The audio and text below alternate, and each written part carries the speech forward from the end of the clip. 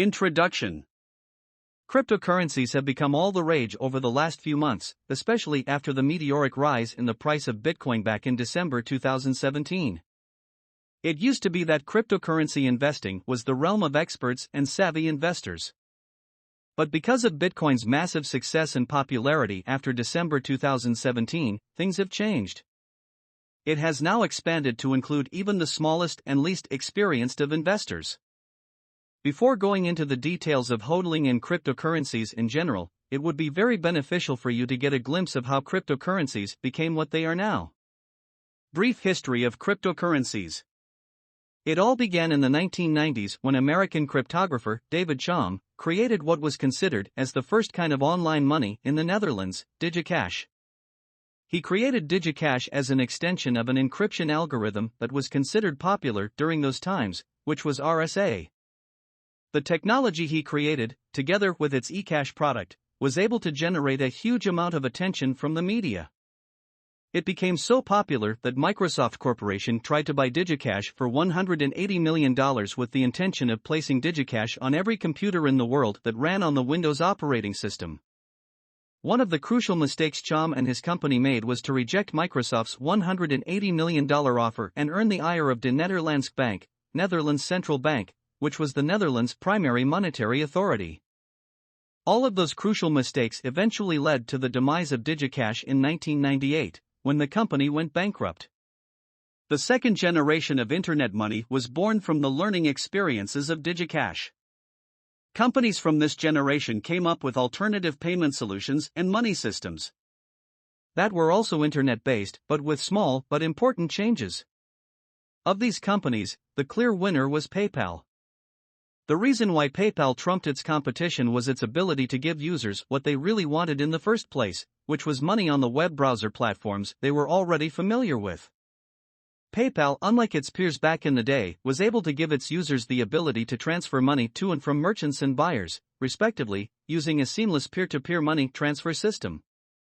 PayPal's massive success is very obvious by the fact that next only to credit cards, it's the most popular means by which to transact online. But wait, there's more. PayPal's success led to other companies emulating it. One of the systems that tried to walk on the same path as PayPal was eGold. Unlike PayPal, its primary currency was gold, i.e., it received physical gold as deposits from its users and in return, it issued eGold or gold credits. eGold was able to manage a relatively healthy amount of cross-border transactions using gold. But because of the prevalence of fraudulent investment scams like Ponzi schemes, eGold was closed. The next significant event in the history of cryptocurrencies is the 2008 subprime mortgage crisis that nearly crippled the financial system of the United States and affected many of the world's major financial institutions. This event served as some kind of wake-up call to many of the world's major economies and has led to the emergence of what is now popularly known as the blockchain, which is the foundation of cryptocurrencies today as we know them. In 2009, an anonymous person, or group, that went by the identity of Satoshi Nakamoto published a white paper that expounded, among other things, the source code, technology and concept of what is now called the blockchain. And together with the blockchain, he launched the granddaddy of all cryptocurrencies as we know it, Bitcoin. The blockchain, while not an earth-shattering, disruptive or incremental technology, was considered a foundational one. Why? Foundational? It's because it was meant to, and it still does, serve as a bedrock upon other data network storage technologies can be built. The blockchain naturally challenges all the conventional online data management protocols of that time, which included centralization of data. Today, there are more than 16 million units of Bitcoin that are circulating in the digital financial system, and these have a total market capitalization of around $50 billion. More importantly, Bitcoin's already garnering increasing acceptance and support from both the IT and business communities alike. As part of its gradual integration into the financial mainstream, some economic powerhouse countries like Australia, Canada, and Japan have already begun regulating Bitcoins through tax and legal measures. Since 2009, the growth in the popularity of the blockchain and Bitcoins has surged. This surge in popularity gave birth to other cryptocurrencies, which are referred to as altcoins or alternative coins to Bitcoin. Today, there are more than 850 cryptocurrencies in the digital financial system being transacted internationally, which include Ethereum, Ether, Ripple, Litecoin, Monero, and Stratus. And if you combine the total market capitalization of all altcoins with that of Bitcoin, the result would exceed $100 billion. Because of the massive expansion of cryptocurrencies, it appears that cryptocurrencies have created an entirely new and global industry. Because of the massive advances in the blockchain technology, as evidenced by the growth in the number of cryptocurrencies on the market today, newly developed apps that will be created upon the blockchain technology will naturally use cryptocurrencies. And as more and more cryptocurrency platforms and exchanges start to emerge, more and more people will be able to use blockchain-based apps, which in turn will make the latter industry grow even more. Ethereum. When talking about the history of cryptocurrencies, a discussion of the second biggest and most established cryptocurrency, Ethereum, can't be ignored. Ether, as it's more commonly referred to, is an open-source blockchain platform that features, among others, a collection of programming languages upon which other blockchain apps can be built, decentralized apps, the Ethereum virtual machine, and smart contracts. Ether's a relatively young altcoin compared to most other major ones, having been created only in late 2013 by a dude named Vitalik Buterin and publicly launched in July 2015. But considering its relatively young age, Ether has been able to garner unmatched support from the business, consumer and developer communities because of the massive promise it has shown. Its market capitalization has already exceeded $30 billion, and because of its open-source nature, Ether has made it possible for a lot of startup companies to create their own cryptocurrencies on its platform. And Ether's popularity is expected to increase even more because of its trademark enterprise Ethereum Alliance, a group of international and cutting-edge businesses that both use and assist the Ethereum platform, its technological advantage over all other blockchain platforms, its relatively huge developer community, and its relatively easy development. The future of cryptocurrencies.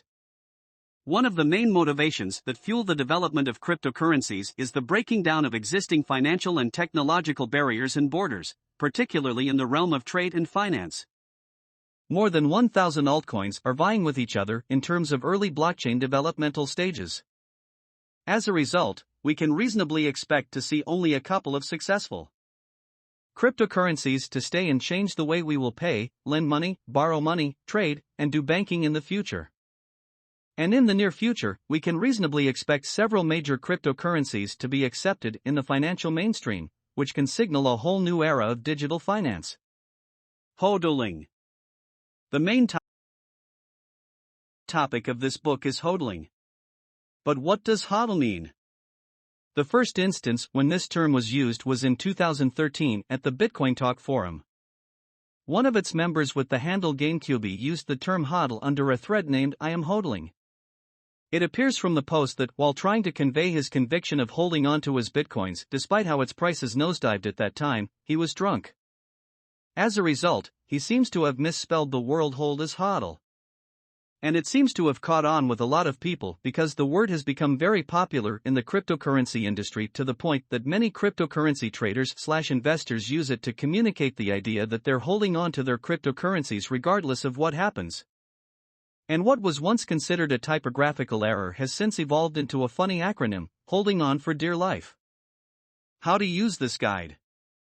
This book is meant to help or guide you to increase your chances of successfully hodling cryptocurrencies, i.e., making good money out of them.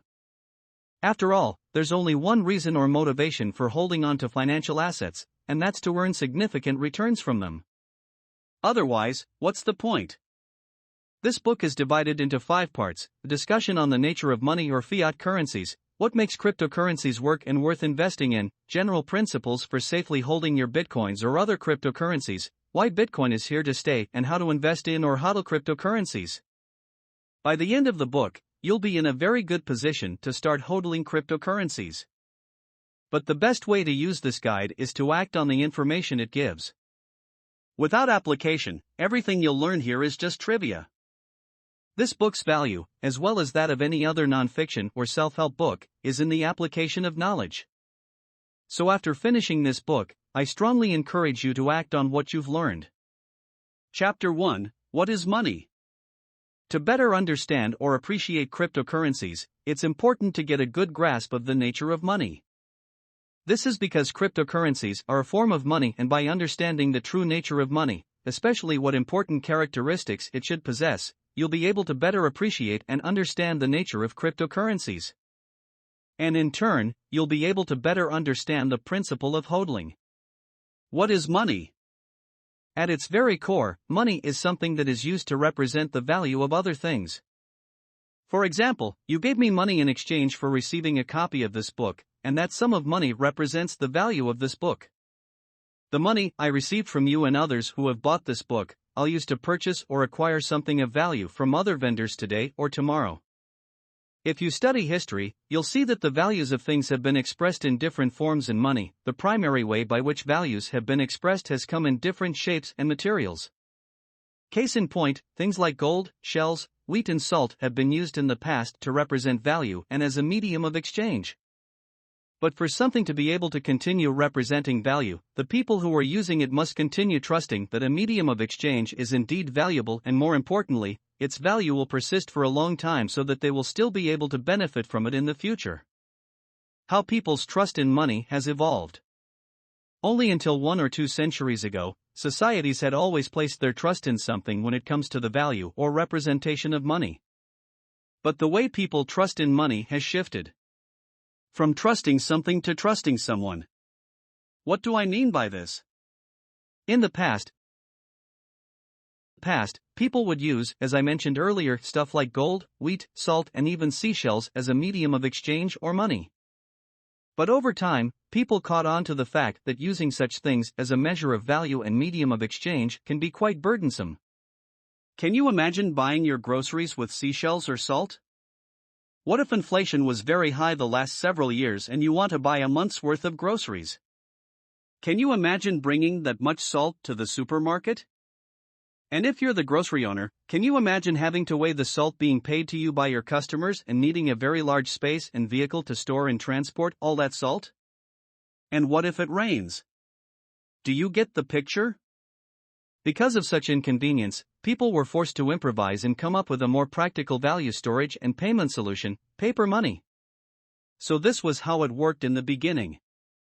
When you take up a bank or the government's offer to take physical possession of your gold bars for storage, they'd issue you certificates or bills for the amount or value of the gold you deposited with them. Say your gold bars were worth $500, the bank or the government taking possession of your gold bars would issue you a paper certificate or bills worth $500. Now think about this. Which is easier to carry around, paper bills worth $500 or gold worth $500? Another thing to think about is this. Which is easier to cut in smaller pieces or value, paper bills or a gold bar? If you want to buy a bag of chips for $5, you'd only have to give the cashier 5 $1 bills, but if you're carrying around $500 worth of gold, you'd have to cut it proportionally to an amount that closely or exactly represents $5. Another thing worth thinking about back in the day is this. If you wanted your gold bars back, all you'd need to do is give $500 worth of bills or certificates back to the bank or government to redeem your gold bars. It's that simple. Because of the convenience and practicality it brings, paper money has grown so much in popularity and has become the primary means by which goods and services are bought and sold all over the world today. Back in the day, the value of the United States dollar was linked or based on gold. The money of the United States of America was valued based on its gold holdings. This was referred to as the gold standard. But over time, the macroeconomy has changed, and as a result, the link connecting the value of the United States dollar to the value of gold was cut. As a result, Americans and the rest of the world, considering the US dollars has become the world's primary currency, had been conditioned to shift their trust from gold to the federal government. In other words, people have been conditioned to shift their trust when it comes to monetary value from something gold to someone who assumed responsibility for the value of the dollar, which is the federal government. And the only reason this system continues to work is trust, because let's face it, there's no real underlying asset of worth behind the value of the dollar or other currencies. This was how fiat or paper money was born. Fiat money. The word fiat is a Latin word that's best interpreted as by decree. This means that any fiat currency, i.e., paper money, only has value because their respective governments say so. As a result of such legal decrees of value, paper or fiat currencies are also called legal tender, which means they have to be accepted for payment of goods and services in their respective countries. That being said, you can now see that money as we know it today has value only because of its legal status, which is declared by governments.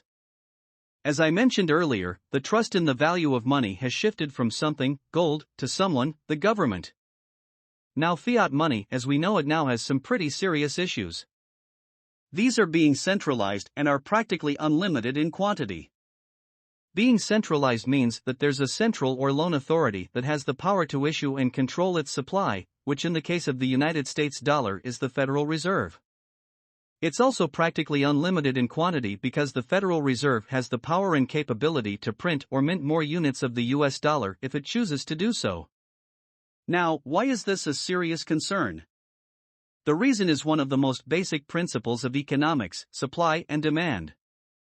To be more specific, this means that when the supply of an object is increased, the value of that object will tend to decrease assuming demand for that thing remains constant. Conversely, when the supply of an item is decreased, assuming constant demand, the value will increase. So if the Federal Reserve or any monetary authority prints more money, it'll flood markets with more of that currency, which can make it worth less, i.e., buy less of goods and services. So when you see the prices of goods and services rising substantially over the long term, it's not necessarily because they became more expensive but because the value of the currency, example, the United States dollar, has dropped due to increased supply. Digitizing money. The establishment of fiat money has made it easy, even mandatory, to create digital ones.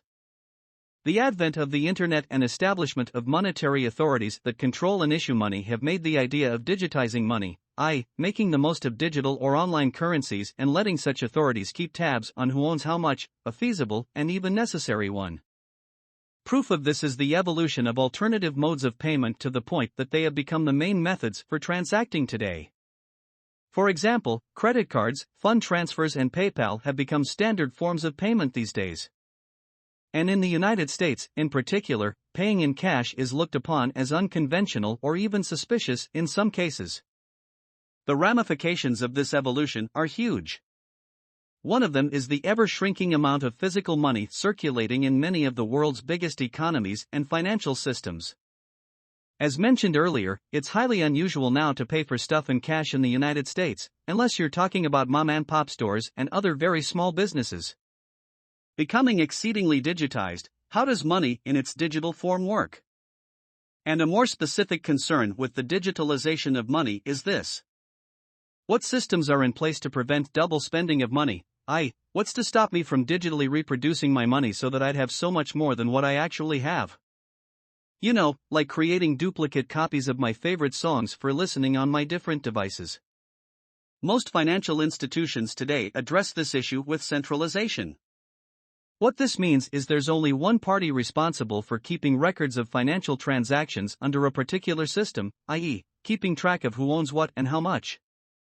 Everyone who transacts under such systems has an account, which has a specific ledger under which all transactions and balances are recorded and maintained. Everyone, including you and me, trust the systems of financial institutions to keep accurate records of our balances, and these institutions, in turn, trust their computer systems. In short, the solution of centralization of records is based on a ledger that's stored in one big-ass computer system or network. Prior to the creation of the blockchain, there have been many attempts to create alternative digital forms of payment that have failed because of one very important issue: preventing double spending sans a central authority. That's why the centralized records-keeping solution has persisted until this day. It generally works. Challenges posed by a centralized monetary system. Whenever we give someone or a group of people total authority over something, there will be serious challenges that will need to be addressed. When it comes to doing so over the monetary system, there are three specific challenges that need to be addressed, and these are corruption, mismanagement, and control. There's a saying that absolute power corrupts absolutely. Central banks or monetary authorities such as the Federal Reserve, who have the legal mandates to print money and create value in the process, practically have the ability to control how value is created and destroyed in their respective countries, and in the case of the Federal Reserve, in the whole world. And such legal mandates are akin to unlimited or absolute financial power. A very good example of this is the fiasco at Wells Fargo, where its employees were ordered to clandestinely open fictitious bank and credit card accounts in an attempt to puff up the company's revenues and consequently, its net profits, for several years. And compared to monetary authorities, Wells Fargo isn't even an authority. Mismanagement is simply when a manager or a steward acts in a way that is not consistent with how his or her boss, the owner, wants him or her to act. Mismanagement, in the case of monetary authorities, can happen when governments act against the interest of the people they govern. A very good example of this is the way the United States monetary authorities allowed major financial institutions to issue credit-linked notes or financial derivatives with mortgages that have very high default risks, which corrupt credit ratings agencies have rated as investment grade. This has resulted in the near collapse of the United States financial system, which the Federal Reserve rescued by acting against the interest of the public by using public money, which the public has objected to save the biggest financial institutions from collapsing in 2008. Another issue of mismanagement is printing of new money without proper consideration of the deflationary effects of such an action. As mentioned earlier, printing more money floods the financial system with too much money, which in turn can cause a specific currency's value to plunge or drop, law of supply and demand, remember? A very good case of this is the Venezuelan government, who mismanaged the country's financial system and official currency by printing too much money. The Venezuelan currency has become practically worthless to the point that people started to measure its value by weight instead of amount. Lastly, a central monetary authority means surrendering all control over the people's money to the government. Because governments have the legal mandate to control the money supply, they also have the authority to control your money in ways that can prove to be very unfavorable or unjust to you, example, freezing your bank accounts and keeping you from accessing your money. Keeping physical cash on hand doesn't mean the government can't keep you from beneficially using your money. Governments can still keep you from using your money for your benefit simply by revoking its legal tender status, so you won't be able to use it for transactions, such as what India did in the past. Gold and silver. Let's talk about gold and silver. Why? Because of its connection to money. To be more specific, gold and silver aren't just investments, they're money. You might say no, money is the US dollar or the British pound. Sorry to burst your bubble, but those are merely currencies, as is the case with all fiat currencies in the world. But currency is different from money. First, currency is just a legal tender status, the value of which isn't determined by the people but by governments. Second, legit money has important characteristics that make it so, and the United States dollar doesn't have all of them, and as such, money is more than just a medium of exchanging goods and services. Here are the 7 characteristics of legit money. Durability, which is the reason why wheat and salt are no longer used as money. Divisibility, which is the reason why paintings and other pieces of art aren't used as money. Convenience of use, which is why copper or lead isn't used as money. Consistency in value, which is why real estate is hardly used, if ever, to pay for goods or services. It must have intrinsic value or value as it is, which is why paper isn't really money. It must be limited in available quantity, which is the reason for not using iron or rocks as money, and lastly, it should have a long track record of acceptability.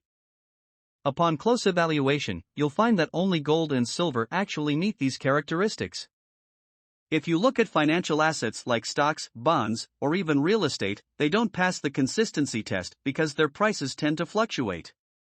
For others like stocks, chances are that stocks of companies from 100 years ago, save for a few big and strong ones, have either deteriorated in value or are no longer worth anything because the companies whose ownerships such stocks represent no longer exist. The only items whose purchasing powers have not only been maintained but have also increased over the long term are gold and silver. If only for this characteristic alone, gold and silver have kicked the butts of many currencies that have failed over the last 5,000 years. And if you factor in the fact that gold and silver are the only items that continue to have high value since the early days of all civilizations on Earth, you'll see why fiat currencies aren't really money. Gold and silver, can their values be manipulated? To answer To answer this question, I'll focus the discussion more on gold. Gold price manipulation is defined as any intentional efforts to control the prices of this most precious metal. This supposedly happens in major financial markets when gold traders intentionally attempt to influence gold prices via certain financial instruments, particularly derivatives. These traders may have been able to successfully cause short-term deviations from the real values of gold, but over the long term, it doesn't appear to be so. The United States Securities and Exchange Commission, SEC, defines manipulation in greater detail as any intentional act whose purpose is to trick investors by artificially affecting or controlling the market for a specific asset and includes activities like quote rigging and voluminous trades or transactions that are meant to paint a deceptive impression of demand for a particular asset and sway market prices in their traders' favor. And when speaking of gold price manipulation, there's one particular type of manipulation that is believed to be prevalent, and that is price suppression, i.e., manipulating gold prices downward. A really good question to ask then is this: are the prices of gold, and consequently silver, manipulated? If you ask enough number of gold traders or investors, they'll tell you that it can be. Even more, they'll probably tell you that they are being systematically manipulated right this very moment. Are they right? There are several iterations of this belief. One is that central bankers control the prices of precious metals. Another iteration of this belief is that greedy private commercial bankers are the ones manipulating gold prices downward through derivative instruments, short selling in futures contracts, and high-volume trades meant to paint a scenario of low and decreasing demand for gold and silver. When you look at theories like these, they seem plausible at first glance because of instances where gold prices were controlled in the past, such as when certain governments fixed the prices of gold for decades or when the London Gold Pool suppressed its prices. Add to the fact that very rarely do financial institutions get penalized for gold price manipulation, and you have a very prevalent belief that indeed, gold and silver prices can be manipulated. But if you look at the long-term price histories of gold and silver, it becomes exceedingly clear that the answer to our question is no, prices of these precious metals can't be manipulated. Check out academic papers on the subject and you'll find that no compelling evidence for the case of price suppression or manipulation exists. In fact, you'll find very clear cyclical patterns if you check out the long-term price charts of these two precious metals. From a long-term view, particularly of the 2000s, you'll probably start to wonder how the heck people believed that price suppression for these two precious metals existed. And when you think about crying wolf, you may start to wonder why manipulation is selective, i.e., manipulation is responsible when prices go down, and when prices are going up, it's the market that's pushing it up. And while we can't disprove the belief that the world's biggest players attempt to manipulate prices, their effects, if any, are very short-lived because it's practically impossible to suppress the true market price of gold in the market. Those who want to suppress the price of gold and silver over the long haul simply don't have enough financial resources to do so. And any attempts to do so will only backfire soon because any significant drops in the prices of gold and silver will only increase demand for it and consequently lead to an increase in their prices. Naked short selling. Many investors and traders of these two precious metals tend to certain financial institutions, particularly bullion banks, of naked short selling in order to put downward pressure on prices. But does naked short selling mean? Short selling means selling something you don't have. So if you talk about short selling gold bullions, it means you're selling gold bullions you don't have yet. Now, why would you sell something you don't have yet and get into a whole lot of trouble for it? After all, isn't selling something you don't have considered fraud? Well, not really. You may not have the gold bullions yet, but you can borrow other people's gold bullion to sell them. And when the price of gold bullions drops, you can buy the same amount of gold bullions you borrowed for short selling and in the process, make money. This type of short selling is called covered short selling because you cover yourself by first borrowing enough gold bullions to sell. Naked short selling is uncovered short selling, i.e., you sell the bullions you don't have even when you haven't borrowed any to sell yet. Naked short selling also happens when you short sell gold bullions without any guarantee from other people that you can borrow enough bullions for short selling from them. Naked short selling can put you or any trader who does it at high risk of not being able to deliver the gold bullions sold to the buyer. Thus, the potential impact of naked shorts can be very serious. There are rumors or urban legends that accuse the federal government of using bullion banks to execute tons of naked gold short sales on the commodities exchange on its behalf to suppress the price of gold, maintain the US dollar's value, and gives these bullion banks the opportunity to make huge money by repurchasing the bullions at lower prices. Sounds so evil and believable, right? But think about this. If the number of naked short sellers and their naked short positions were that significant, the drop in prices of gold would be so huge that it would generate a reciprocal spike in demand for it. And the huge spike in demand would just wipe out the price drop because of the law of supply and demand. Another thing to consider is the practicality of executing huge amounts of naked short sales just to suppress or manipulate the price of gold or silver. To execute this strategy effectively to drop the price of these two precious metals, naked short selling institutions would have to purchase a huge number of futures contracts just to cover their naked short positions. And as the futures contracts mature, they'd either have to buy the actual amounts of huge metals per futures contracts bought or roll over their positions, buy contracts that will be expiring, and flip the next ones out. In either case, the institutions involved in naked short selling for price suppression will need to eventually unwind their positions, which will ultimately reverse or neutralize any price suppression effects of their attempted naked short sales.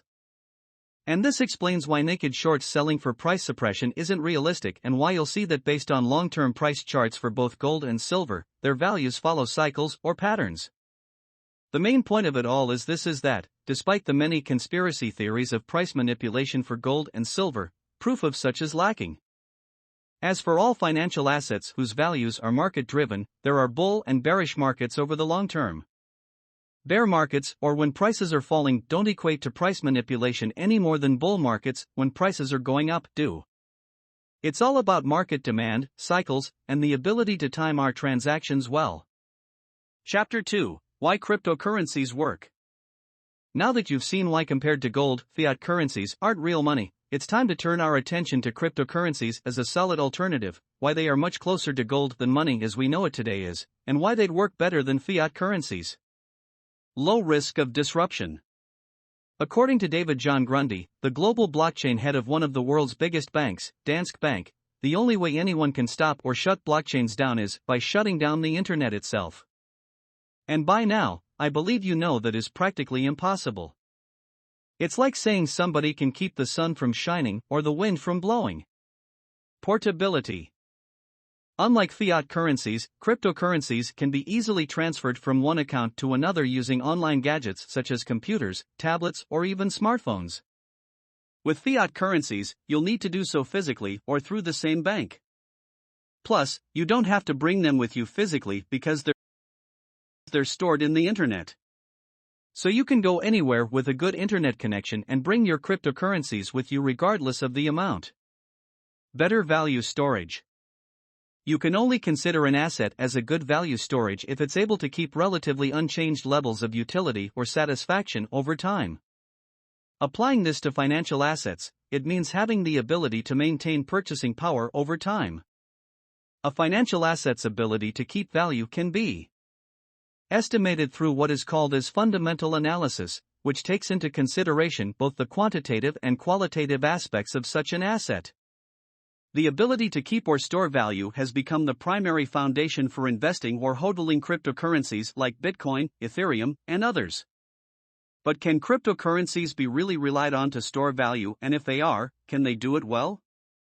The gold comparison. Don't be surprised to find cryptocurrencies being compared or likened to precious metals, i.e., Bitcoin to gold and Litecoin or Ether to silver when justifying cryptocurrencies' ability to store value over the long term. One of the reasons, albeit a shallow one, is the color of cryptocurrencies. Bitcoins are visually represented as color gold while Litecoins are visually represented as silver. But there are more than just visual cues that justify the belief in cryptocurrencies' ability to store values like the two most precious metals on Earth. We mustn't dismiss behavioral economics that underlie both asset classes. When more and more people start believing that cryptocurrencies like Bitcoin, Ether, or Litecoin are able to store value the way precious metals like gold and silver can, it can help push the prices of these cryptocurrencies upward. When their prices do go up over time, then it's highly possible that they'll be able to keep or maintain their values within a specific period of time. Comparisons to precious metals, example bitcoins to gold, can be a very strong factor that can influence the perspective of general markets regarding bitcoins and altcoins' abilities to retain or store value in the long term. And this can have a huge impact in terms of the number of investors who will view cryptocurrencies in general as good investment vehicles. Limited quantity, i.e., deflationary. Just like gold in its physical form, cryptocurrencies like Bitcoin typically have a limited quantity of units, which is defined or set in their respective blockchain protocols. Bitcoin, for example, has a cap of only 21 million units that can ever be created. Litecoin, on the other hand, has an 84 million unit cap that's also controlled by its operating protocols. This is what makes cryptocurrencies deflationary or disinflationary over the long haul. Remember our discussion earlier on supply and demand and how asset values are affected by changes in both? Because cryptocurrencies have a fixed number of units that will ever be minted, their supplies relative to the quantities of goods and services it can buy in the future is effectively shrinking. That means its purchasing power can be expected to increase over the long haul and can have deflationary effects on goods and services. Independence from other asset classes. Compared to all other financial asset classes such as stocks or fiat currencies whose values fluctuate depending on the pronouncements or moves made by central bankers or financial regulators, the real value of gold and silver can't be manipulated by any central monetary authority regardless of their macro policy decisions. Because of its autonomy from any monetary authority, precious metals like gold and silver are able to withstand price shocks over time, which makes them very good storages of value in the long term. Cryptocurrencies are like gold in that they're generally decentralized and autonomous by nature. This means, just like gold, government decisions or policy changes have little direct impact, if at all, on their long-term values.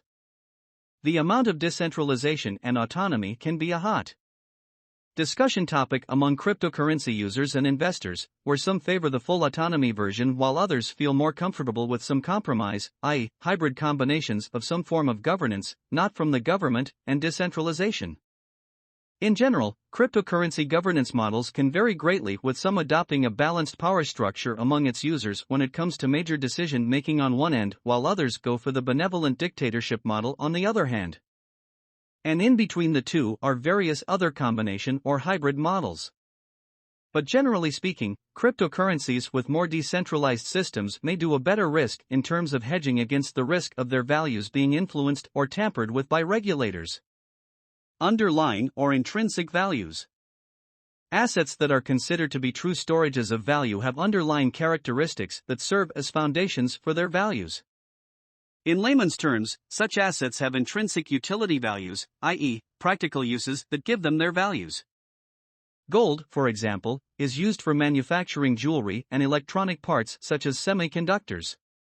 Land or real estate's underlying value or utility is their capacity for having structures built upon them and the amount of foot traffic their areas get. When it comes to underlying utility value, cryptocurrencies have a lot of potential.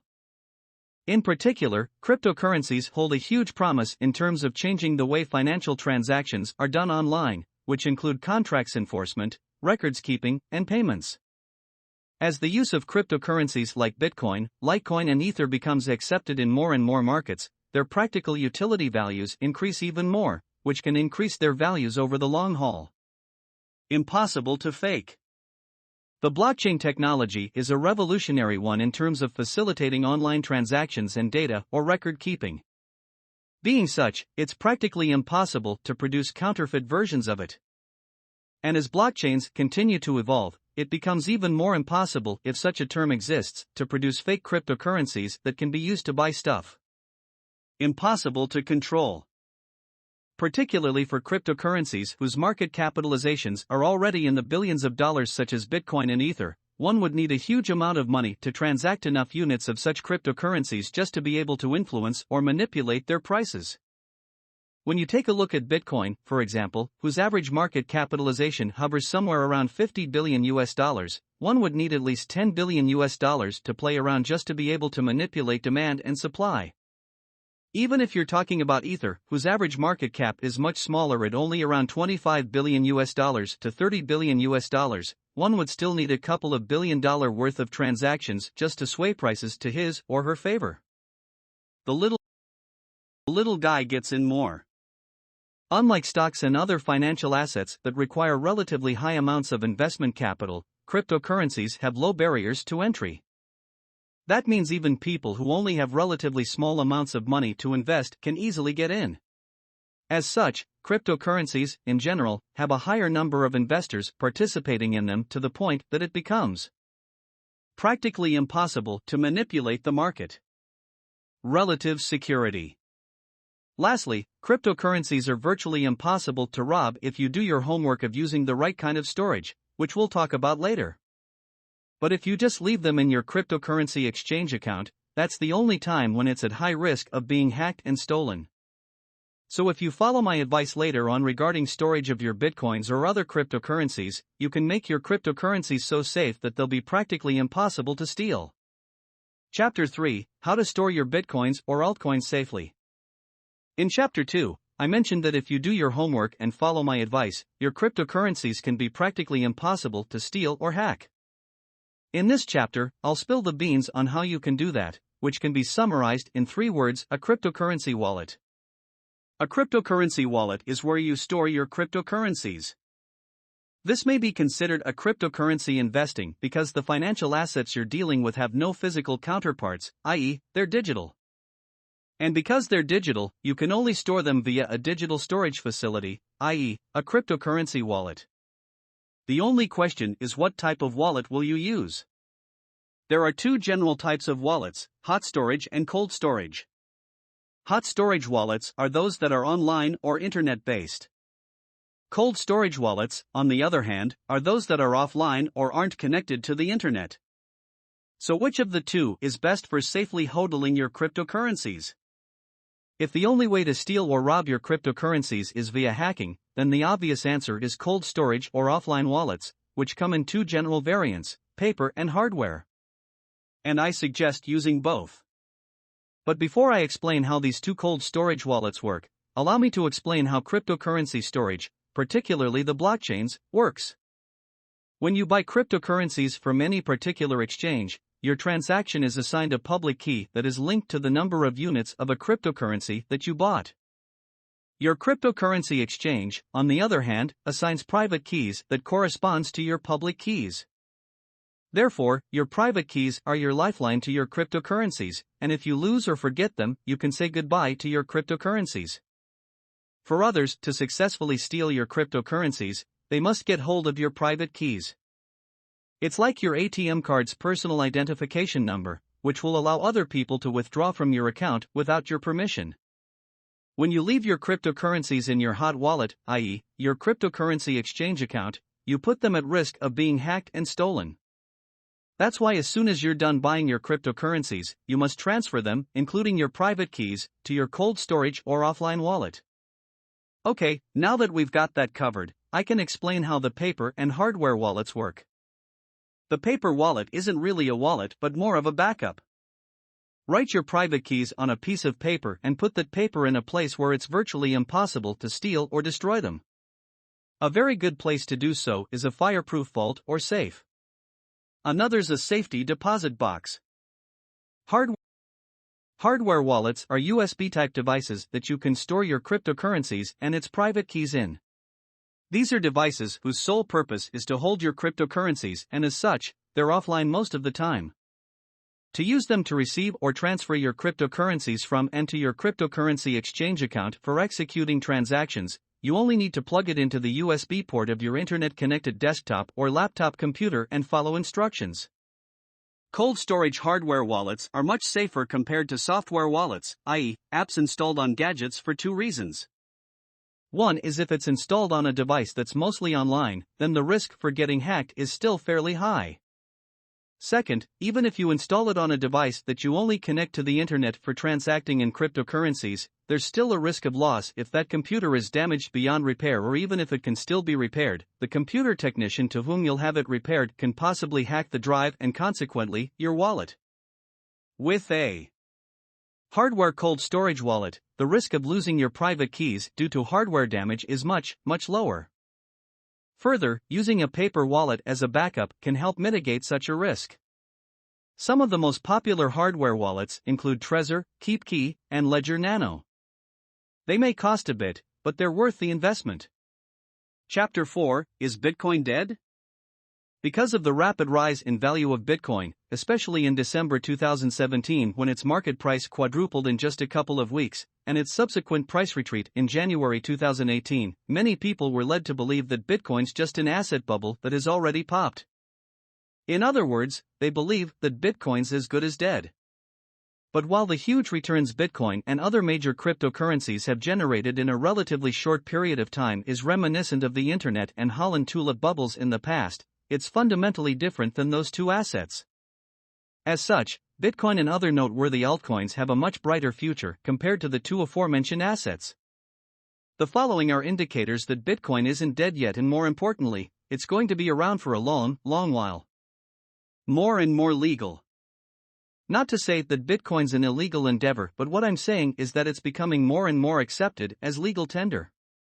You see, one of the most serious challenges facing Bitcoin with regards to being accepted in the financial services mainstream is acceptance by government monetary authorities, lawmakers and regulators alike, which is hampered by its decentralized and autonomous nature. Governments hate what they can't control, so Bitcoin's not exactly in their good graces, at least not yet. But recent developments in major economies indicate that government acceptance, in general, is becoming more and more likely. Japan announced back in April 2017 that it would officially start treating Bitcoin as a valid or legal alternative payment method, and as of 2018, it already is. This has made Bitcoin practically part of the Japanese mainstream financial system, as more and more merchants in the land of the rising sun have officially started accepting Bitcoin payments. Other major world economies like Russia and Australia have also released similar statements indicative of Bitcoin being accepted as a form of legal tender in their respective economies soon. As more and more major world economies accept Bitcoin as a legit payment method, the rest of the world is highly likely to follow suit. More stores. More than just government pronouncements, Bitcoin's acceptance among merchants continues to rise because of the confidence shown by some of the world's biggest companies in accepting payments using the granddaddy of all cryptocurrencies. These companies include Microsoft, Overstock, and Rakuten. But more than just riding on the bandwagon of these big companies, there are fundamentally sound reasons for the rising number of merchant acceptance of Bitcoin. One of them is transaction fees, which are much less than what credit cards charge to its merchants. Other practical advantages Bitcoin as payment has are the ability to reach new customers from regions in the world that are not yet reached by mainstream banking institutions and elimination of chargeback fraud. With the expected rise in mainstream acceptance by merchants, demand for Bitcoin is expected to rise, and of course, its price can be reasonably expected to rise over the long term as well. Wealth storage. Remember our discussion in a previous chapter concerning cryptocurrency's ability to store value and its relationship with functional value? The increasing acceptance of Bitcoin in many of the world's financial markets, particularly in countries that are experiencing economic distress, gives the granddaddy of all cryptocurrencies increasing functional value. In such distressed economies as Bolivia and Venezuela, local currencies' values continue to deteriorate to the point of becoming worthless. In such economies, Bitcoin is becoming more and more accepted as a mode of payment, which means its functional or utilitarian value is increasing. So as their local currencies are becoming less and less valuable, Bitcoin is becoming more and more precious, and as a result, is becoming an even better storage of value for citizens of such countries. Walking dead? No. As you can see, Bitcoin's very much alive and kicking, and based on the indicators I've just enumerated, you can expect it to continue staying alive. Bitcoin, being the granddaddy of all cryptocurrencies, has the highest market capitalization and best performance track record, both of which will continue to make Bitcoin more and more accepted in the international financial mainstream. And as that happens, the likelihood of Bitcoin dropping dead will become even more statistically impossible. Chapter 5: Cryptocurrency Pre-HODLing Strategies. Before we discuss how to HODL in more detail, I want to make a distinction between two investment methods, the long-term approach and the short-term approach.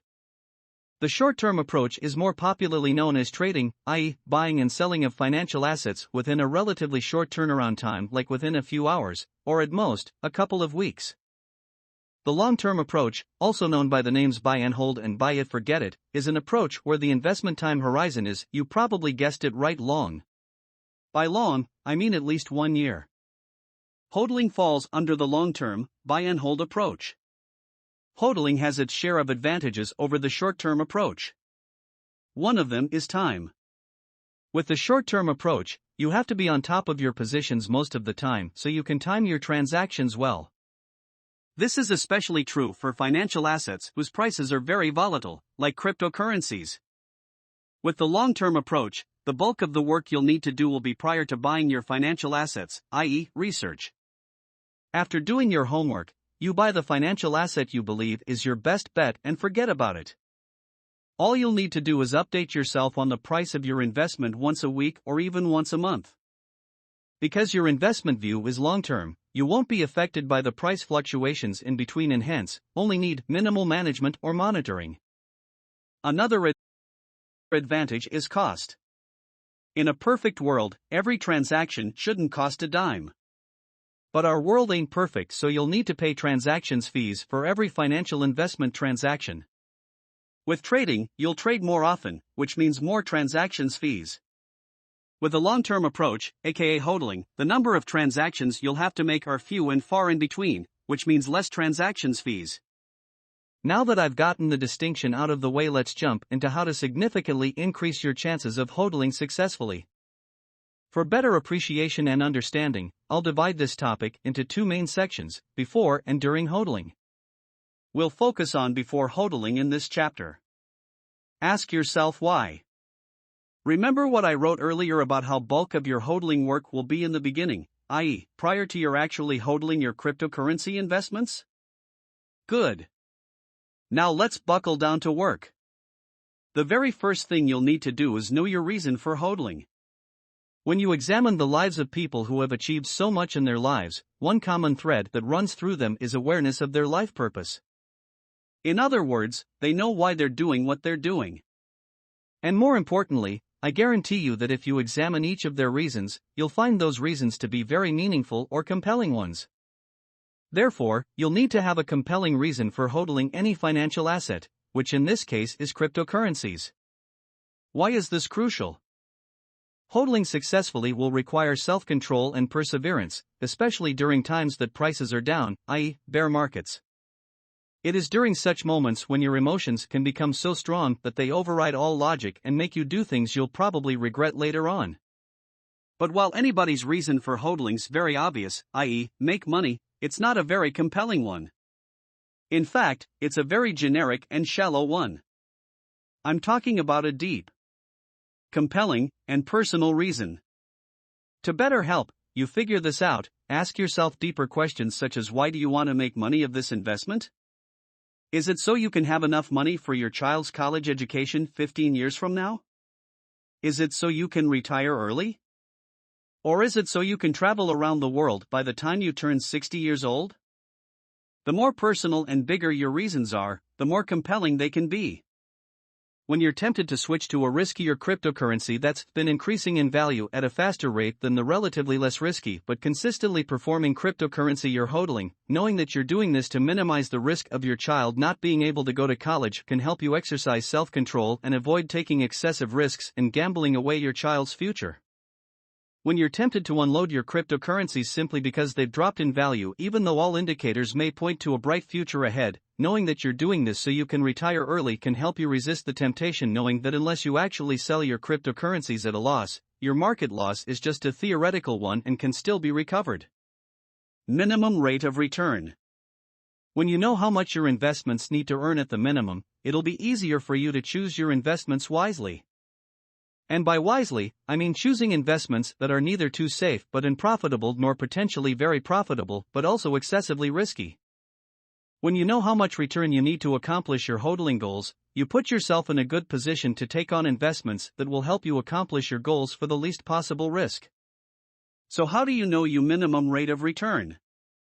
First thing you'll need to know is how much money you need to have by the end of a certain period, example, after 5, 10, or 15 years.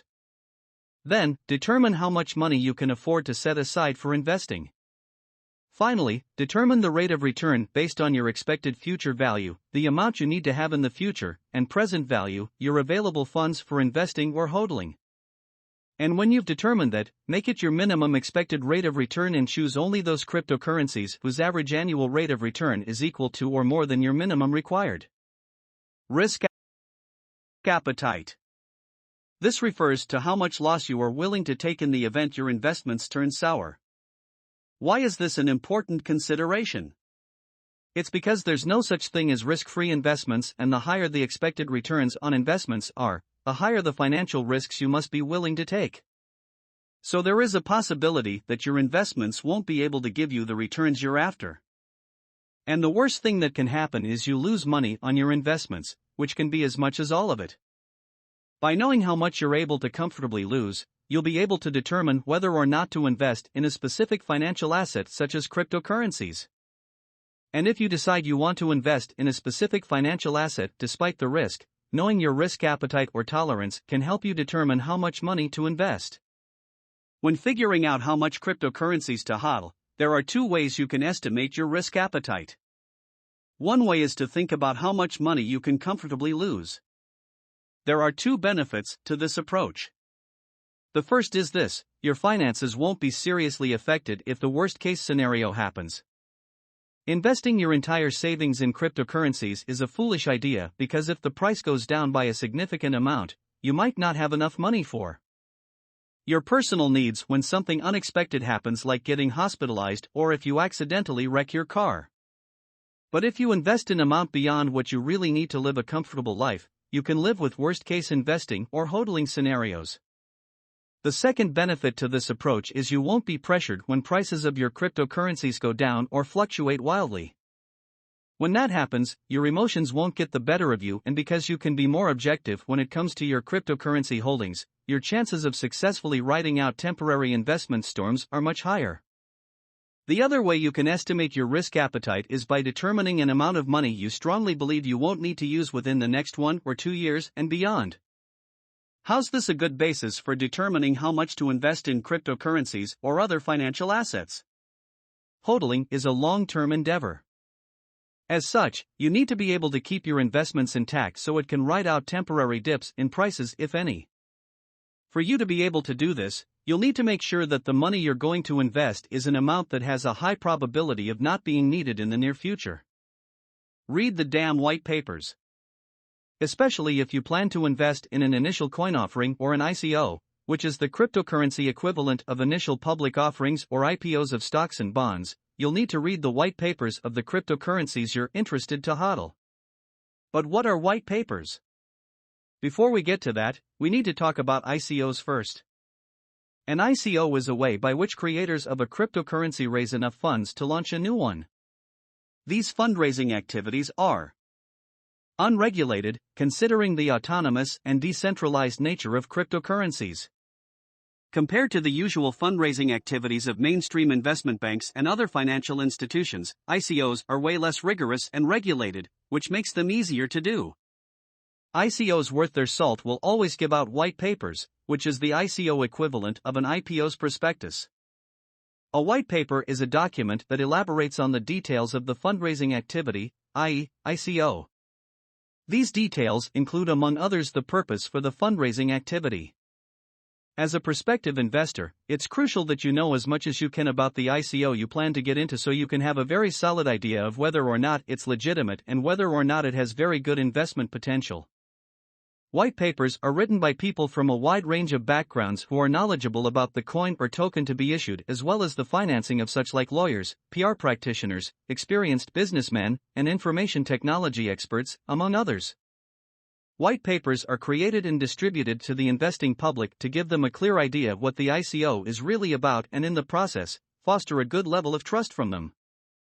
White papers, just like prospectuses, can help establish the legitimacy of an upcoming ICO and thus, is crucial for its success. And for you, as an investor, the white paper is the primary means by which you can learn all there is to learn about a soon-to-be-issued cryptocurrency. Through white papers, you can make the most informed decision possible about whether or not to invest in an ICO. So when you see an ICO already being sold without a white paper, that should be a red flag already concerning its legitimacy, or if not, the quality of that ICO. So what are the things a good white paper should contain? These include the ICO's vision, the underlying technology for the token, the token or the project's unique selling proposition, USP, i.e., what current problems or challenges it can effectively address, why being able to effectively address such challenges is important, and the token's unique characteristics. How the token will be distributed among its ICO subscribers as well as among the team behind it. Timeline of activities that need to be completed for the ICO. Language and focus of the white paper, and the people behind the token's development and their credentials. Details such as these are crucial for your hodling success because these are the things that can affect the long-term viability of the token in question. Reading the white papers is very crucial for spotting a potential scam. Of all the details white papers contain, there are 3 that can give you a good indication of whether or not the ICOs they're backing up are legit. These are the vision, the people behind the ICO, and the language and focus of the paper. The vision part of white papers gives you an idea if the people behind the ICOs believe that they'll be around for the long haul or for the short term only. Legit ICOs are in it for the long haul, so if their vision is either short term or is vague as to the timeline, better think twice. The people behind ICOs should give you a very good idea of the quality of their quality and their chances of being able to successfully accomplish their vision. Conduct a background check on the people identified in the white papers as being part of the core team, particularly their accomplishments, credentials, and where available, any scandals or issues involving them. Because they are the people who are responsible for creating and managing the tokens up for sale. In ICOs, they should be the single biggest factors to consider when weighing the chances of success for ICOs. Or whether or not they're legitimate. Lastly, the way that white papers are written is another indicator of whether or not they're legit. In particular, pay close attention to the focus and language of the paper. What's the paper focusing on? Is it focusing on the benefits with very little or no discussion on risks? If this is the case, then chances are it's either a very low-quality ICO or worse, it may be a scam. Scams tend to focus on the potential benefits, making them seem almost sure or guaranteed, in order to make you feel so good about them enough to be duped. Legitimate ICOs disclose relevant investment risks so their prospective investors can make the most informed decision possible. What about the language? White papers that are written very poorly, i.e., using inappropriate language or terms, can be indicative of a scam. For example, try watching the TV show Designated Survivor, and one thing you'll probably notice is how realistic the show seems, which makes it a legit high-quality program. And one of the reasons why you'll probably think that way is because they use terminologies that are actually used in the White House or in politics. In the same manner, legit white papers will use terms and sentences that you just know is consistent with the industry. White papers that appear to be written by amateurs is a red flag. However, white papers that meet these 3 criterions isn't a guarantee of legitimacy and high quality, as it's possible for scammers to hire professionals to write very good white papers for them. But what it does is tell you that there's a very high probability that the ICOs such white papers back up are legitimate and of good quality. That's why it's also important to research information outside of white papers. That way, you can validate the information you'll obtain from them. Chapter 6, Cryptocurrency Hodling Strategies. Now that you've done your pre-hodling homework, it's time to discuss hodling strategies that can help you achieve your investment goals. Use the minimum expected return to choose your cryptocurrencies. After determining your minimum required rate of return, it's time to do a bit more research for hodling cryptocurrencies that have the highest chances for success. In particular, you must research on the average rates of return on your prospective cryptocurrencies, particularly if you plan to buy those that are already being publicly traded. Why? It's because tokens being sold through ICOs don't have past prices to compute average returns with. For illustrative purposes, let's say that after doing your research, you find that the average annual returns on Bitcoin, Ethereum, and Litecoin were 30%, 20%, and 25%, respectively. If your minimum required rate of return is 18%, which of the 3 would you choose? chances are you'd go for Bitcoin without batting an eyelash because it has the highest average annual return at 30%. I wouldn't say it's wrong, but what I can say is that it's incomplete. Why? When comparing actual returns to average returns, they're rarely the same. Actual returns aren't equal to the average, but they tend to be within the range of the computed average in most cases. This means that actual returns can be higher or lower than the computed average by up to a certain amount. To optimize your chances of being able to achieve your minimum required rate of return, you'll need to choose investments whose most conservative estimated or forecasted future returns equal or exceed your minimum.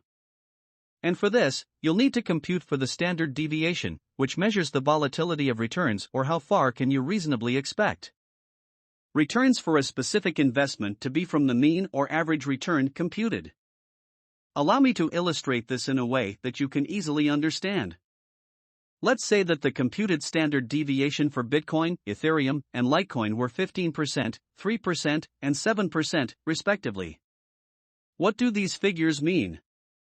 It means that you can reasonably, not perfectly, expect the return for Bitcoin this year to range from 15%, 30% to 15%, to 45%, 30% plus 15%, where 15% is the lowest expected return for Bitcoin for next year.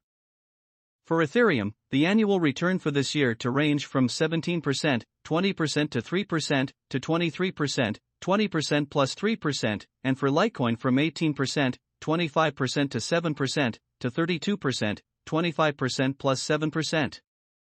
Now, compare the lowest expected returns for each of the three cryptocurrencies. Bitcoin's is 15%, Ethereum's is 17%, and Litecoin's is 18%. Given your minimum required rate of return, the wise choice would be Litecoin because its lowest expected annual return for this year is the only one that satisfies your 18% minimum requirement. Without the benefit of standard deviation, you could have gone for Bitcoin, which has a reasonable chance of registering a lower annual return than your required minimum. And even though its mean or average annual return's the highest, it's also the most volatile with the highest standard deviation, which resulted in the lowest among the low end of the expected return spectrums. Diversify. A very crucial hodling strategy that you can apply to practically any financial investments. It means to spread your investment eggs in different baskets so that if one investment basket drops, your other investment eggs won't crack. And more than just investing in at least two cryptocurrencies, you must also make sure that you don't put all your investable funds in cryptocurrencies only. Why? Because Bitcoin, Ether, Litecoin, and other altcoins belong to the same class of financial assets, which is cryptocurrency. There's a good chance that when something happens that concerns or can affect the whole cryptocurrency industry, the prices of all your cryptocurrencies may simultaneously take serious hits. For example, if the Federal Reserve makes a pronouncement that will make it more difficult to transfer funds from banks to cryptocurrency exchanges, it won't just be the price of your Bitcoin that will go down. But if you also diversify your investments to other financial assets, you reduce the potential impact of negative events on your total portfolio. Cost averaging. This is a very useful hodling strategy that can help you earn good returns despite substantial price drops in the cryptocurrencies in your portfolio. So how does cost averaging work? Cost averaging refers to a method of investing by which you buy more units of a financial asset, cryptocurrencies, bonds, stocks, etc., when prices go down.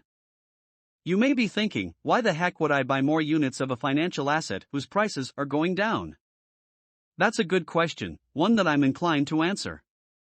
The principle behind cost averaging is this: by buying more units of a financial asset when its price goes down, you bring down your average initial cost per unit of that financial asset. So what's the significance of this? If your average cost goes down, your break-even price for that financial asset goes down as well. That means you don't have to wait for the price of that financial asset to fully recover just to break even. And if the price eventually goes back to the same one at which you originally bought it, you won't just break even but make a profit already. Allow me to illustrate with a practical example. If you bought one Bitcoin at $10,000 and its price plunges to $6,000 afterwards, you would have suffered a $4,000 or 40% loss on your investment. For you to break even, the price of Bitcoin has to fully recover back to $10,000. And for you to make a profit, you'll have to wait until Bitcoin goes above $10,000 per unit. Now let's see what can happen if you employ the cost averaging strategy. Say you bought another unit of Bitcoin when its price dropped to $6,000. Now, you have 2 Bitcoins for a total investment of $16,000, $10,000 plus $6,000. By using simple averaging, your average cost of buying per unit of Bitcoin is $8,000, $16,000 divided by 2 Bitcoins. Now, you only need to wait until the price of Bitcoin goes up to $8,000 to break even, compared to waiting for the price to go back up to $10,000 to break even when you only owned 1 unit of Bitcoin. And when it goes back up to $10,000 per Bitcoin, you would have made a profit of $2,000 per Bitcoin or a total of $4,000 for your total investment. If you didn't cost average, you'd have to wait until the price of Bitcoin had gone up to $14,000 per Bitcoin just to register a $4,000 profit. Conclusion: there's no denying that the next frontier in the evolution of the world's financial systems is Bitcoin and other major altcoins like Ethereum, Litecoin, Ripple, and Monero. As such, good quality ICOs also have a bright future in the world of digital finance. But being able to successfully hodl and take advantage of the opportunities that cryptocurrencies, both existing and those that'll be issued in the future, require smart work and a whole lot of self-discipline. To the extent you can work smart and control yourself, especially your emotions, is the extent you can successfully make money by hodling Bitcoin and other cryptocurrencies. To recap, hodling refers to holding or keeping cryptocurrencies, and that this word is a mistyped version of the word hold, which has grown to be an accepted term in the cryptocurrency community. HODL is also a long-term approach to investing, which can also be called as a buy and hold approach. To successfully HODL, there are 2 phases you need to get right: the pre-HODL phase and the actual hodling phase. The pre-HODL phase is when you prepare for taking positions in cryptocurrencies by knowing your investment goals or purposes, establishing your minimum acceptable rate of return, estimating the amount of risk you can take, and reading the damn white papers of ICOs if you're looking to buy new tokens or coins. The actual hodling phase involves choosing the optimal cryptocurrency based on the minimum expected range of returns, diversification, and cost averaging. Before we proceed with the basic concepts of cryptocurrency mining, I would like to thank you all for showing an interest in downloading my book. I have always been fascinated with this modern-day financial system. I believe that anyone who has invested her time and money in this book is 1 part interested in this new form of encrypted exchange, 1 part skeptic, uncertain and dubious about this concept. There is nothing wrong with showing doubt and being a little negative about something that we do not know. I know I was negative once. Terms like Bitcoins, ICOs, blockchains, cryptocurrencies, whatnot, they are all new for us, and we have every right to know about their history, workability, advantages, and anything in between. Thus, in this book, I am going to get you acquainted with cryptocurrency terminology, as well as give you a brief explanation of how it operates and pays an investor. Does it have any potential? Yes, it does, but certain aspects make it follow a discrete environment. Firstly, let us understand how we can define cryptocurrency. A cryptocurrency is defined as an asset fabricated to operate as a way of exchange carried out digitally. It implements a protective technology known as cryptography, which regulates the generation of more credit units and monitors their transfer between parties. Simply put, cryptocurrencies are a form of currency in the digital world that do not follow the rules and regulations of a centralized banking system. Transactions work through a decentralized database called blockchain, which we will examine in detail in later chapters. Bitcoin, which emerged as the first cryptocurrency in 2009, has gained worldwide fame over the years. It was Satoshi Nakamoto, a pseudonym used by an individual or a group, who developed Bitcoin as the first cryptocurrency. Also, they were the ones to fabricate the beginning of a blockchain database. Since then, numerous decentralized cryptocurrencies have revamped the operations of the traditional financial system. Bitcoins and alternate cryptocurrencies, also known as altcoins, are already witnessing tremendous growth, making them a part of new technology in the financial world. With the digital era evolving to new levels, Bitcoins and other cryptocurrencies are likely to grow exponentially in the future. With benefits that offer multi-operational utility in the financial sectors, cryptocurrencies are developing an open system that will allow us to exchange credits in ways that no one thought possible. Thus, it is even more significant that you learn about this digital phenomenon and familiarize yourself with how it works to secure your financial assets. Chapter 1: History of Bitcoin Mining. In simple terms, Bitcoin mining is a method of calculating the value of cryptocurrency assets through a cryptographic process. These processes mine Bitcoins in blocks, which are simply ledger files that permanently record all recent cryptocurrency transactions. You should know that the size of the block decreases as the number of coins increase. Any block starts with 50 BTC, Bitcoin currency symbol, and as the number of blocks reaches 210,000, it halves. This results in a recurrent halving of the rewards for an individual block. This process is performed so that the inflation rate is regulated. Otherwise, there would be an uncontrollable number of paper currencies printing every second.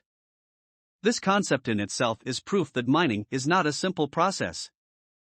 It needs investments in the form of power, time, and computations. Also, with an increase in the time of mining these coins, its comprehensive power also increases. Another fact to note is that the speed of emerging bitcoins is inversely proportional and drops exponentially. Satoshi calculated the number to be approximately 21 million, which can never be exceeded. Let us explain this mathematically. A block takes around 10 minutes to be mined. And a complete mining cycle has every 4 years. So, it results in 6 blocks per hour. Multiply it further by 24 hours per day, 365 days per year, and 4 number of years in a blockchain cycle. So, we get -6 times 24 times 365 times 4 is equal to 210,240 210,000. After every 210,000 the block size is halved, and each block has 50 bitcoins. So, sum of all the sizes of block rewards becomes 50 plus 25 plus 12.5 plus 6.25 plus 3.125 plus equals 100.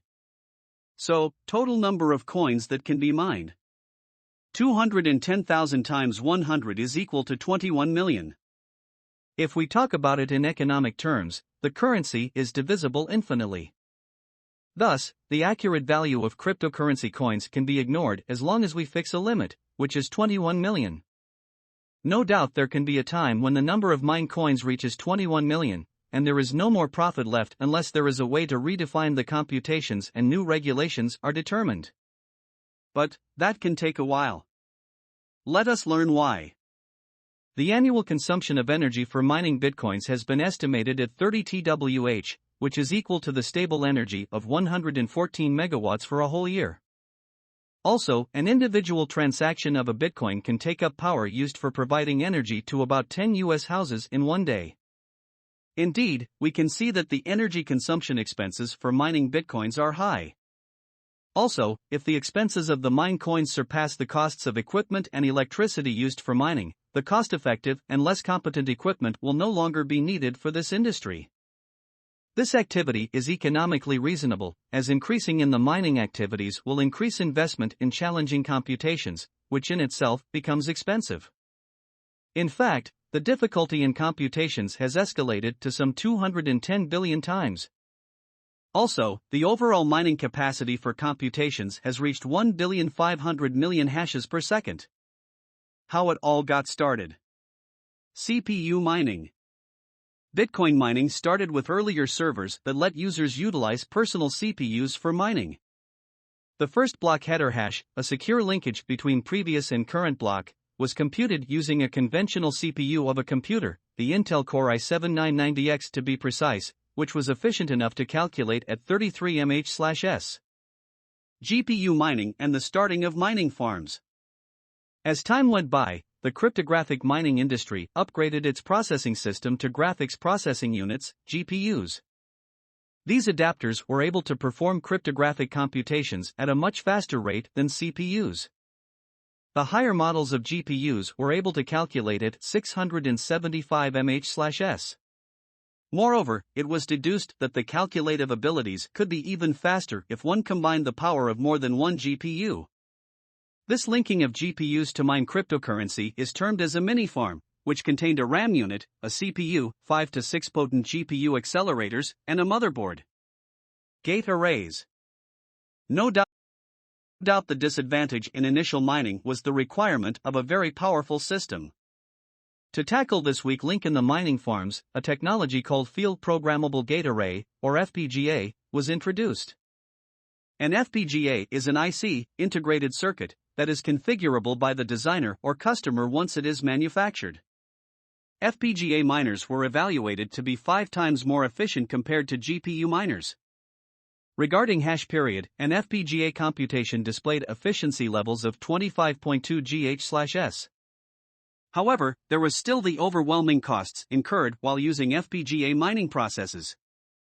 GPU units were still less expensive and had a better resale value once exhausted.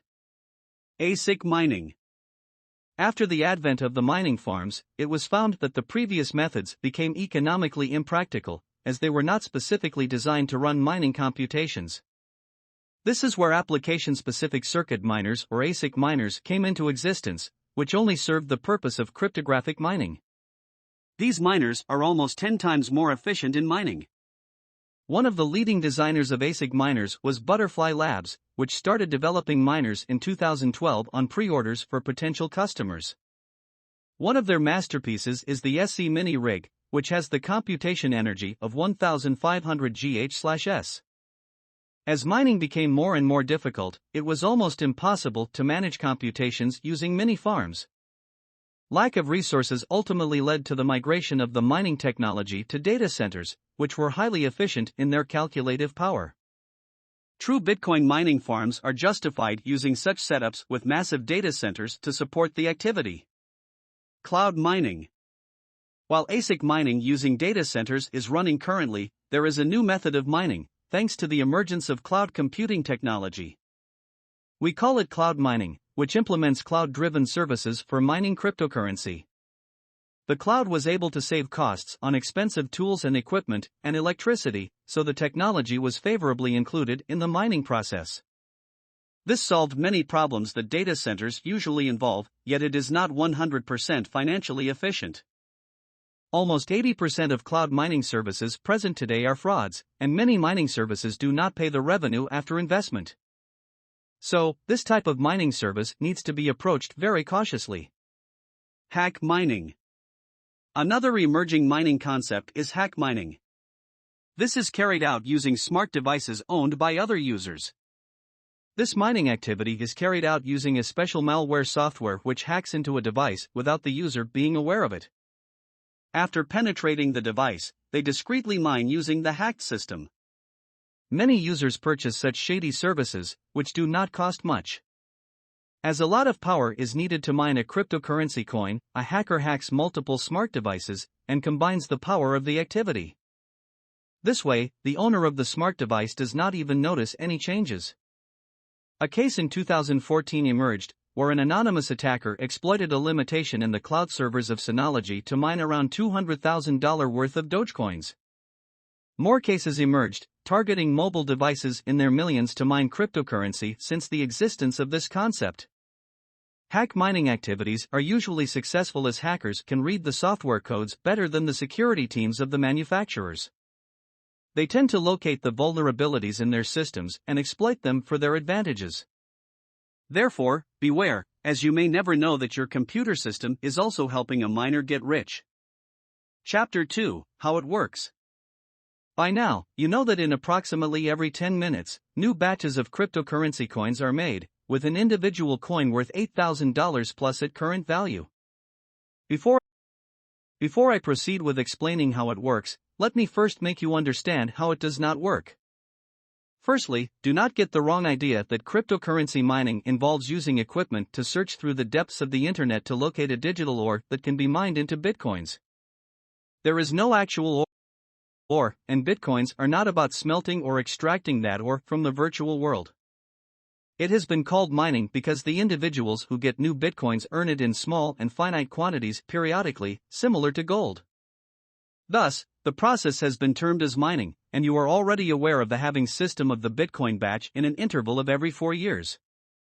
Now, to learn how it works, you should know that all Bitcoin miners are doing is comprehensive bookkeeping. A huge public ledger contains all the records of the transactions carried out in the world of cryptocurrency until the present. Any transaction of Bitcoins between two parties has to be recorded and accredited by the miners in the virtual ledger.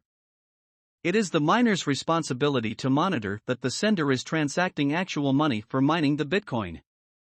Once the transfer of money is approved, the miners validate it in the ledger. Moreover, to make sure that potential attackers do not hack the ledger is encrypted with very complex computations that are almost impossible to hack. This service of mining offers them Bitcoins. There is always a competition going on amongst miners, who look forward to approving their batch of transactions to complete the computations needed to encrypt the transactions in the public ledger. Every new batch results in a rewarding activity for the miners who completed the transaction. However, the computation process is quite daunting. Specialized equipment with high-tech processing units are responsible for computing and solving cryptographic problems. It all does seem exhilarating, doesn't it? After all, the process of mining has generated a robust solution to a tough problem that every digital currency faces, which is double spending. The concept of double spending. What is double spending? Double spending can be defined as an activity when an individual transacts more money than the required amount. Most currencies online face this issue. Traditional currencies keep check on such problems by paying real cash or acquiring the help of reputed third-party organizations like banks, credit card services, PayPal, etc., which all transact the amount and record the changes in the account balances based on the transactions. However, Bitcoin functions in an open digital world, where third-party organizations do not influence or monitor it.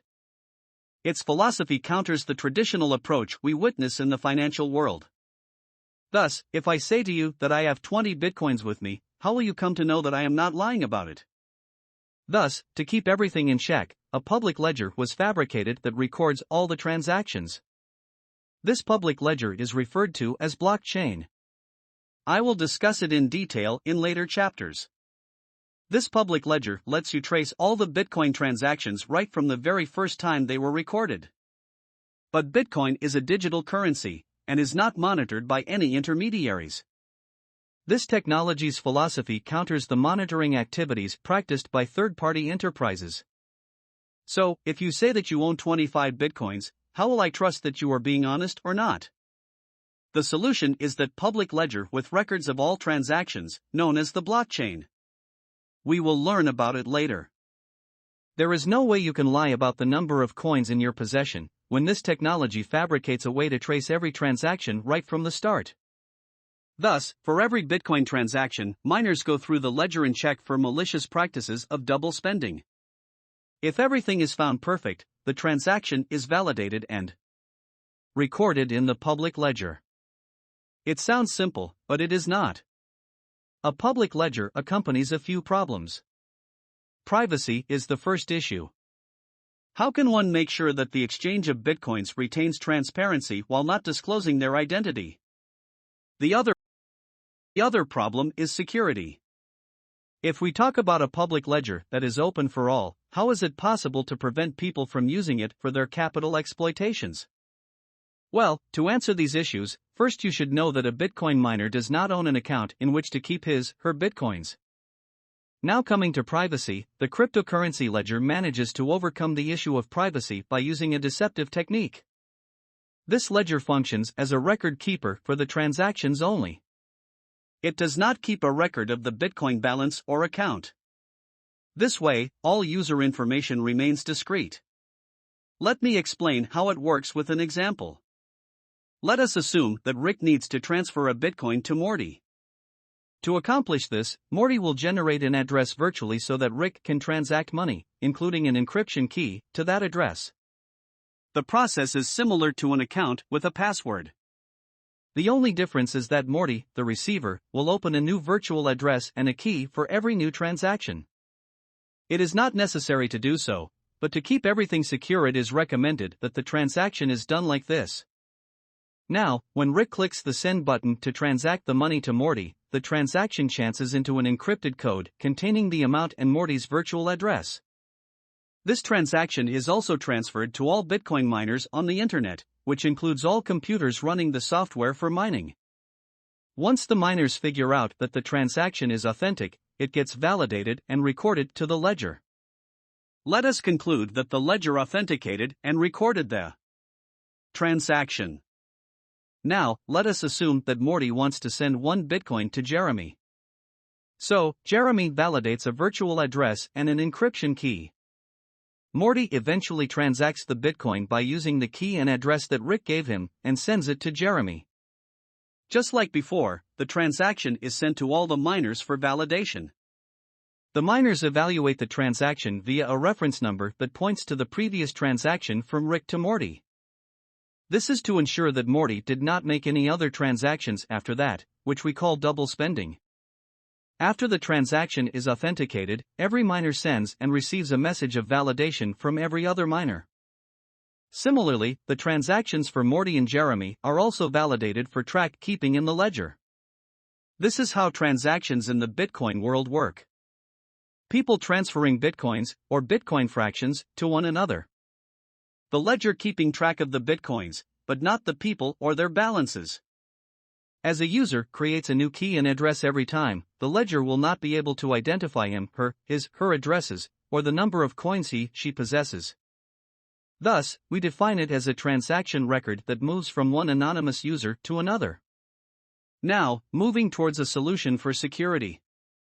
The primary step that Bitcoin currency takes for securing the public ledger is decentralizing it. There is no sign of a master document or a large spreadsheet secured on a server.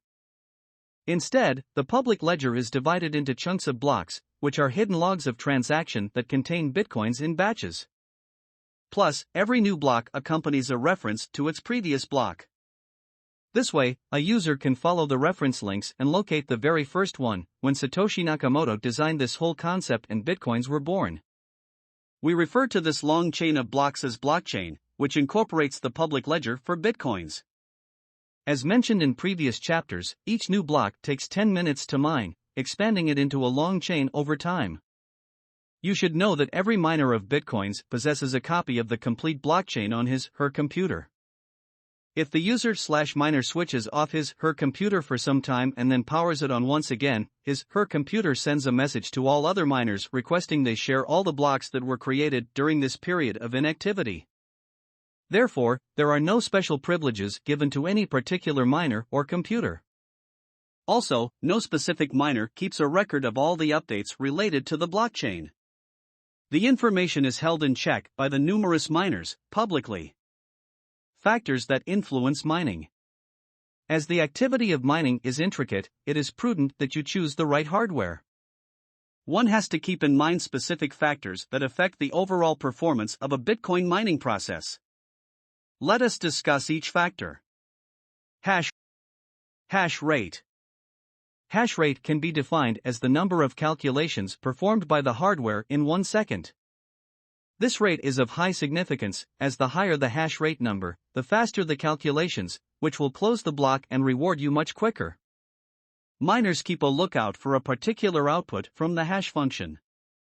For the hash functions, the same output is generated for the same input, yet they have been fabricated to show erratic behavior.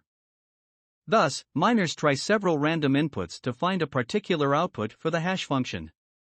You should understand that the competition in mining is robust, so to obtain a reward, a miner needs to search through all the random inputs as fast as possible. Thus, a higher hash rate facilitates faster search output, thus increasing the probability of being rewarded. To measure hash rates, we use the unit mh/s, megahashes per second, gh/s, gigahashes per second, and th/s, terahashes per second. You may have already seen these units displayed above, but now you understand their importance. Furthermore, a hardware's hash rate is particularly fabricated for Bitcoin mining, which can range from 336 mh/s to 14 million mh/s. Consumption of energy. The next factor of importance in Bitcoin mining is the investment in power input.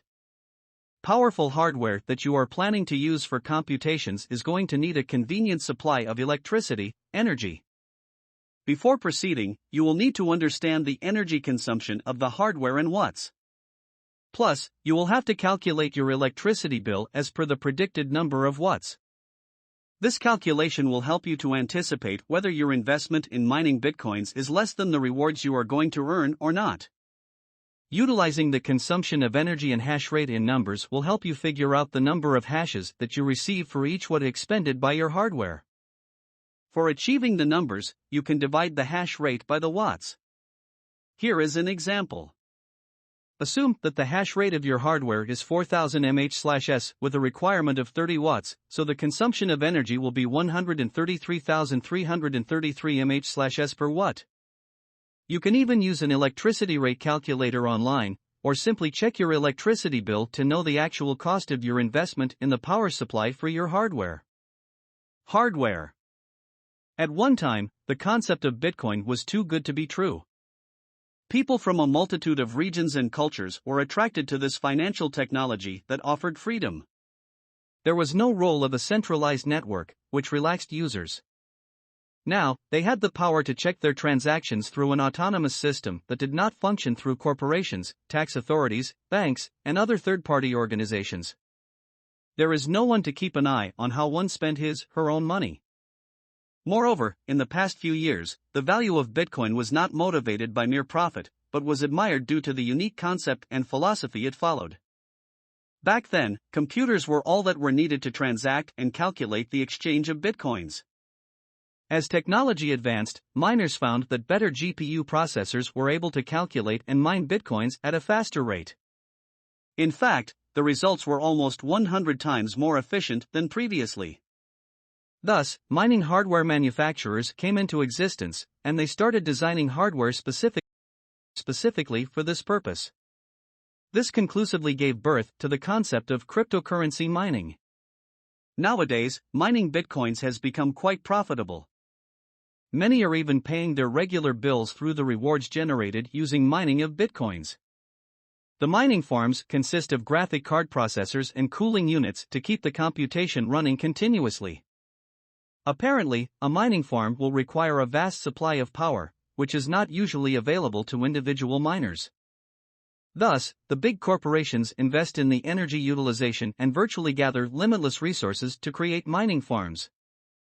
However, there is still a way for individual miners to make a profit. And that is by joining with other miners and combining their power. This is known as a mining pool. Proof of work. You should also be familiar with the phenomenon proof of work in the mining industry. A proof of work is a part of data that is quite time-consuming, costly and difficult to produce. It is needed for acknowledging particular needs. However, it has to be more streamlined to check whether it satisfies the specific requirements or not. Production of a POW can be formulated randomly with reduced probability. Lowering the probability results in more chances of trial and error, which is essential to validate before generating a proof of work. Bitcoin uses a Hashcash proof of work system, in particular. The Hashcash method used in Bitcoin mining helps reduce spam emails, as the sender will have to provide a valid proof of work in the contents of the email, including the to address. Any legit email can show the proof without any difficulties. On the contrary, spam emails will not be able to do so, as there is a need for computations for generating the proof. In Bitcoin system, the Hashcash proof of work generates blocks. This proof of work is attached to an individual block's data so that it can be validated. Its difficulty is also regulated so that there is a limit on the generation of new blocks. Thus, each block generation takes roughly 10 minutes. Moreover, as the probability is set at a low value, the success of a generation of proof of work becomes unpredictable, as there is little information about the particular computer that will be generating the successive block. Also, there is a requirement for validating a block, which is based on a lower hash value than the present target. In other words, every block that generates consists of the hash value from the previous block. This results in the chain of blocks that together incorporate a lot of computational work to produce proof of work. Furthermore, altering a block will require reworking on all the following blocks. This way the blockchain remains safe from being tampered with. The difficulty of Bitcoin/crypto mining. What is mining difficulty? Mining difficulty is defined as the measure of how hard it is to locate a hash under a given target value during the POW, proof of work. Why is mining a Bitcoin block difficult? Mining a Bitcoin block is difficult as accepting a block is only possible if its target is greater or equal in value to the SHA-256 hash of a block header. In simple terms, every block hash initiates with a specific cluster of zeros. With so many zeros, there is a very low probability of computation of a block hash. This results in many trials before generating a hash. For generating a new hash, the hashcash function used in Bitcoin mining increases the metrics of Bitcoin network difficulty. This network difficulty in Bitcoin mining is a comparison between the instance it takes to identify a difficult block and the easiest block. After every 2016 blocks, this measure is recalibrated to such a value that the 2016 blocks from the previous cycle would have emerged in 2 weeks' time if all miners were generating at the same difficulty. This way, each block generates every 10 minutes. With more miners adding up, the block generation rate also increases. This will also raise the difficulty of a generation so that it can balance the increasing rate of block generation and push it back down. Furthermore, attempts to add fraud blocks by exploiters are straightaway declined by all miners in the Bitcoin network, so it is futile. The reward for block discovery. On discovery of a block, the user gets a particular number of Bitcoins as a reward. This reward is given to him/her after consent from all other miners in the network. At present, the reward compensation is set to 25 Bitcoins, whose value will be halved after the generation of 210,000 blocks. Also, the users who carried out the transaction also compensate the Bitcoin miner with a certain amount. This compensation is given so that the miner can add the transaction to the block. Thus, as more Bitcoin miners join, the value of Bitcoin is likely to decay. Then, the compensation fees for adding a transaction is likely to be of high significance for generating an income through mining.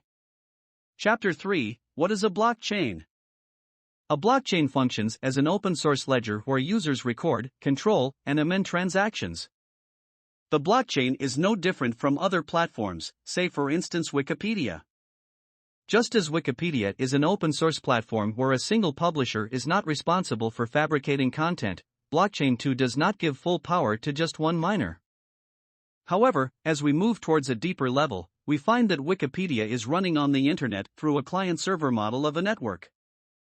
Here, users are first provided with permissions to amend content in the website's pages that are all stored on an integrated server. So, a user accessing the page on the website will be provided with an updated version of the original copy for any particular entry on Wikipedia. Also, the regulation of the whole database system stays with the administrators, who are granted permissions and access through the main authority at the center. Wikipedia's system operates similarly to the databases of other centralized and secured systems like insurance companies, government, or banks. So, in such cases, there is a primary owner who has the authority to manage, protect, and access any update to the system against malicious activities. However, the distribution system and the database involved with the blockchain technology are quite distinct. While Wikipedia's original copy is amended on the server, which is not visible to the users, clients, the blockchain offers updates independently. Every update to the system is done on the master copy, which is visible to all users. This difference makes it very useful, as this method eliminates the requirement of third-party organizations for digital affiliation. However, we cannot consider blockchain technology as new. On the contrary, it can be termed as a modern combination of innovation and proven methods. In other words, it came into existence because of three technologies: a protocol to incentivize, cryptography with an encrypted key, and the Internet. And Satoshi figured out this concept and changed it into a billion-dollar industry. Thus, the blockchain technology prevented centralizing the system as building and securing digital relationships is absolute. Here all digital transactions are supplied using a robust, elegant and straightforward network framework that works as a peer-to-peer system. Building digital trust. Maintaining trust in the digital world is often linked to authorization and identification. In simple terms, People online would like to know whether the person on the other end identifies himself honestly and if he can complete the job he claims. The blockchain system offers a secure tool of ownership that completes all necessary authentication criteria. The encryption key is enough to identify the authenticity of the owner. Thus, there is no need to share detailed personal information that would otherwise have created the opportunity for hackers to attack. Nevertheless, the relationship cannot be only based on authentication. There is also a need for enough money, authorization, correct address, transaction type, etc., which all requires distribution to balance it out in the overall network. This distribution strategy decreases the chances of forming a centralized body that would otherwise promote failure and corruption. Furthermore, the distributed network should commit to security and record-keeping. So, any authorization of a transaction will result in permission from the entire spread-out network. Authorization and authentication, when carried out like this, allows the relationships to generate without the need for expensive investments. In fact, modern world entrepreneurs have risen to indications of this technology, which is influential, innovative, and inconceivable. The blockchain technology has evolved as the base for all transactions carried out in the digital world, where it is building stronger digital relationships. Chapter 4: How to Get Started. Now, I hope that you understand the basic terms related to the cryptocurrency mining industry. It is time to learn the actual steps for starting with the process. Firstly, one should know that mining bitcoins in the current climate would be too expensive. If you had initiated mining bitcoins in the year 2009, when it started, you could easily generate tons of dollars. But, it is also true that you could have lost plenty of money. I would not recommend beginners who are planning on starting small to invest in bitcoins. The level of maintenance expenses and investment needed, accompanied by the computational difficulty in the process, is not lucrative at standard-level hardware. Bitcoins are not more appealing to large-scale industries who have hundreds and thousands of dollars to spare in the process. However, we do have alternative cryptocurrencies, like Feathercoins, Dogecoins, and Litecoins, that provide benefits at a much budgeted level for beginners. Anyone interested in mining any of these altcoins can generate up to $10 every day using the usual consumer-level mining hardware. Here is how you set up a mining process for any of these coins. Steps to start mining altcoins. Set up a coin wallet, which is a private database, free to use. It is like a digital piggy bank that is protected with a password to keep your earnings secure. It also stores the open network ledger used for recording the transactions. A software package, usually free, which is usually made of open sources and pool mining regulatory platforms, like Stratum and Kminer. Online mining pool membership, where miners have built a community to combine their computers and increase their power, hence profits. Authorization at some currency exchange online, where you can trade your earned coins for traditional cash. Continuous and fast internet connection. At least 2 megabits per second is needed. An air-conditioned part of your home where the hardware will be set up. A customized desktop created explicitly for mining. Your standard computer may not be used, as you will need to keep running the system for mining. Also, your laptop, handheld device, or gaming console will not be of any use as these units are not able to generate enough computations for earning profits. A GPU unit or an ASIC chip, which is a processing device used for mining. It can cost from $90 to $3,000 for either of these two units. A cooling fan to keep the mining system cool at all times. A lot of heat generates while mining, which is why a cooling device is needed for a successful mining process. Staying updated with the technological changes in the mining industry is also a requirement. New techniques and amendments are continually happening in this industry, so you will have to be aware of them to be a successful miner. Now, if you still want to dedicate your time to stepping into the big leagues and mine bitcoins, then the following method will be of use to you. Steps to mining bitcoins, in particular. Step 1: Buying hardware. Currently, the best Bitcoin mining hardware for miners is the ASIC mining hardware. These machines work at solid computational speeds while keeping the consumption of power lower than GPU or FPGA mining systems. Many reputed companies have already manufactured great ASIC rigs for users worldwide. ASIC systems serve the sole purpose of solving Bitcoin blocks. With the increase in the popularity of Bitcoins, their price also inflates. This triggers the rise in price of the ASIC mining hardware. For maintaining balance of cryptocurrency generation, its difficulty in mining inflates. Thus, it becomes almost impossible to beat the system without a decent ASIC machine to support the process.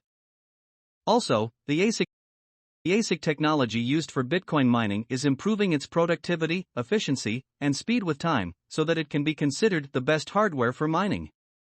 Some popular mining hardware is Antminer S5, Antminer S7, Antminer S9, Antminer U3, USB miners, VMC Platinum 6, BTC Garden AM-V1, Avalon 3, Avalon 6, Avalon 2, ASIC Miner B Prisma, and ASIC Miner B Tube. Do note that current prices may vary, so have a look at each set of hardware before deciding which one to choose. Step 2. Choosing a Bitcoin mining software. Now that you are aware of decent hardware for mining Bitcoins, let us move on to the software. What is mining software? Even though the mining hardware for Bitcoins takes care of the real process for mining, mining software is also of high significance. For individual miners, the software does the work of linking the blockchain network to the miner. For pool miners, the software tends to link the individual miner to the pool of miners. However, for cloud miners, there is no need for software to mine. The significance of mining software for Bitcoin. The primary work of mining software is to transfer the computed work of the mining hardware to the distributed network on the blockchain.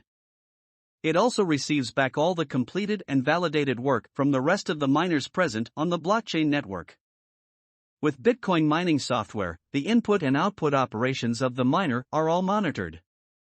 Also, the crypto mining software displays the temperature, fan speed, hash rate, miner speed, and similar statistical values.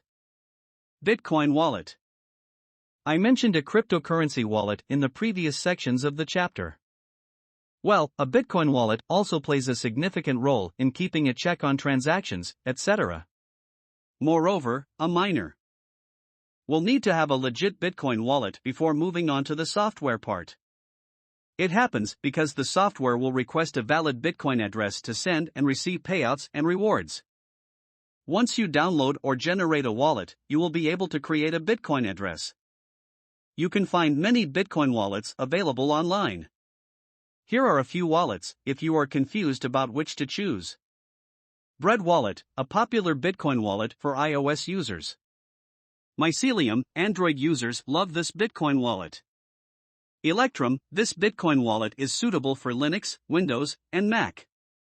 Ledger Nano S, simple and secure hardware wallet suitable for all platforms.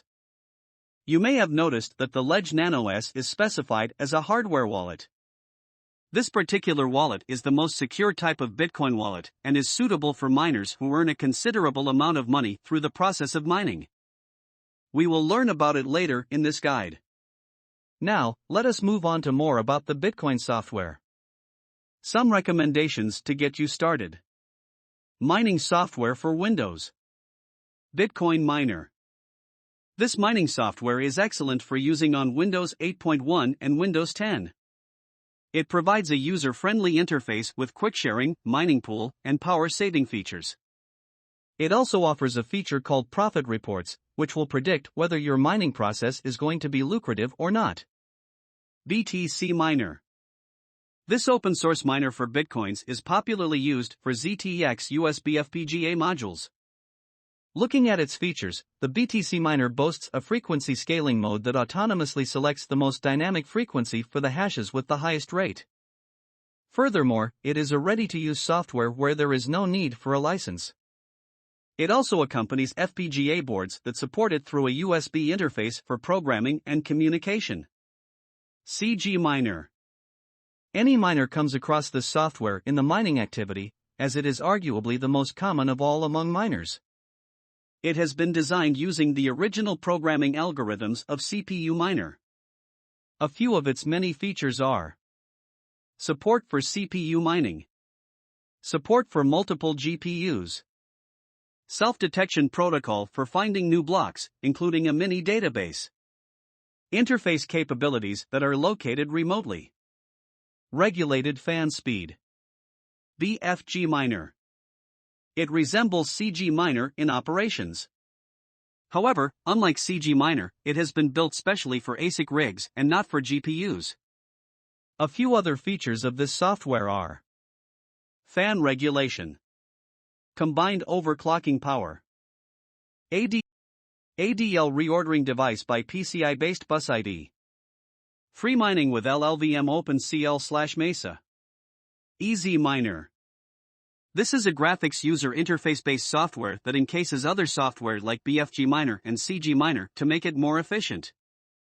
It supports both Stratum protocol for mining as well as Get-Work protocol for mining. Plus, it is efficient for both individual and pool-based mining. Its main features comprise of delivering excellent graphs for monitoring performance through simple visualizations, and it provides with miner configuration. Mining software for Linux OS. CG Miner. Just like for the Windows platform, CG Miner is a popular and standard mining software that most miners prefer to mine bitcoins. CG Miner reflects the standards of the original programming algos used in CPU Miner. The features for this software are the same as the ones mentioned in the Windows platform section.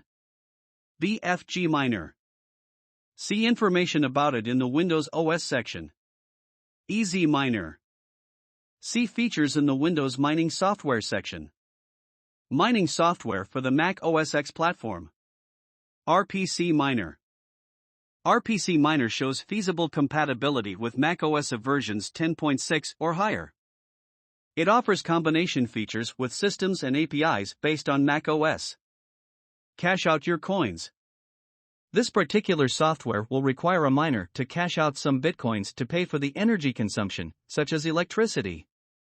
Besides these, the Mac OS platform can run any of the software discussed in the previous platforms. So, you can read about them from previous sections. You can choose the software for beginning your mining activity by comparing their features and other requirements. Step 3. Joining a mining pool. In previous chapters, I mentioned the term mining pools but never got the chance to elaborate upon them appropriately. Thus, let me explain the concept briefly. Mining pools are parties created by miners to work and mine bitcoins and other cryptocurrencies together. Thus, their combined power results in sharing the rewards based on the hash rate contributed by all miners. For an individual miner, it will be tough to find blocks, unless that particular miner is filthy rich to set up a super powerful mining farm. So, to increase the probability of finding blocks, miners mine together to achieve results at a much faster rate. So, your most feasible step to mine bitcoins is by joining a mining pool. How are you rewarded in a mining pool? It depends on the speed of generating hash rates. Hash rates are directly proportional to the chances of finding a new block, which in turn will bring out better rewards. Do note that each mining pool website that you are planning to join will ask for a particular pooling fee. So, expect to pay that as well. Which countries are mining the most coins? Bitcoin mining gives more weight to countries with cheap energy consumption, such as electricity. Apparently, this has led to the centralization of the mining industries to only 10 to 15 major mining companies, which have taken over a considerable amount of hash power present in the blockchain network. As most of the companies are concentrated in a few countries, only these few countries mine and export bitcoins. Here is an insight into the major ones. China. China is the leading miner of most of the bitcoins, and hence acts as the major exporter of cryptocurrency coins as well. China owns many major pool mining communities, which have been estimated to own around 60% of the hash power. This also means that 60% of newly mined bitcoins come from China. Georgia. Georgia is the residence of the famous Bitcoin mining company, Bitfury, which not only controls 15% of the mining activities but is also one of the biggest manufacturers of Bitcoin chips and mining hardware. Sweden. Sweden's Stockholm is where KNC Miner, one of the significant Bitcoin mining players, has spread its roots.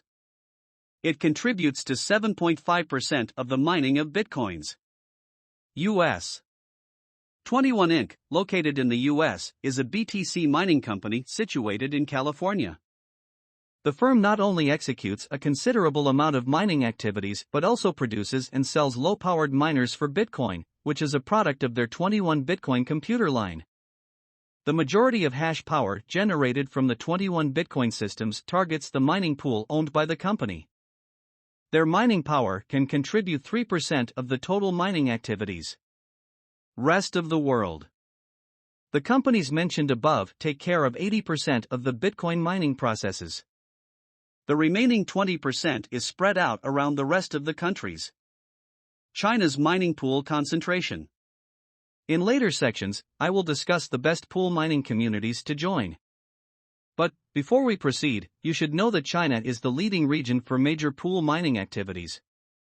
Also, most pool websites are in Chinese only. This may be a big issue, as the major part of centralization for mining is in this country. This is possible because of the low electricity costs in its region, which has attracted more mining activity than any other country. Not to mention, China is the major manufacturing hub and can produce the hardware units needed for computations at a much lower price than other countries.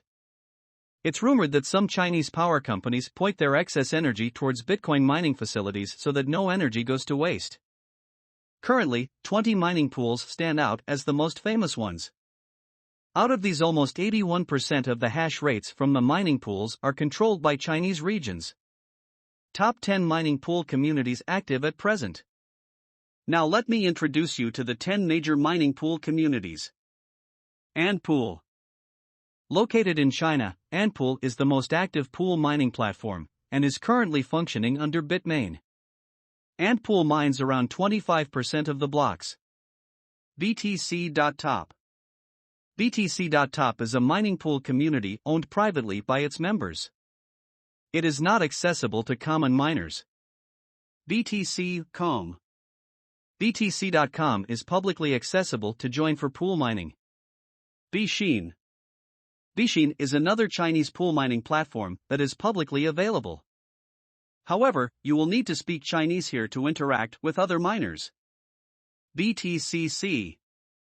BTCC boasts itself as China's third biggest exchange platform for Bitcoins. Its pool mining community currently handles about 7% of all available blocks. F2 Pool.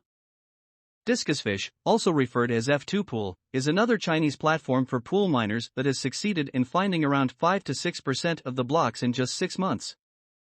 Via BTC. Via BTC is a new mining pool platform, which is focusing more on Chinese miners. BW Pool. BW emerged in China in 2014. It has almost a 5% share of the block mining under its name. BitClub Network. BitClub Network is another platform that has shown results and is quite large. But, there have been rumors about it being malicious. Slush Pool has been there since the beginning. It is a trusted platform for beginner miners. Despite being the first pool mining community, it only racks about 3% of the blocks. Recommended pool mining community for beginners.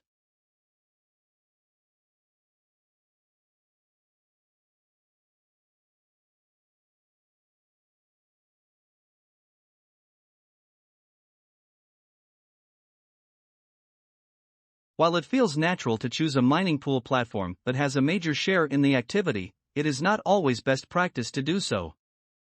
I recommend going to Slush Pool Mining Community, which has been present since the very start of the pool mining project. Slush Pool is operated by Satoshi Labs. The process of joining Slush Pool. Anyone can easily join Slush Pool.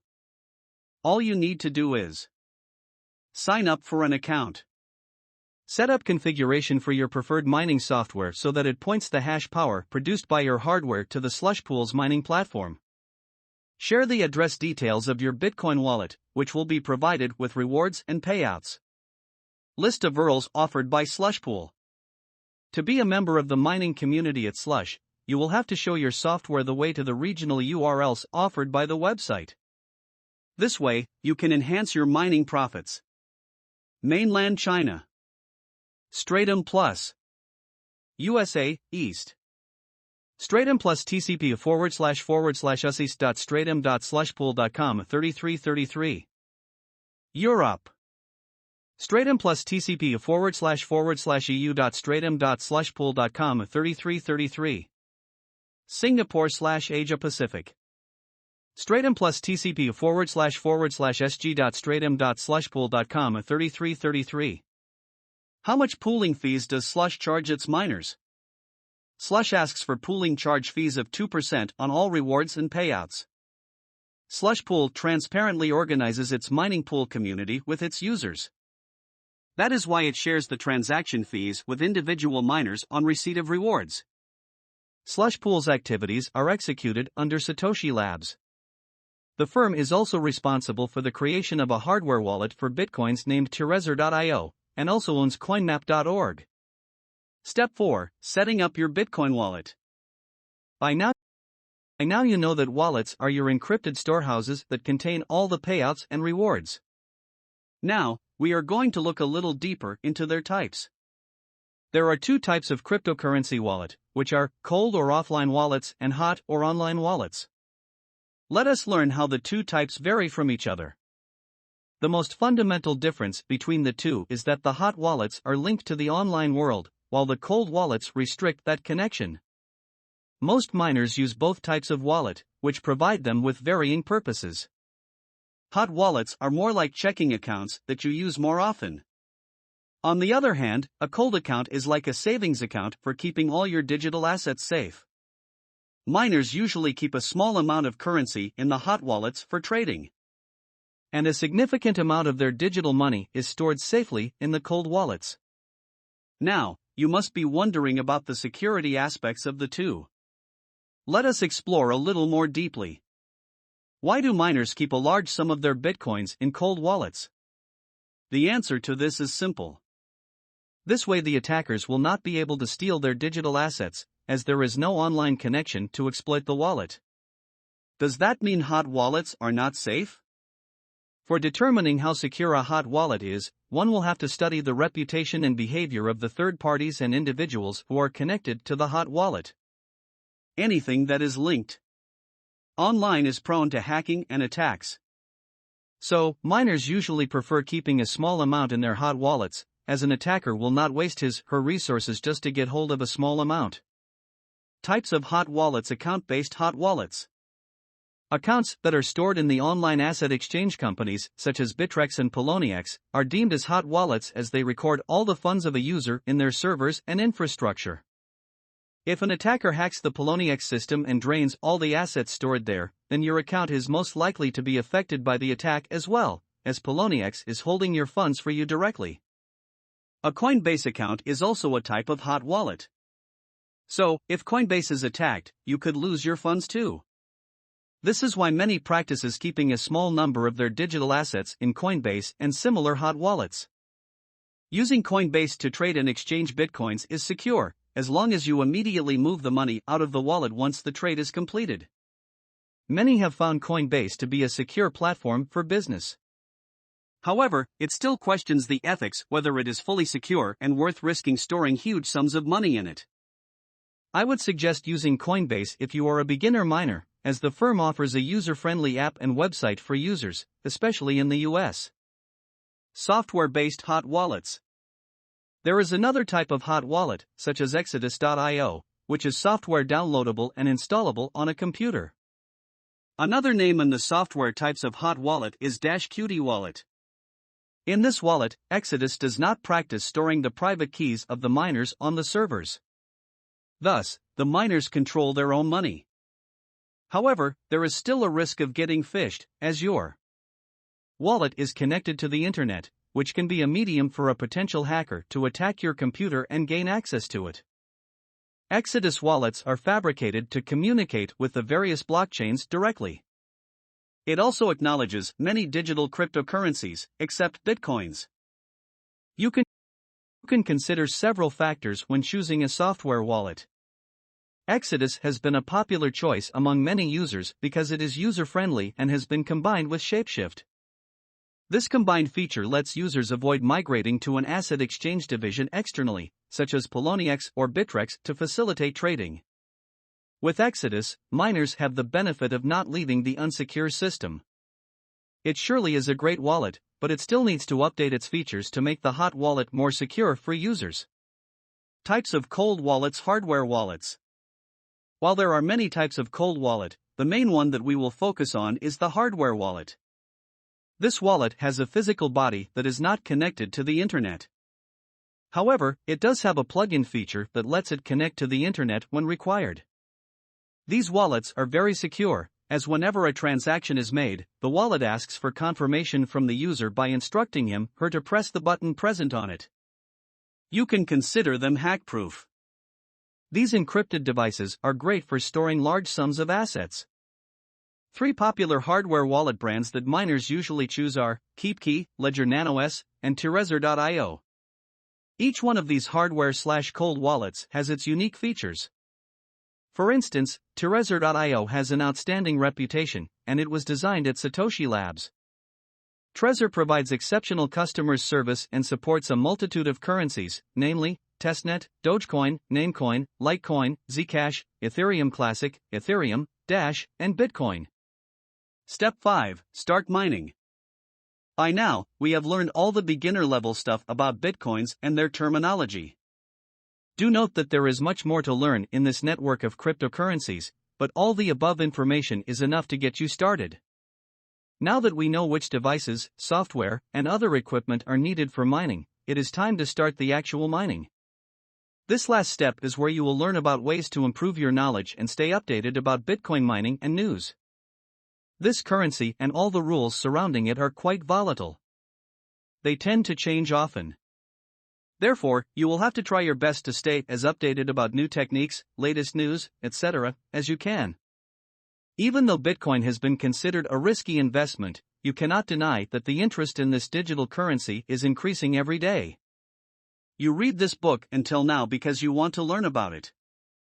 You have probably already set up all the accounts and hardware to start with the mining procedure, but before you continue, you should know that keeping yourself updated with any new developments in the mining space is of high significance. Staying updated. So, as stated earlier, the last step is all about staying updated and mining according to what you learn from such updates. This is not as simple as it may seem. You will have to dig deep into the layers of the cryptocurrency world to find information of importance to you in your mining activity. This can be very time-consuming, especially when you do not know where to start. Fortunately, this book gives you tips on how to proceed with the research work. So, let us continue. Learning through widgets. My Bitcoins gadget for Windows. With this widget's aid, you will get to know the number of coins you possess, their current worth, and it also lets you link to your pool mining community to reveal data and rewards, if any. Dom Chi, a member of Bitcoin Talk, developed this widget. A new update has also been released for this widget after the previous update in Tagox collapsed. At first glance, the website may look malicious, but many Bitcoin Talk administrators have already tested it and found that it is clean, simple, and safe to use. Bitcoin Ticker for Mac. For MacBook users, the Bitcoin Ticker performs quite efficiently. This widget stays at the top of the screen on your Mac OS X and displays the prices of up to 7 types of cryptocurrency exchange. Learning from internet browsing websites. Here are some popular news websites, which offer Bitcoin news and updates regularly. CoinDesk. This cryptocurrency-related news website stays up to date about anything related to Bitcoins and the cryptocurrency industry. A number of articles are published every day which talk about more than just recent updates. Many long-form pieces present on this website are worth reading, as they teach a lot about the world of cryptocurrency, its future, tips to improve mining, etc. CoinDesk is also a great place for beginner miners to start. Their Blockchain 101 has been listed as a great article for newbies. Here, the most commonly asked questions related to the Bitcoin world are answered. Besides the cryptocurrency section, readers can also go through their other sections, which are data, research, business, markets, and technology. Cointelegraph. This site is an independent news platform targeting applications related to decentralization, the blockchain network, and cryptocurrency. It started in 2013 but has since garnered a massive audience, making it stand out as the second most visited Bitcoin news website. Cointelegraph publishes a mixture of cryptocurrency-based commentary, market data and analysis, expert opinion, and breaking news. Cointelegraph also provides a user-friendly ICO calendar that gives all updates related to the launch of potential new coins. Bitcoin Magazine. This magazine is more focused on Bitcoin in particular. The other cryptocurrency coins are occasionally covered, but a significant part of the website focuses on news updates related to the first cryptocurrency. This website consists of articles that are divided into 5 broader classes, which are technical, opinion, price and data, guides, and news. Each class further divides into subclasses that provide various topics of interest. So, there is plenty of information on this website, despite its coverage limited to just Bitcoin. It started in the year 2012 and publishes 4 articles every day, currently. The Merkle. This website is considered to be the youngest of all the websites on this list, as it was launched in 2014. The site covers the whole cryptocurrency sector, but there is an occasional turn towards news and reports related to other markets as well. Besides the usual categories of news, you may also find its review section educational. The Merkle studies the finest cryptocurrency wallets and exchanges and reviews them. The site also provides comparisons on various virtual currencies and other financial equipment of importance. For instance, one of their comparison articles talked about the difference between stock-driven IPO and crypto-driven ICO. This site updates with up to 15 articles every day. CryptoCoins News. CCN is a sister website of Hacked, but while the latter targets advice on trading and analyzing coins, the former is all about providing news coverage. The significant currencies covered in the news on the website are Ethereum, Litecoin, and Bitcoin. However, there are also updates related to other alternate coins from time to time as well. The site is more focused on a professional approach compared to the others on this list. For any reader who wants to study offerings of new products, changes in price, and mergers, then CCN is the place for you. CCN also offers an educational portal, just like CoinDesk. Though it may not be as detailed as CoinDesk's, it still provides vital information on the crypto sector. Official Bitcoin blog. This may be the official Bitcoin blog, but it only updates when there is a major announcement or news update regarding this currency. The Bitcoin team hardly updates a single post every couple of months, but when it releases, it gets aggregated coverage from all other news websites instantly.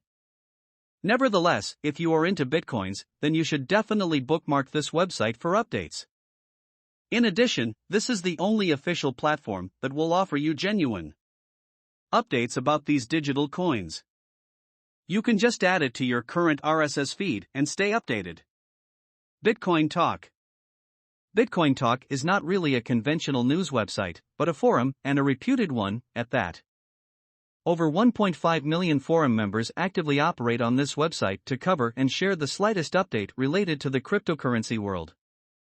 There is also a subclass for every possible section related to Bitcoins, such as trading updates, mining news, technical discussion, etc. A unique and helpful section that this website possesses is the Press Hits page, which offers one of the most broad-scale cluster of news articles for your knowledge. When you scroll down further on the website, you can also find a little section that dedicates itself to other cryptographic currencies and coins. Members share and discuss all major updates in that section. Reddit. Anyone familiar with Reddit already understands the vast cluster of data available on it for educational, entertainment, and other significant purposes. Subreddits related to Bitcoins and the cryptocurrency industry are no different. You can find plenty of them available on the website, which you can join and stay informed. A few of them that will update all major and minor news related to the crypto sector are /r/cryptocurrency, /r/Bitcoin, /r/crypto markets, and /r/Bitcoin markets. Do visit /r/Bitcoin if Bitcoins are your number one mode of interest in this industry. Nevertheless, try subscribing to as many subreddits as you desire. You may never know when you get vital information from any of them. Learn from your mobile phones and smart devices. These mobile applications, which I am going to share below, are great at providing you with news updates and information on the run. Websites are most suitable when you are at your home, computer, or laptop. But apps provide you with a user-friendly layout that can be viewed whenever you get time. That said, here are a few popular mobile apps to get you updated with Bitcoin information. Bitcoin Checker for Android. With over 50,000 users and a rating of 4.7 by 400 plus downloaders, Bitcoin Checkers offers you information related to the latest cryptocurrency prices. In addition, you can set alarms on this app that notify you about any major or trivial change in the cryptocurrency market, for which you can set up specific prerequisites. For instance, the app can notify you with an alarm when there is a rise or fall in the coin price by a certain amount. ZeroBlock for both iPhone and Android. The ZeroBlock app not only keeps you updated on the real-time market prices, but also the latest news related to the world of digital currency. In addition, you also get a Bitcoin calculator incorporated in this application. This app has seen more user following among iPhone owners, who also use it for staying updated about current prices. My recommendations. No doubt, there are many portals from where you can gather Bitcoin information at your convenience, but let us look at the ones that I recommend you to try out above all the rest. WeUseCoins. WeUseCoins was one of the first portals I found very useful to polish my Bitcoin knowledge. You are able to acquire news updates, starting guides, FAQs, mining tips, and buying guides for Bitcoins as well as altcoins. Some of the most influential Bitcoin experts and miners share their experiences and tips on this website. In addition, you can certainly learn a lot from them. To get you started, you can read their posts about some of my favorite and 100% noteworthy topics. Decentralized Bitcoin. Tips on securing your online mining presence. Why won't Bitfinex/Tether publish already existing reports? Should you buy Bitcoin with a credit card? How Latin American growth will advance through Bitcoin. The process of accepting Bitcoin payments for your business. Bcash hard fork. A guide to claiming and selling Bitcoin forks. Top cryptocurrencies besides Bitcoin. Purchasing Litecoin. The subreddit /r/Bitcoin. I already mentioned it, but now I highly recommend that you follow this portal for all the latest updates regarding Bitcoins in specific. It is one of the highest ranking platforms on Reddit, and this reputation makes it worth subscribing. You should note that other Redditors share external links here that will give you an idea of the most fascinating news leaks related to cryptocurrencies. CoinDesk. With an estimated visitor count of a few million every month, CoinDesk is the largest and the leading source of Bitcoin information. A great thing I like about CoinDesk is that there is no sponsored submission on this platform. This makes the posts more trustworthy to read. It may sometimes be hard for you to keep track of the number of posts updating on this website. A way to cope with that is by subscribing to their newsletter and reading the posts you find useful, while briefly glancing over the trivial ones. DC Magnates. This website platform offered me not only the latest news about Bitcoins and altcoins, but also advice and guides on trading in these coins. It has a great collection of articles comprising of news updates, trading assessments for Bitcoin, and other currencies, such as Litecoin. You should sign up to their newsletter to stay updated about any new posts. Recommended Bitcoin calculators. Some of the above websites and apps offer Bitcoin calculators, but I found more useful information related to Bitcoin trading analysis and calculations at the following portals. BitcoinX. BitcoinX's profitability calculator provides the most extensive information based on the information you enter. The fields that it calculates and covers for your information are: difficulty mining factor, average generation time for a block, solo, hardware break-even, net profit first time frame, coins per 24H at these conditions, power cost per 24H, revenue per day less power costs, system efficiency mining factor, average mining factor 100, power cost per time frame, revenue per time frame less power costs. These fields are enough to give you an idea of whether you will make any profit from your status in the Bitcoin world or not. The Bitcoin Wisdom Calculator. This calculator offered by Bitcoin Wisdom not only updates the usual profitability information, but also targets the latest prices of interesting hardware related to Bitcoins and other cryptocurrencies.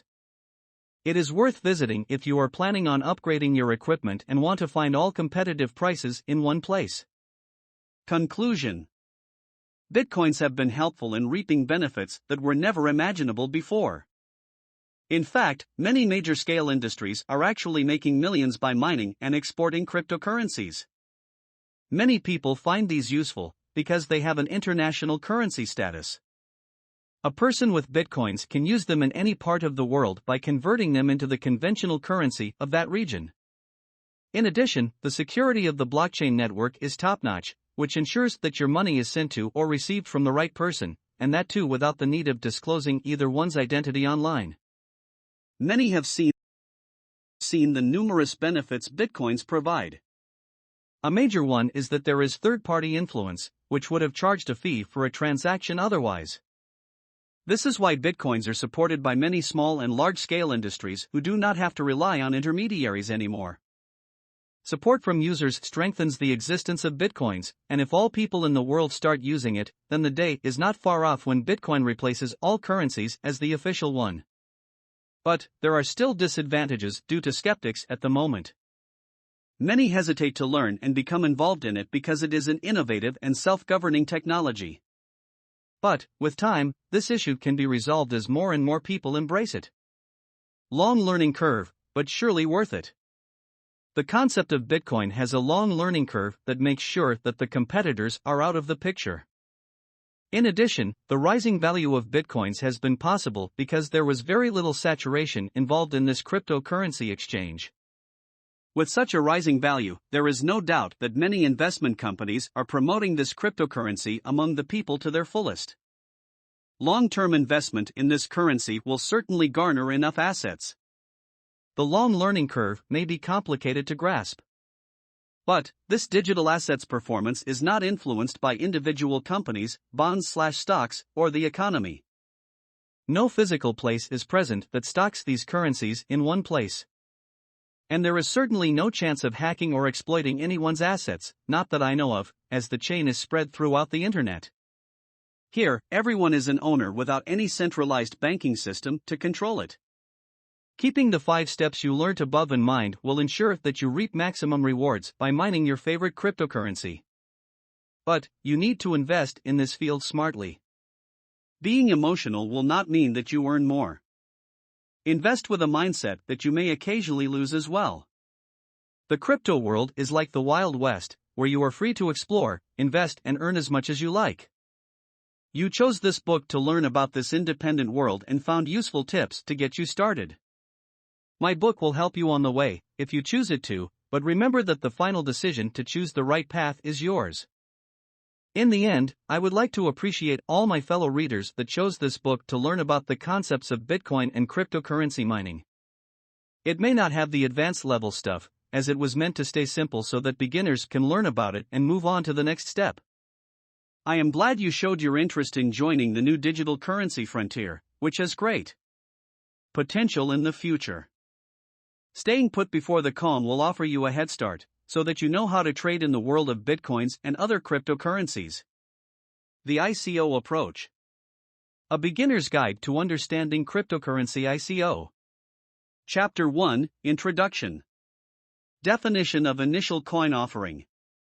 Initial coin offering, commonly known as ICO, is the mechanism used to raise funds for financing cryptocurrency-related ventures, and it is mostly used by startups as a way of evading the regulated capital raising mechanisms used by banks or venture capitalists. For example, the Ethereum cryptocurrency project has already raised a lot of money in ICO. This investment model is closely related to initial public offering, IPO, whereby interested investors purchase shares of a certain company. In ICO, the resulting coins are called tokens, and they can be equated with the shares of a company that are sold to the investors. ICO has dominated the blockchain community, and many view ICO projects as securities that are unregulated. This can enable the founders to raise the capital required to undertake a certain crypto venture. To make it simple, crowdsourcing eliminates the hustle that is very common in the capital venture process. In every ICO campaign, a given cryptocurrency percentage is sold to the initial funders of the project as an exchange for a legal tender or another cryptocurrency like Bitcoin. Every cryptocurrency startup must create an elaborate plan in its white paper explaining what the project is about, the problems that the project will solve after its completion, the amount of money needed to fund the venture, and the percentage of the coin that the pioneers will keep for themselves if the project succeeds. However, if the venture fails, the funds are returned to the financiers and the ICO is said to have been unsuccessful. If the funds are enough, the project is initiated or the funds can be used to complete the project. Generally, ICOs can be easily structured with the aid of technologies like ERC20 token standards, which ease the process of developing any cryptographic assets. Investors contribute to the ICO development by sending their funds in the form of Ether or Bitcoin to a set smart contract that can store their funds and, later, distribute the equivalent value of the new token. Anyone can participate in an ICO because this venture has few restrictions, if any, assuming the fact that the token is not a security. Compared to the global pool that many investors find themselves in, with ICOs one can easily raise astronomical profits if things go well. However, there is a large margin of risk because they are extremely speculative since most of them raise pre-product money. But before discussing ICOs in detail, let us look at the historical context of how the entire trend started. History of ICOs. The year 2014 turned to be one of the most dramatic points in crypto history because this was the time the ICO projects begun. Earlier on, many projects employed the crowd sale model to fund their projects. A good example is Ripple, which pre-mined about 1 billion XRP tokens which were sold to potential investors in exchange for Bitcoin or fiat currencies. Early in 2014, Ethereum raised about $18 million and this turned out to be the largest ICO completed at that time. The DAO was the initial attempt at raising funds for an upcoming token on the Ethereum system and it aimed at creating a decentralized and elaborate organization that would also fund other blockchain projects. However, the decisions and governance of the coin would be executed by the pioneers themselves. DAO became a great success and managed to raise more than $150 million. However, due to much technical vulnerability, an unknown hacker broke into the system and drained millions from the DAO organization. The foundation opted to still focus forward despite this drawback. After the failure of the attempt to raise money to fund tokens using the Ethereum platform, the blockchain community realized that it was easier to raise the tokens compared to following the venture capital funding model. The ERC20 standards make the process of developing ICO tokens easy in the Ethereum platform, which is blockchain-based. When Ethereum opened the door for smart contracts, it unveiled a great potential for a generation of ICOs. With the ease of use of this system on top of a few regulations that have been set, startups have raised a large amount of funds within a short period and Aragon, as a perfect example, managed to raise about $25 million within 15 minutes. Out of the simplicity of creating tokens on the Ethereum blockchain platform, a wide variety of tokens have been created to serve different purposes. Chapter 2, ICOs in detail. We always encounter many news about ICO ventures, but due to insufficient explanations in these news publications, it becomes difficult for many people to understand everything about ICO in detail. This ebook sets out to explain how ICOs work and why they are opted for as a fundraising model. How ICOs work. An initial coin offering can be viewed as a refined form of crowdfunding that has emerged outside the common financial system. This technique has enabled companies to undertake some great projects and, through crowdfunding, they have secured the funding required to fund their projects.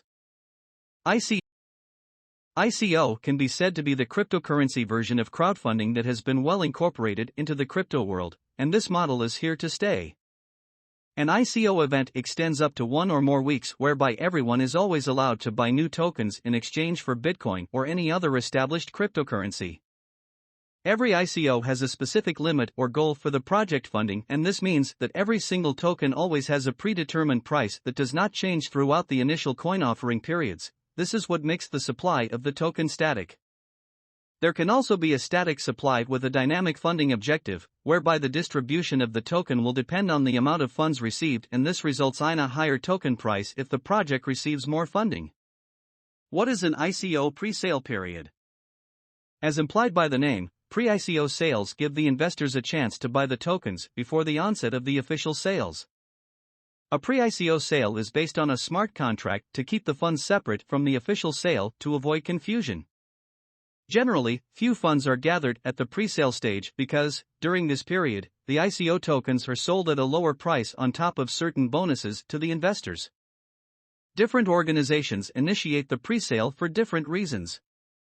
Just to give you a glimpse, these are some of the common reasons why companies initiate pre-sales prior to the official opening of the crowdfunding. It is used as a promotional tool by most of the companies. An ICO is always an easy way of distributing capital and ensuring that the investors will stand for the upcoming project. An ICO presale is more of buy one, get one for free kind of approach. The presale thus ends up raising awareness about the ICO. This is always the best period to invest in an ICO because the tokens are sold at a lower price because the companies give offers that will attract the attention of the investors. After the implementation of the project, the companies increase their profits after getting enough long-term investors. Some of the companies may opt to initiate a pre-sale as a way of testing the potential that the ICO has. Simply, they aim to understand whether people are interested in their ICO and whether they are willing to invest in it. This undertaking is also a tool that attracts and keeps long-term investors' whole belief in the idea, products, or services offered by the company. Generally, the main aim of a pre-sale in an ICO is to attract angel investors who fund the operational costs of the company when the white papers and roadmaps are being worked out. While an ICO pre-sale is a great way that the company can raise some funds to jumpstart its operations, the company can also be hurt, especially if many tokens are sold at a low price during the offer period. Most of the companies begin their pre-sale period about a month before the official release of the ICO. But such an opportunity cannot be available to every person because the pre-sale may be accompanied by some limitations. To participate in this, one needs a KYC, know your customer, approval, and secondly, to meet the minimum amount needed. For instance, the lowest set amount could be $10,000 and the maximum amount cap per person could be about $1 million. Pros of an ICO pre-sale. Liquidity. As an investor, one can trade tokens in secondary markets instead of fixing up a given value in equity of a certain company. Ensures there is a good distribution of capital. When an ICO presale is well organized, it opens a great door that facilitates allocation of capital in a rational manner. With ICOs, there is no any demographic or geographic barrier and anyone can be involved in this investment, regardless of their nationality. A crowd-funded ICO startup has many supporters. In ICOs, many people are involved and incentivized to be participants of the project, and the company ends up getting many supporters who are committed and engaged with the happenings of the company. Cons of an ICO pre-sale. Many scams and frauds. Scammers sometimes take advantage of such opportunities to illegally raise money, which ends up in the pockets of certain people and not in the project that was initially presented to the vibrant investors. Restrictions and risks. Economists always argue that the greater the margin of risk, the greater the reward. In simple terms, very risky projects always have a high potential for producing great returns.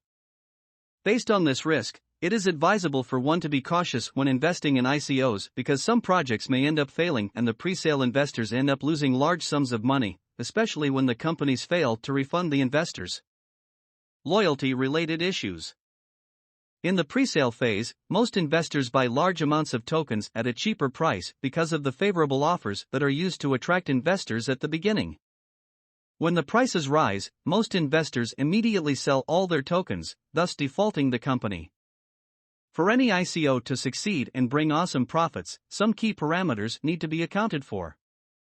These are some of the key things that one must pay attention to when deciding which a good is or a bad pre-sale and whether it is worthwhile to invest in or not. Reviews. When considering whether to buy a certain product or undertake a certain investment, reviews act as a guide to whether the product is worth it or not. pre-sale ICOs are not an exception to this determinant. As an investor, make sure that you check all the critiques and opinions given by the investors who have preceded you in investing in the pre-sale under question. Out of the reviews, make sure that you have a general idea or glimpse of what other people perceive and think about the ICO. This will act as your navigator and you will finally end up making a wise decision. Funding by well-established companies.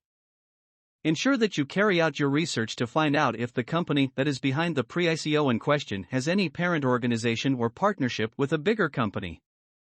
This is yet another criterion that indicates whether the ICO company is legit or not. More often, ICO pre-sales that have partnered with well-established companies end up being very successful. Such ICOs have a lower probability of fraudeism and are likely to have exceptional offers. Rumors. Always keep your ear open to what people are saying about a certain ICO presale in social media and other forums.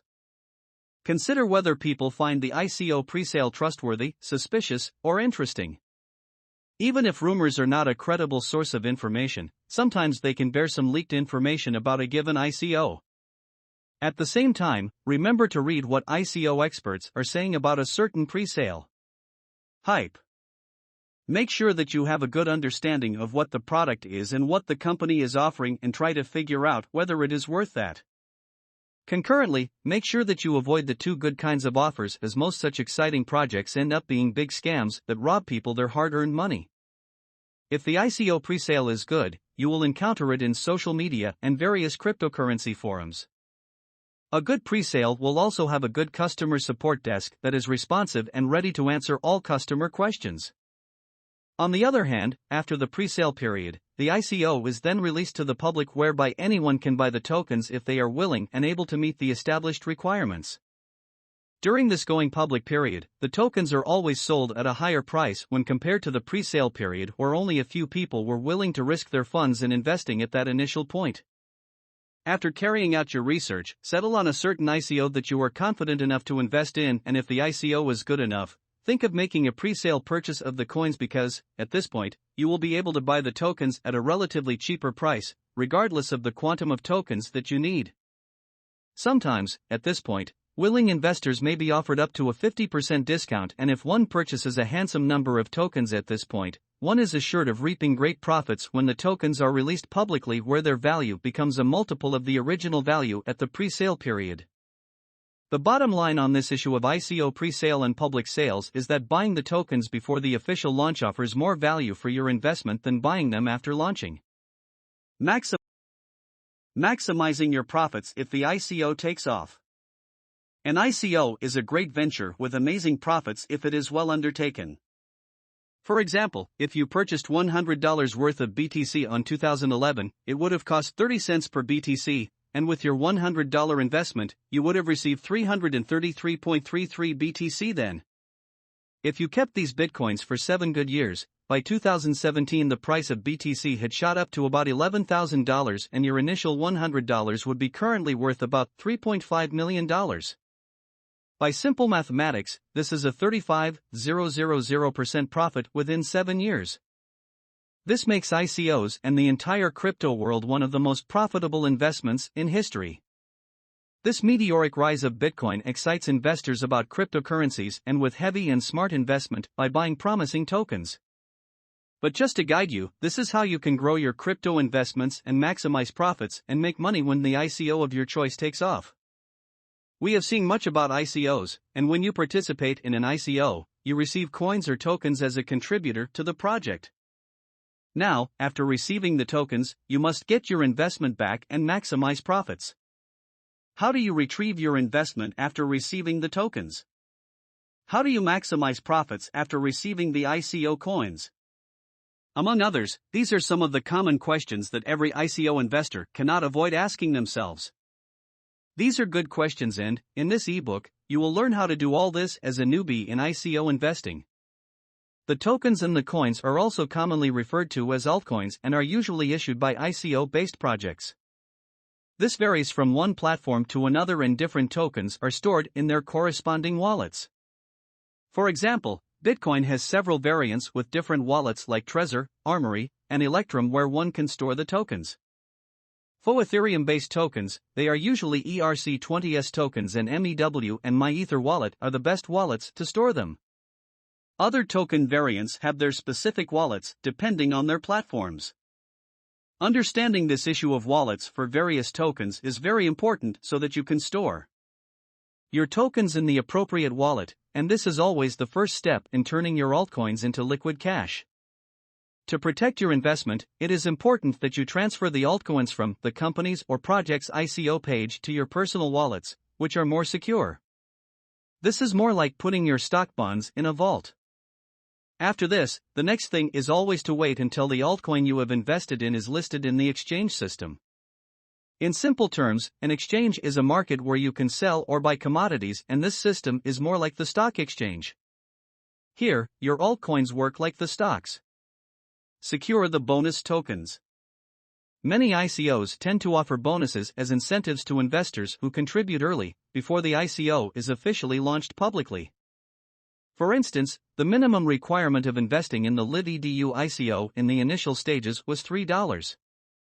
But at this stage, one qualified for at least a 25% bonus if they invested 50% or more, and that is why serious investors should invest in the pre-ICO stage, because, with the bonuses, you are assured of receiving more tokens in addition to what you have targeted for your investment.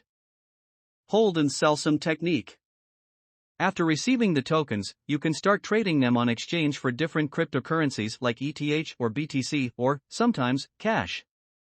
After receiving the coins, a good idea would be to immediately sell about 30% of the tokens so that you can recoup your initial investment and then hold the remaining 70% for some time before you think of selling them again.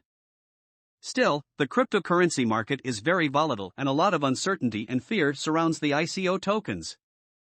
However, this should not hinder you from investing. Keep things simple. Investing in ICOs comes with risk, but never allow these risks to force you into overthinking. In fact, risk-taking is common in every business. Always do your best and make sure you carry out some research before investing in a certain token. In this, you do not need to use some complicated scientific models to predict which tokens will yield great returns. You just need to understand a few things about the product offering before investing in it. And to make huge profits, keep your eye on promising tokens and make sure you are involved early enough. Chapter 3: How to Pick a Winning ICO. The cryptocurrency sector is a rapidly growing market with a very high potential, but before you jump into this market with astonishing profits, it is very crucial for you to understand how to choose a good ICO to invest in. The success of any ICO coin is influenced by several aspects, and in this chapter we will look at how you can choose a winning ICO. At this point, it is worthwhile to mention stories of failed ICOs like the Mycelium ICO, whose developers disappeared after raising the money. It was afterward reported that they used the funds for their vacation. The increased lack of regulation of this sector may be the reason $7 million was hacked and stolen from the CoinDash's ICO. This happened just before the sale of the tokens began. The hacker broke into the system and the ICO wallet address was replaced with the hacker's address. Based on the above incidents, ICOs are a very risky way of fundraising, and it is important for you to take precautions by never attempting to invest what you cannot afford to lose in case the project fails, because you will have difficulty in getting your money back. Before investing in a certain ICO, consider the following issues. Issues to consider. Consider the team behind the ICO project. When researching on the coin to invest in, always check everything related to the development team plus the body that offers advice to the developers. Scrutinize the individual members of the team by considering their knowledge and experience in starting and running ICO-based projects and their overall experience in the cryptocurrency world. You can visit their LinkedIn profiles, Google the names of the individuals involved, and look for any famous names on the advisory board. Generally, check the ICO projects they have been involved in. You can research further and check how successful their earlier projects have been. Carefully evaluate the white paper. Most investors never bother to read the white paper, even if it contains all the necessary information about the upcoming ICO project. As an investor, always make sure that you read the entire white paper and make sure that you identify the negative and positive aspects of the project and include this in your research. After reading the whole white paper, make sure you can explain what the project is bringing to the world and make sure you have a good grasp of what ICO you are investing in. What is the token needed for? An ICO is essentially meant for the creation of a new token dedicated for a specific project. The most evident question here is what the token is meant for. Why aren't Ethereum and Bitcoin sufficient enough to serve as the tokens of the project being undertaken? You must ask yourself such questions because some projects just make up a scummy story to back up their venture. However, remember that an ICO cannot be a perfect ICO if it has no dedicated token. These questions still must be asked about the usage of blockchain technology on that project, social media, and online presence. As an investor, when you Google the name of the company, you should be able to find sufficient information regarding it. Check out the press releases of the company, their blog, and their social media activities. With the information from those sources, you will be able to gauge their trustworthiness and monitor their activities. Also, remember to check the opinions of your fellow investors on the platforms that have been dedicated to the cryptocurrency investors regarding the ICO project in question.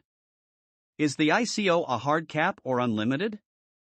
In past years, a hard cap and open ICOs did not have as much impact as today.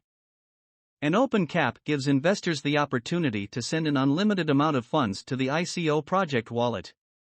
On this issue, many tend to forget that if many coins are circulating, the token becomes less unique and afterward there may be difficulty in trading the coin because the demand will be low. On the other hand, make sure that you are not the only person investing in a certain project because exchanges always have little interest with the projects that raise little because this makes it difficult for you to trade the tokens after they are released. Check the quality of the codes. If you have basic programming skills, you can apply the knowledge here. The quality of the ICO project developer can be understood by just carrying out a simple analysis of the codes. As a non-techie in the programming world, you can simply evaluate the quality of the code by checking the consistency of the code. ICOs are becoming a mainstream fundraising method and, based on the many upcoming projects that are using ICOs. However, by following these key guidelines, you can easily pick out all the negative and positive aspects and be able to make a wise decision on which ICO project to invest in. Chapter 4: How to Get Started. Know your customer protocol. Verification is a great challenge all over, and the digital world is not an exception. Companies take strict measures to scrutinize and verify the identity of their clients, and at the same time, customers are becoming more cautious and sensitive with most companies, especially when it comes to giving out their information, which is sensitive, or when investing with a given company.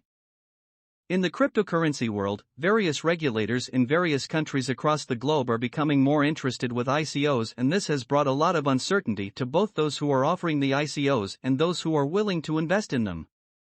There are many reasons why one should opt to invest in ICOs, and this ranges from the speculation that the value of the coin will rise to the belief of high utility for a new piece of crypto. Unfortunately, lack of regulation in the crypto space means that anyone willing to invest in a given project always feel they are risking being treated like money launderers. Because, most of the time, legislation may be unclear or absent. Know your customer, KYC, is a broadly used concept in the finance world globally. Currently, the regulation of ICOs is based on KYC, and this has turned out to be a necessity to ensure that potential investors can legally and willingly participate in the ICO investment. This is mainly because scamming activities have been spotted, and the KYC-related policies and issues that have been implemented within the financial institutions have been incorporated into the ICO sector. Importance of KYC compliance for an ICO. The incorporation of KYC in the ICO world is because of true incidents, because many investors and ICOs have suffered and many crypto scams worth millions of dollars have already occurred. Due to lack of proper regulatory measures and policies, fraudsters from both the investment and the ICO side have taken advantage of this loophole, and this has resulted in some serious scams and money laundering using the ICO system. Any investor found undertaking money laundering activities will put all the involved entities to the investigation, including the ICO issuer. This narrows all the way to anti-money laundering (AML), which is one of the basic requirements of KYC. How one can ensure KYC compliance? One can essentially ensure KYC compliance in several ways. For example, if you are offering a service or a product that makes it necessary for the client to walk in and register so that they can be allowed to purchase the product, then you can have all the information verified face to face. It's the same case in the digital world, whereby, if you are providing online services or offering products like ICOs, then the best option is to get the information from a third-party identity verification service provider. The KYC procedures are based on the collection and keen analysis of the identification documents of an individual as well as the data about the funds used for the purchase.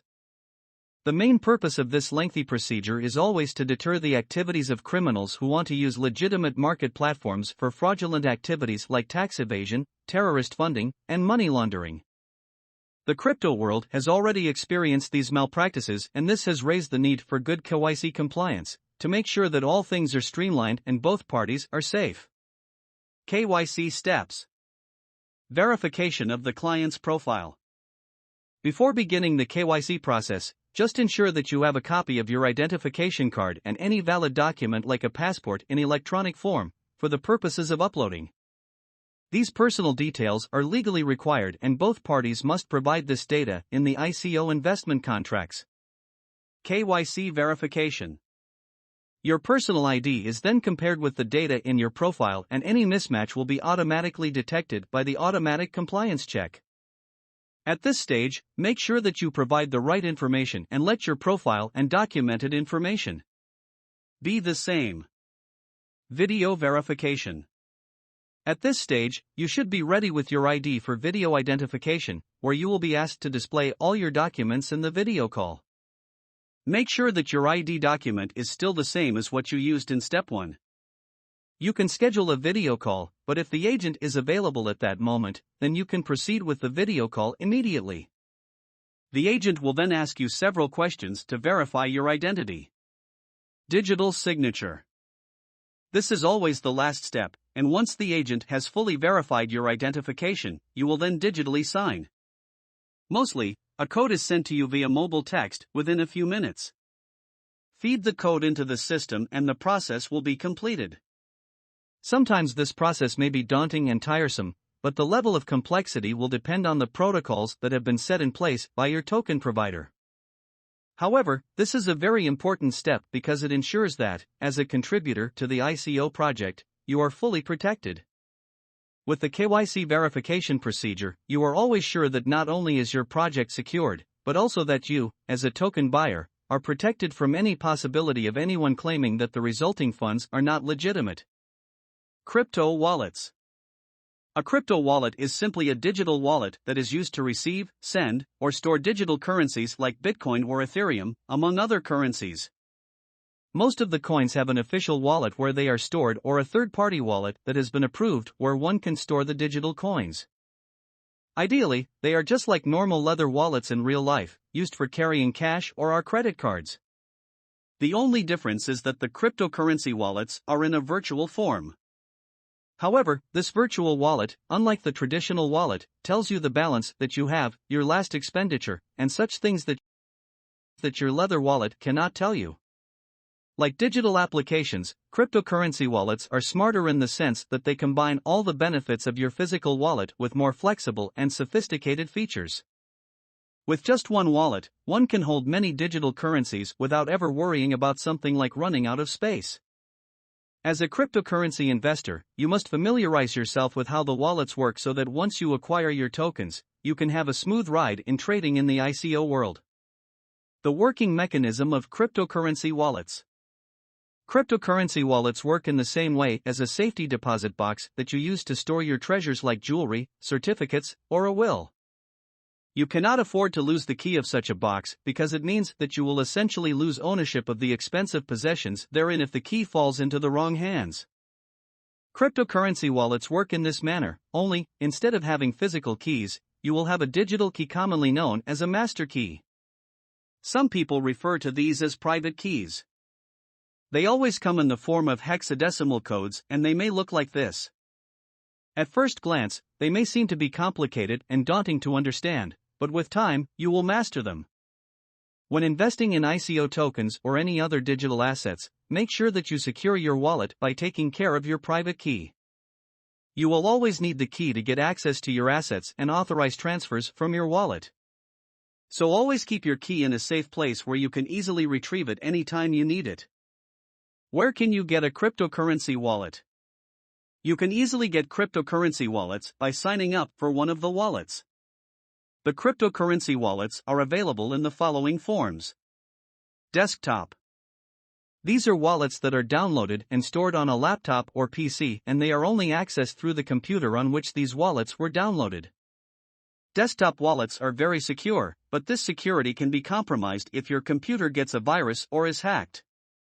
But generally, desktop wallets are some of the safest wallets that you can use. Online wallets. This kind of wallet runs in the cloud and one can access it using a computing device from any location. They are easy to access and more convenient, but the key is stored online by a third party, and this makes it more prone to hacking. Mobile. These wallets run on an application installed on your mobile phone, and they are very convenient because they can be used in any place to carry out ICO token-related transactions. Hardware. These ones are different from software wallets because the private key is stored on hardware like a USB device. Although, with the hardware wallet transactions are still made online, there is better security with this kind of a wallet because everything is stored offline. The user just needs to plug in the hardware to an internet-enabled device from any place, and then he or she can make transactions. Single currency or multi-currency use? Bitcoin is the most known digital currency, but many altcoins have emerged, each with a unique infrastructure and ecosystem. But the good news to those investing in several ICOs is that there are some wallets that support several coins. You do not need to have a separate wallet for your coins. You simply must set up a multi-currency wallet which will effectively enable you to concurrently use several coins from one wallet. Are the crypto wallets secured? Cryptocurrency wallets have been built to be very secure, although the exact level of security will differ from one wallet to another. But in general, like your usernames and passwords, the security of your wallet is ensured by strictly following best security practices. Just to guide you, these are some of the practices to secure your wallet. Obtain a secure wallet. With many cryptocurrency wallets available out there, it is wise to locate a wallet that is secured above what is offered by common wallet providers. Some wallets are now incorporating encryption techniques to add extra privacy to private keys. Use cold storage technique. Users should have at least 2 wallets, but the number should depend on the amount of crypto funds that a user has. One wallet should be strictly for transactional and trading purposes, while the other wallet should be used only for secure storage of the ICO tokens. This type of wallet, that is only used for storage and never involved in any transaction, is usually referred to as a cold storage wallet. Always ensure that in the trading wallet, you have only a few ICOs that are sufficient for your current trading activities. Wi-Fi wisdom. Always be cautious about the sites you visit online using a device that has ICO wallets in it. Risky Wi-Fi and some malicious websites may put your wallet to risk. Also, remember that you should attend well to this device and never lend it to any person. Gone phishing. In the crypto world, there are many phishing scams through emails or Google Ads. Phishing scams are very common, so always ensure that the emails you receive from the wallet companies always have their domains spelled out clearly, and never look for their web addresses by clicking on a Google ad. Turn off any auto updates. You should turn off the auto updates for all your applications related to the crypto sphere, because most of the application bags have the potential to cause harm to the wallet owner. Double-check all the addresses. It is always important to make sure that you have double-checked all the addresses that you are sending any payments to. This is because there are malicious programs that can copy the procedures and then paste them to a different address belonging to the attacker. Which are the best wallets? The number of wallets is increasing every day, and users have many options to choose from. However, before you settle your mind on which wallet to use in your ICO investment, just consider these following key things. Are you planning to invest in several ICOs or one? Do you need to access your digital wallet from any place, or will you use it only when at home? Will you use your wallet for everyday purchases, or are you interested in just buying and holding the coins as your investment? Having asked yourself those few questions and having assessed your requirements keenly, then you can easily settle on which wallet will serve your interests well, and by this, you will be able to choose the most suitable wallet. Some of the best crypto wallets for ICO tokens. My Ether wallet. This is one of the most popular wallets in the crypto world. It can be effectively used to buy, sell, and store the ERC20 tokens that have been obtained from ICO token sales. It is one of the most accepted wallets because it is a wallet available online in addition to providing an offline wallet at the same time. Jax. This is another awesome wallet. It can hold, trade, and control your Bitcoin, Litecoin, Ethereum, Augur, and dozens of blockchain-based assets. It gives you complete control of your key, on top of having simple but great features. Trezor. This is a hardware wallet that offers a very secure way of keeping your coins safe from hackers and malware. Its most conspicuous features are cross-platform support and the OLED display. KeepKey. This is yet another hardware wallet that secures Ethereum, Bitcoin, Litecoin, and other tokens. It also offers a USB connection as one of its unique features. Exodus. This is a multi-digital assets wallet and the first desktop wallet to have an inbuilt shapeshift that allows for easy and fast conversion of various cryptocurrency tokens and altcoins. It also enables one to store the private key in an application that has a user interface which is customizable. Legal status of ICOs in various countries. Currently, most ICO projects are defining themselves simply as pre-sale program tokens. But from a legal point of view, they are most like selling early access to online games. Project owners tend to use the terms mass sale and donations instead of ICO so that they can escape from falling under the stock trading companies category. Determining the legal status of an ICO in your country is beneficial because, without a good legal framework, few investors from the real economy sector will be interested in investing their funds in ICO startups. Without a good legal framework, ICO tokens will be unattractive, and this may limit the development potential of this sector. On this issue, others still believe that the industry will be better without regulations because the authorities will not interfere with the ICO projects into which the investors are chipping in their funds. The downside of this issue is that with the absence of a good legal framework between token sellers and the investors, the ICO niche remains open for scammers who are always ready to profit from the investors who dream of making money from the tokens they purchase. Perceived challenges with ICOs. Many countries are reluctant about ICOs mainly because there are no good regulatory mechanisms put in place, and technically, they represent a regulatory workaround. The issue behind this is that instead of seeking an initial public offering, businesses can be funded without any regulatory requirements, due diligence, time, or any fiduciary permission compared to the traditional IPO requirements. This peer-based system offers funding opportunities to ICO startups that would not be eligible for funding through the traditional approach. Many countries argue that this approach is very comparable with fraud, and this is the main reason some countries like South Korea and China have banned the selling and creation of ICOs in their countries, because there is a big door that scammers can use to defraud innocent investors in the ICO sector. Meanwhile, many countries are pursuing changes to their policies so that they can codify adherence to anti-money laundering issues. On top of this, if an ICO relates to flat currencies or property transfer, this may be essentially dealing with securities, and this causes effects on the securities' integrity and taxation issues. Progressive countries in terms of ICOs. Applicability of ICO products, professional support teams, and extensive marketing campaigns on top of well-organized documentation are still insufficient for an ICO to succeed. Choice of jurisdiction is another vital aspect. The most favorable and progressive jurisdictions towards ICOs in the crypto sector are Singapore, the US, Scotland, Switzerland, and several more nations. Such countries that are supportive of the ICO have well-dictated procedures that give ICO projects a legal entity and tax legislation, and this makes them friendly and favorable to the ICO startups. Vitalik Buterin's Ethereum is an example of how Switzerland is favorable to crypto companies. The Swiss government has a good predisposition towards ICO startups because of their significant contribution to the economy of the country. Favorable conditions for the development of new crypto startups are the main reason why many cryptocurrency-based companies have been established in Switzerland. Even though Switzerland is one of the most ICO-friendly countries, most of the European Union members remain adamant and they are not the best choice for ICO-related ventures. One of the greatest challenges in these countries is the data protection laws, whereby the financial companies must delete all information of transactions that have been processed by the clients from the database whenever a client requests it. But in the blockchain, one of the distinctive features is that information cannot be deleted, and this is always interpreted as a violation of data protection laws. Singapore is another good country, but the charges may be high.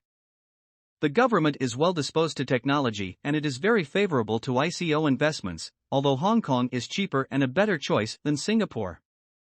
However, they have very strict taxation policies. Being the mother of the technology, the United States is very friendly to ICO investments and has excellent jurisdictions for the ICO, but this is exclusively for its residents. Non-residents may be subjected to serious expenses and, in my experience, severe scrutiny. These are just a few examples of the countries that have fully incorporated ICOs into their economic sector. As an investor, carry out some research to know the jurisdictions on cryptocurrency that have been established in your country.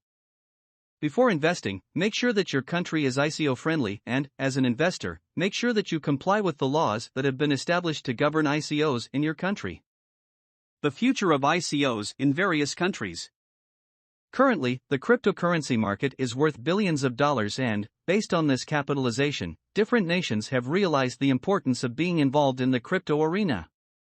Even the skeptics now have less to question about the prospects and benefits of this technology.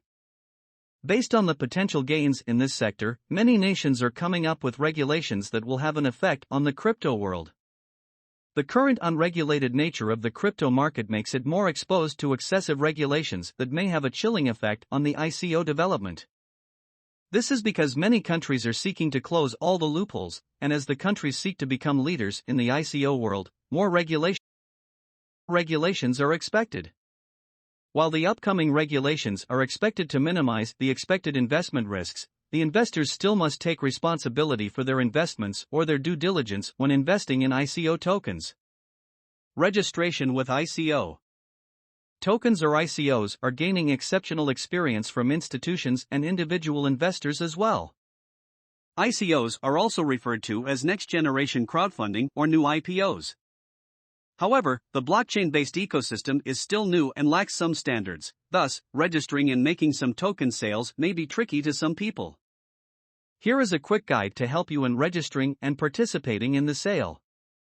Registering through the ICO project site itself.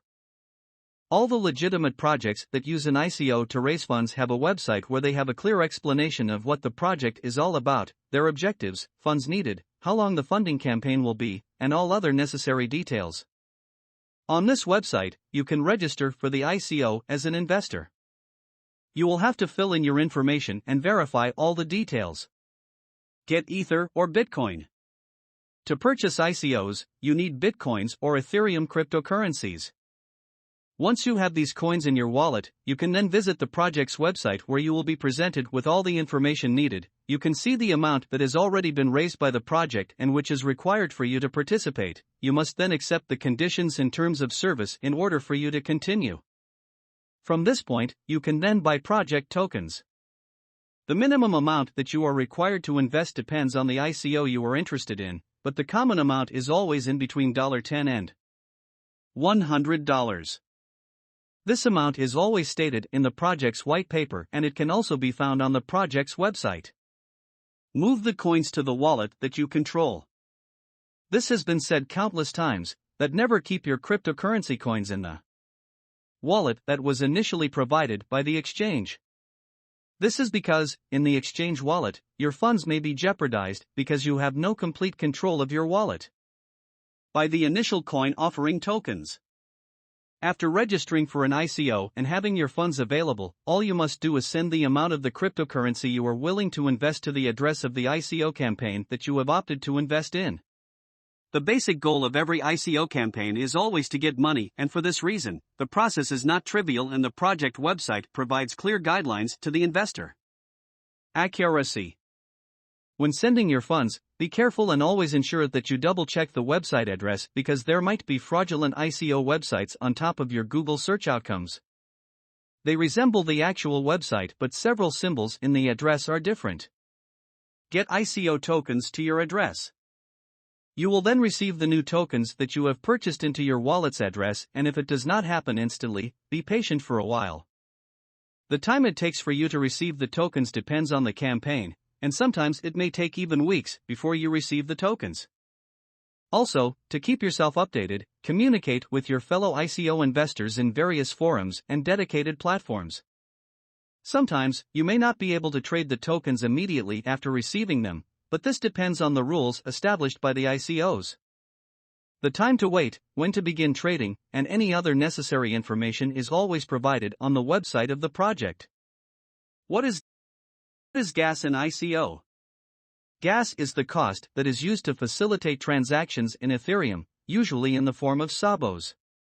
One sabo is 1/1000000 of an ether. The price of the gas for every transaction based on what is needed to complete the process based on the EVM, Ethereum Virtual Machine Code, and the idea is always to limit the loops. For example, 0.00001 ethers or 10 sabos, also known as 1 gas can, execute a given line of command effectively. If the ether balance in your account is insufficient to run the transaction or send the message, then the action is considered to be invalid. To avoid this, always ensure that you have a handsome ether balance in your account when carrying out a transaction. The amount of gas used depends on how heavy the command being executed is. For example, if you want to send 1 ether to another person, the total cost of the transaction will be 1.00001 ether. This is just an example of a simple code. If you run a heavy code, for example, forming a contract based on the future price of ether with another person, more gas will be consumed because several complex codes must be executed. MetaMask Wallet. The broad Ethereum community has recently come up with MetaMask, which is a new tool that is able to bring Ethereum to the user's browser via a plugin that is currently available for Google Chrome. This tool essentially enables one to run Ethereum dApps in the browser without the need to run a complete Ethereum node. Benefits of MetaMask. Using MetaMask, the Ethereum system has been made very accessible to average consumers, and this has been a very smart move. It is evident that the Ethereum ecosystem has many advancements to offer, but many people find it difficult to adapt to them because even accessing the dApps remains challenging to many because you have to run a complete Ethereum node. The MetaMask tool thus brings great relief to the average ICO investor because this tool has bridged this gap. MetaMask addresses most of the problems experienced by common people because the plugin allows the user to access the dApps directly from the Google Chrome. This alone is a great improvement since doing so has been a great challenge to many people because the dApps were not appealing because of the complicated process involved. MetaMask also provides a secure identity vault to the user, thus allowing them to manage their identities across various websites, and these identities can also be used to sign the blockchain transactions. This tool also has a convenient user interface that presents things well, thus lowering the barrier to entry and usage as far as dApps and Ethereum are concerned. MetaMask is expected to bring the Ethereum ecosystem a notch higher in the coming months and years. Chapter 5: Things to Avoid. Just like any other cryptocurrency, ICOs come with risk, and to make a sound investment into an ICO, you must perform due diligence. There have been many initial coin offerings that have failed for various reasons, such as the token being offered not offering utility or security, and the company being unable to achieve a growth in price. ICOs are mostly underrated but have great importance as they represent huge returns on investments. In ICOs, tokens are used as a medium of information exchange using a token-based model which implements blockchain technology. A company will experience greater demand through numerous buyers obtaining the altcoin. The more buyers and holders of a certain altcoin, the greater the demand and user base that company will experience. Therefore, crowdsourcing is done through token sales rather than direct interaction between buyers and users. For instance, when 5,000 new users sign up and purchase tokens in an ICO, the financial get from the purchase of tokens is not only used as the first funding of a project but also to expand the value of the tokens in question. One example of this is the Bancor ICO, which took in over $153 million in its ICO. These early buyers of the Bancor token are the most likely future users and adopters of the core protocol and services that Bancor provides, as well as the support team that will help sustain it. Exit scams. Despite the popularity of ICOs, coupled with successful projects, there have been several exit scams which seem to be rising daily. An exit scam is a fraudulent practice by unethical cryptocurrency promoters who vanish with investors' money during or after an ICO. Exit scams happen in a very simple way. First, promoters launch a cryptocurrency platform based on a promising concept. Then the ICO raises money from various investors for a specified period before disappearing, leaving investors in the lurch. Unfortunately, this is a worrisome trend in the world of ICOs and cryptocurrencies and will end up tarnishing the reputation of ICOs for quite some time to come.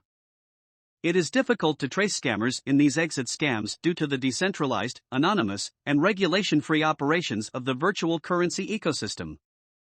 Some recent ICO exit fraud examples include Bitcoin, Plexcoin, and Confido. All these projects raised a small amount of money before effectively calling it quits and disappearing altogether. In 2018 alone, a total of $8.4 million has been stolen to date, but the amount of stolen funds remains small compared to seemingly legitimate projects raising $50 million or more. Due to increased exit scams, ICOs have been discouraged and burned on various platforms. Investors have been warned by the U.S. Securities and Exchange Commission (SEC) of the presence of scammers who utilize the ICOs to generate interest by driving up the value of the coins. ICO and cryptocurrency advertisements have been banned on various social media platforms including Facebook, Google, Snapchat, LinkedIn, and Twitter due to increased scams and the incredibility of their operations. Chinese internet platforms Baidu, Tencent, and Weibo have also prohibited ICO advertisement. The Japanese platform Line and the Russian platform have similar prohibitions. The SEC has also acknowledged that ICOs may provide fair and lawful investment opportunities. The UK Financial Conduct Authority has also warned that ICOs are a very high risk and speculative investments, are scams in some cases, and often offer no protection for investors. The European Securities and Market Authority, ESMA, notes the high risk associated with ICOs and the risk that investors may lose all their currencies. Identifying exit scams. Identifying exit scams in their early stages can save investors a lot of investments. Although it is evidently tough to recognize a dubious ICO, investors can monitor the ICO using the following key points before making an investment decision. Team credibility. Accountability and ownership have been the biggest challenge in the ICO world, with every developing ICO looking promising at first for investors but later turning out to be an exit scam. Investors should, therefore, verify the credentials of the crypto team before investing their hard-earned cash. Investors should be aware that these fraudulent schemes are set up with huge starting capital. Therefore, they can do a lot to assure prospective investors of their credibility, including buying likes, tweets, and followers on various social media platforms to build fake online credibility. They should perform a rudimentary check on ICO sponsors and on the promoters of cryptocurrency projects and the kind of networks they subscribe to.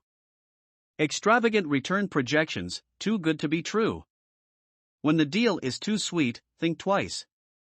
An ICO promising an unimaginable return on an investment is definitely an exit scam. For instance, BitConnect promised a steady 1% daily return on an investment which would transform an initial investment of $1,000 into a return of more than $50 million within 3 years, attracting numerous investors despite the warning of a Ponzi scheme by Ethereum founder. Unfortunately for them, BitConnect abruptly shut down its lending and exchange services in January 2018 after experiencing a meteoric rise in burgeoning client base since its ICO in December 2016. The market cap of BitConnect, which exceeded $2.7 billion in December 2017, suddenly tanked to $17 million by March 2018, leaving investors with huge losses. Investors should think critically before making an investment decision. Document standard. Documentation is key in identifying fraudulent ICOs. The white paper is the key document explaining how an ICO project should function based on its design. Potential exit scams are usually characterized by unclear and ambiguous white papers. This should be a red flag to prospective investors. Non-existent working model. Does the cryptocurrency project have a bare-bones working model? If it is a concept-only, non-existent product, then it probably will not function. ICO project promoters should prove that their developments function effectively and therefore can be worth investing in. Investors should clearly understand the functionality of a certain project before capitalizing on it.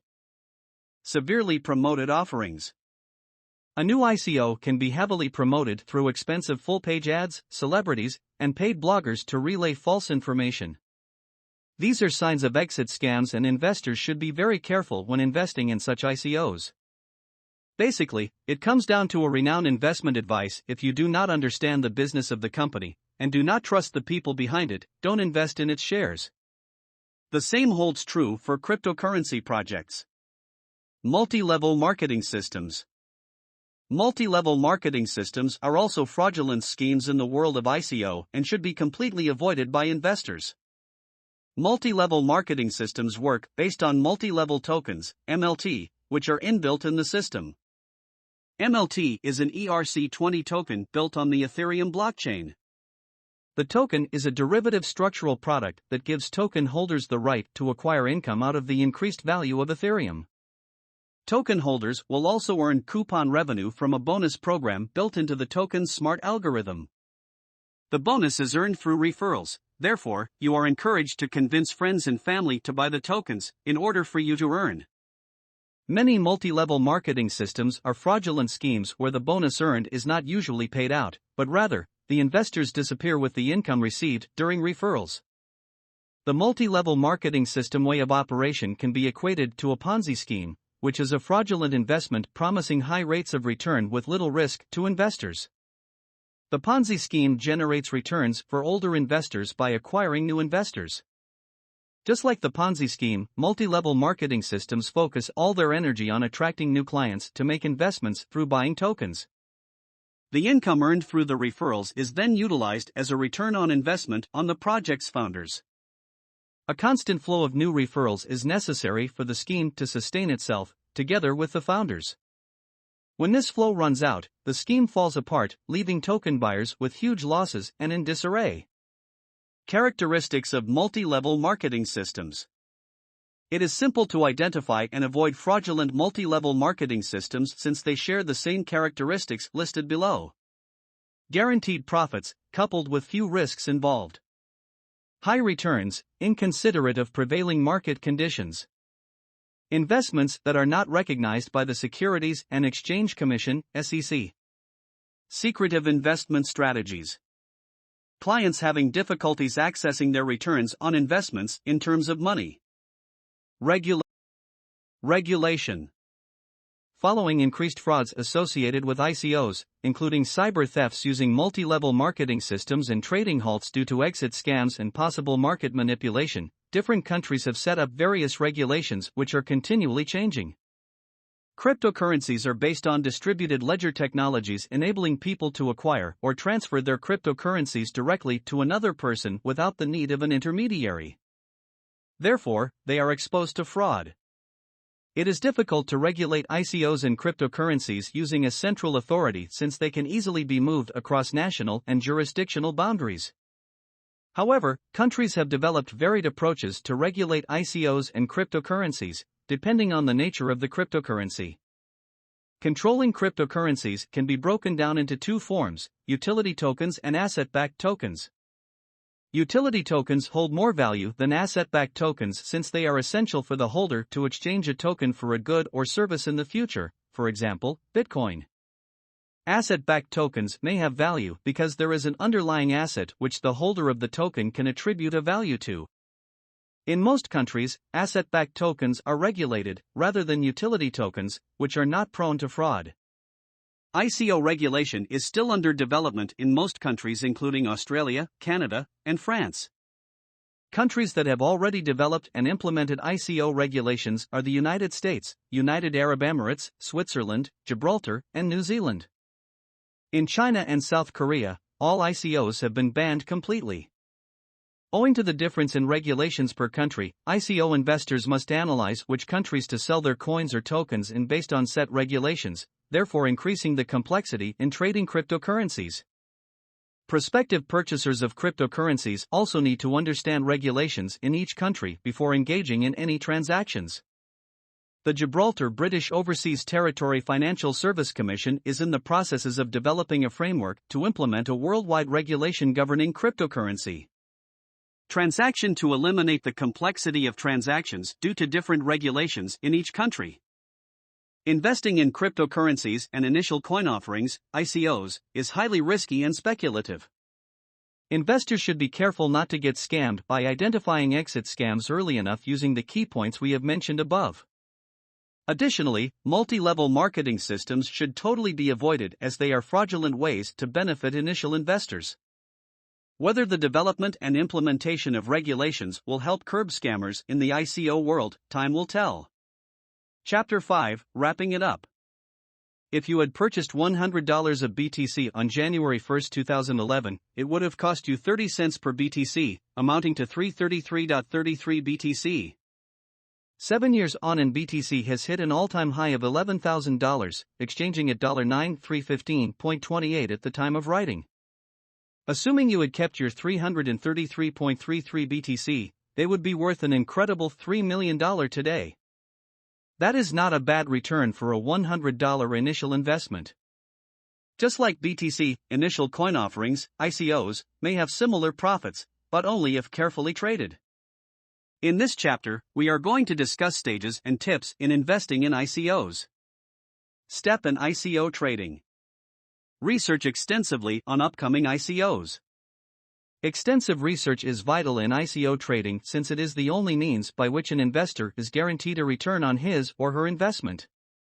An investor should look at resources or outlets that feature the latest ICOs. Knowing which ICOs are coming up will enable an investor to plan, especially for ICOs that have a whitelist. A whitelist ICO enables prospective investors to register in advance to participate in the ICOs, which are usually hallmarks of popular ICOs that have a limited number of coins to offer. The best websites to research upcoming ICOs are Top ICO List and ICO Watchlist. At the time of writing, Top ICO List had placed TripBit, Cody, and Curex as the top lucrative upcoming ICOs to invest in, while ICO Watchlist had noted Payara, Exelis, and Global REIT as the top upcoming ICOs. Therefore, prospective investors should carry out extensive research before deciding on which ICO to invest in. Act diligently. In the previous chapter, we discussed how ICOs are prone to frauds such as exit scams and multi-level marketing systems. Due to this reason, investors should perform their own research to ascertain that an ICO is a good and credible project and hence avoid being defrauded of their hard-earned investments.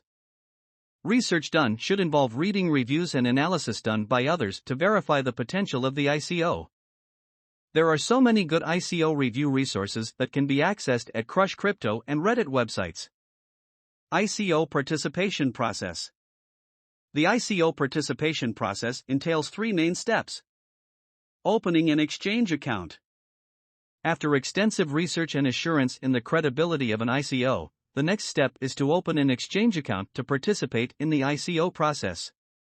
The account should be able to accept fiat cryptocurrency to convert the domestic fiat currency into popular cryptocurrency ESIC as Bitcoin, BTC, or Ethereum, ETH. Opening a wallet account. A wallet is essential to participate in an ICO. Participating in an ICO requires an investor to send BTC and ETH from their personal, private wallets. If they send it from an exchange, they will not be able to access the ICO tokens since the transfer originates from the wallet of exchange and, technically, they do not own any wallets in an exchange. Note, exchange accounts such as Poloniex, Bittrex, and Kraken are not personal wallets. There are numerous wallets available, but the most recommended wallet is MyEtherWallet, MEW. Follow the ICO instructions to trade. In most ICO trading platforms, a step-by-step guide to participating in the ICO is usually provided. A means of communication is also provided for the latest updates and to answer questions in real time. Investors should ensure they follow the instructions to participate correctly. Exchange to trade ICO coins. You should exchange coins to make substantial profits. You can hold coins for the medium to long term, depending on your price target, i.e., 2 times, 3 times, 10x the capital. Alternatively, you could just flip the coin and sell it once it reaches an exchange that usually lists an ICO. Also, if you missed out, an ICO can be bought at an exchange. ICO coins can be listed on various platforms such as EtherDelta, Bittrex, Poloniex, and Binance. Tips on trading ICO coins. After you've opened an account, let's now go over some of the essential tips in trading ICO coins for maximum profits. Have a reason for entering each trade. You should only start a trade when you know why you are starting and have a clear strategy afterward. Not all traders make gains from trading, since the trade is a two-way traffic, i.e., for everyone who benefits, someone else loses on the other side. You should also understand the risk involved in trading and the risk of costly mistakes. Focus on coins that are on reputable sites. Coins from reputable sites guarantee you of their credibility. Trading in non-reputable coins is risky as they are associated with fraudulent schemes to extort traders of their hard-earned investments. As discussed above, sites such as Top ICO List and ICO Watchlist are renowned for dealing with credible coins. Target and stop when starting a trade. For each trade, you must set a clear target level for making a profit and, more importantly, a stop-loss level for cutting losses where the trade will be closed. It is important to consider several factors when choosing a stop-loss level correctly. Most traders end up taking huge losses because they are unsure of the top level.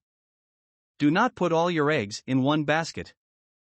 To be a profitable trader, you must manage your risk by looking at the peak of the movement.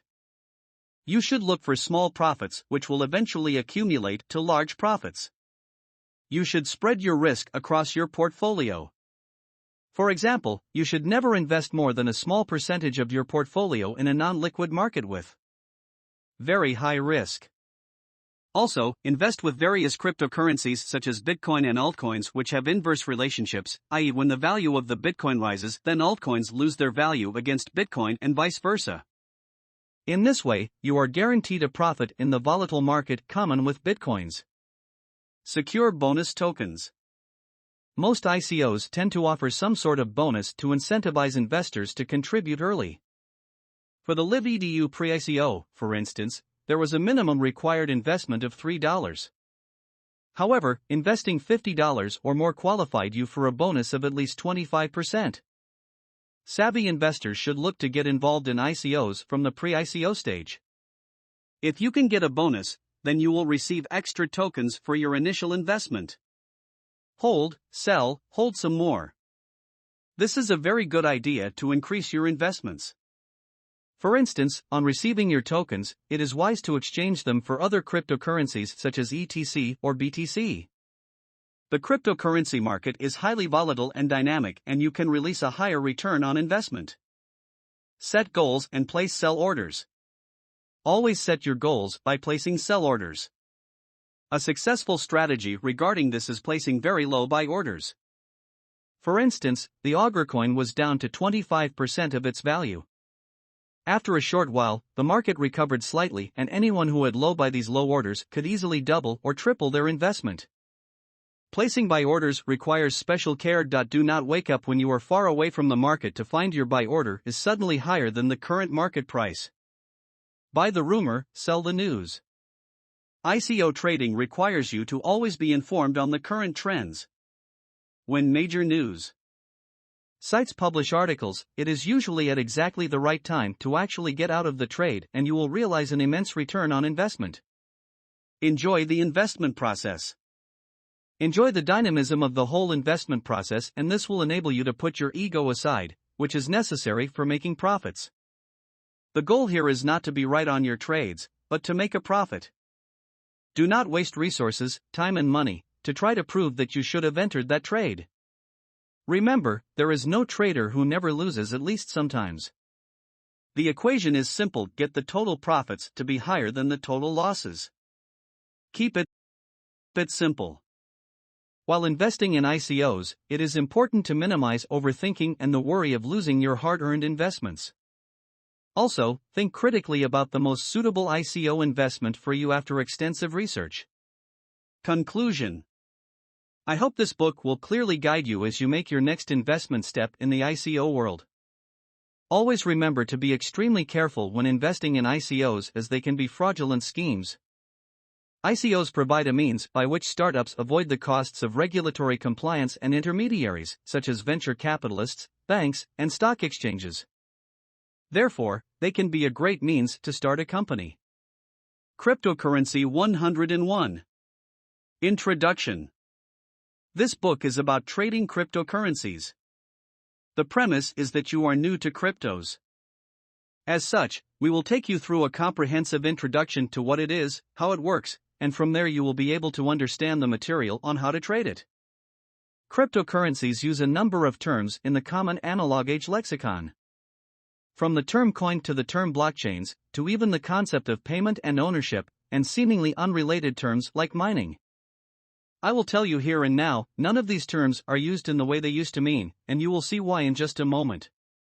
We will show you what they really mean and put you on the path to understanding how to trade these coins, and what instruments you can use to approach this market with competence and confidence. We will also show you how to look for opportunities and even use algorithms to trade rapidly, instead of manually clicking the buy or sell button, or manually drawing lines in charts to anticipate movements. We will show you how it works, but we will also explore the software that can do it at lightning speed. Why would you want to trade cryptocurrencies? It's not because it is the latest craze, but because it is the latest money-making potential that rivals the early days of Wall Street and the Forex market. It is a market that naturally lends itself to electronic trades, and thereby makes entry and exit fluid and efficient. Can you lose money on this? Sure you can.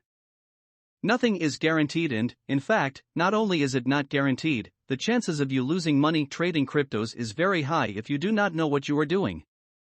That is the perspective we are going to take in this book. We are going to come at it from the perspective of losing money and set up all the necessary tools, strategies, and skills needed to prevent that from happening. That way we have the necessary skills to keep the hard deck. Once you learn how not to lose money on every trade, you can start to look at the strategies needed to navigate the market and the sentiment. The final step is to get one of two things, either the gut instinct to know a trade in real time, or to have your AI module trained so well that you can almost fly hands off. The central aspect of this book is to get you trading as fast as possible, and to do that you have to get familiar with a load of information, then internalize it so that you can be quick on the draw. With that in mind, we are going to cover the basics in Chapter 1. Once you have an idea of those basics, then we will look at the basics of trading in terms of the where and the how. This is so you will get an idea of how to open an account and what you need to look out for in all the infrastructure to begin trading. In the third chapter, we will look at the tools you will need. This chapter takes it slow. Here we will look at the basic tools and show you how to hand-fly easy trades. In the fourth chapter, we will look at conducting day trades and the different statistical indicators that will give you rudimentary buy and sell signals. I will share with you the ones that have brought me success if used correctly. They need tweaking, and that is part of your growth as a day trader. In the fifth chapter, we will look at automated trading software and how to deploy it. What I am most interested to share with you in the latter part of the chapter is the use of AI in developing auto traders for cryptos. Cryptocurrencies are perfectly suited for this, and you should use the latter part of Chapter 5 as a launchpad for looking at AI as a path toward trading all the various cryptos. While we are at it, let me just add one basic point about getting a wallet. There are 3 ways you can do this. You can either get straight to an exchange, pick one and open an account. They will give you the option of keeping all your coins with them online. The second way is by downloading a wallet and keeping your coins in that wallet and moving them to the exchange as and when you need them. Finally, get a small device and load the wallet software onto that, and then transfer what you need to the desktop or laptop that you are trading on as and when you need it. Let's be clear about wallets. The wallet only does one thing of primary importance, it does other things under the hood too, but they are not important for the trading aspect of cryptos. It keeps the private keys that you have for the address safe and private. In this regard, there are a few things you must understand. It is not only important where you keep your private key. It is also important that you don't allow accidental duplication of it. So, for instance, if you are using a wireless system at home, do make sure that you do not transact over that Wi-Fi network, because anyone who understands that you are doing this can do what is called a man-in-the-middle (MIM) attack and copy all traffic that is passing through your router. Just keep that in mind. The next thing is to make sure that you have multiple addresses. A wallet is an app that can hold multiple addresses, and those addresses each have a private key, which you'll need to be able to spend your coin.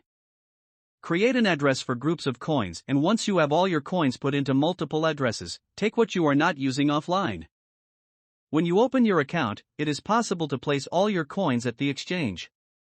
The exchange will keep your coins in a safe wallet, and when you want to withdraw it, you must let them know. In some cases, the withdrawal is instant. In other cases, you may have to wait for a short period. You have to know that keeping your coins in a third-party controlled wallet is never a good idea, in my opinion. If you can create the necessary measures in your setup, then you will not need to worry about being hacked. So now that you have an overview of the book, let's dig in and get started. Chapter 1: Fundamentals of Cryptocurrencies. Before we get to trading, let's start with the basics and understand what cryptocurrency is first. Cryptocurrency, or crypto for short, is an electronic form of currency that allows the transmission of value between two nodes on a network. There are two specific networks that you should get familiar with, because they are currently the most widely known and the ones with the most activity. Fair warning, that could change over time. But as long as you understand the basics, it doesn't matter what the branding is. The first network is the Bitcoin network and the second is the Ethereum network. What do coins and currencies have to do with networks? Think of Bitcoin and Ethereum as two individual networks. Although they comprise of thousands of nodes and hundreds and thousands of users, the ecosystem is a closed loop. The coins never actually leave the network, and that network is defined by the existence of nodes. Nodes. Nodes are computers that are part of the network. To become a node, users download and install the relevant software. The software itself is free, and once installed it opens up a port on the host computer and automatically connects it to a number of other nodes within the network.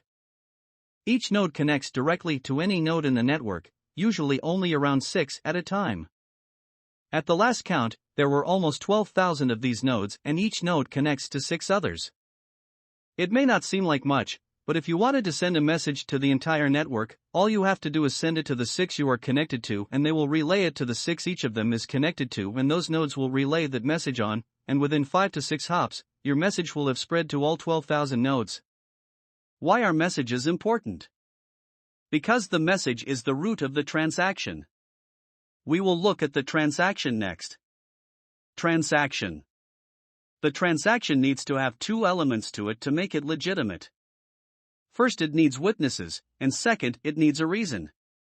A reason is typically, within the Bitcoin network, the movement of tokens from the sender to the receiver.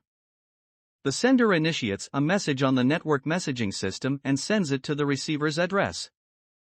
Imagine if I send you a letter saying that I will give you $1 and everyone in this town is a witness to that. There is no way of reversing that transaction. The promise is irrevocable. The transaction in Ether or Bitcoin is as simple as that. To initiate a transaction, the sender must have the funds and he must send the message. When he has the funds and sends a message, so that all the nodes bear witness to it, that transaction is legitimized. Transaction value. The value of the transaction can be any amount. If it's Bitcoin, it can be as small as 100 millionth of 1 Bitcoin, 0.00000001. That is the smallest value that the messaging system recognizes. It is also called 1 Satoshi, in honor of the person who developed the Bitcoin system. The largest amount is whatever amount you have in that wallet, and you can have as many wallets as you like. Wallets. Wallets are not the kind that you place in your pocket. On the surface, the wallet is the mailbox that holds the coins that you receive in a message. When you send a message out as part of a transaction, it will come from this mailbox, specifically called an address. If that address, we called it mailbox here for recognition of concept, has previously received coins, then it has the ability to spend those coins. If it has no coins, that address will not be able to send out a transaction message. A wallet is really an app installed on your device, computer or mobile device, that looks across all the transactions and finds out which transactions in the entire ledger relate to that address. All transactions are categorized as either incoming or outgoing. It adds up all the incoming transactions, and then it separately adds up all the outgoing transactions, and the difference results in your account balance, or the maximum amount that you can transact out. The only other thing that you need to know is the difference between hot and cold wallets. Hot wallets are ones that are constantly connected to the internet and accessible at any time. Cold wallets, on the other hand, are ones that are not online and can't be accessed via the internet. The coin. It's hard to wrap one's mind around the concept of the coin, or the crypto coin as it is also known. The reason is psychological. We see it as a coin because coins represent tangible currency in our mind. It gives us a frame of reference as a vessel of value. When we mention a coin, it wraps our mind around a new concept using old and familiar vernacular. But the coin in the crypto economy is nothing like the coin we think of that is typically round and flat with engravings on both sides. In fact, all the images you see online that represent Bitcoin as a golden circular coin are merely imaginary. It does not look anything like that. Some even think of the coin as a string of bits, ones and zeros of binary computer language. But it's not. There is no physical coin, and there is not an electric coin either. In fact, the coin is not even cryptographic. I know that this goes against all you have heard, but hang in there, you will see what it is in a minute. What it really is a cryptographic intranetwork messaging system that cannot be forged or hacked. The key to why it can't be forged or hacked is because it is based on a transparent and decentralized system that is encrypted, more on the encryption and security in the next section. The coin merely represents an irrevocable act of paying a certain value that is mentioned in the message. And because this is a trustless system, that promise is instantly verified by the system, which knows if the address from where the message is being sent has enough value to be transmitted. It is that value that is described as a coin. In essence, crypto coin trading is as efficient and pure as it gets, because you are trading our purchasing value. But because it is hard for most people, who are not deeply familiar with the inner workings of the system, the term coin gives them a sense of comfort by referring them to the objectification of the value that is being transmitted. For the promise to have value, it must have been derived from value.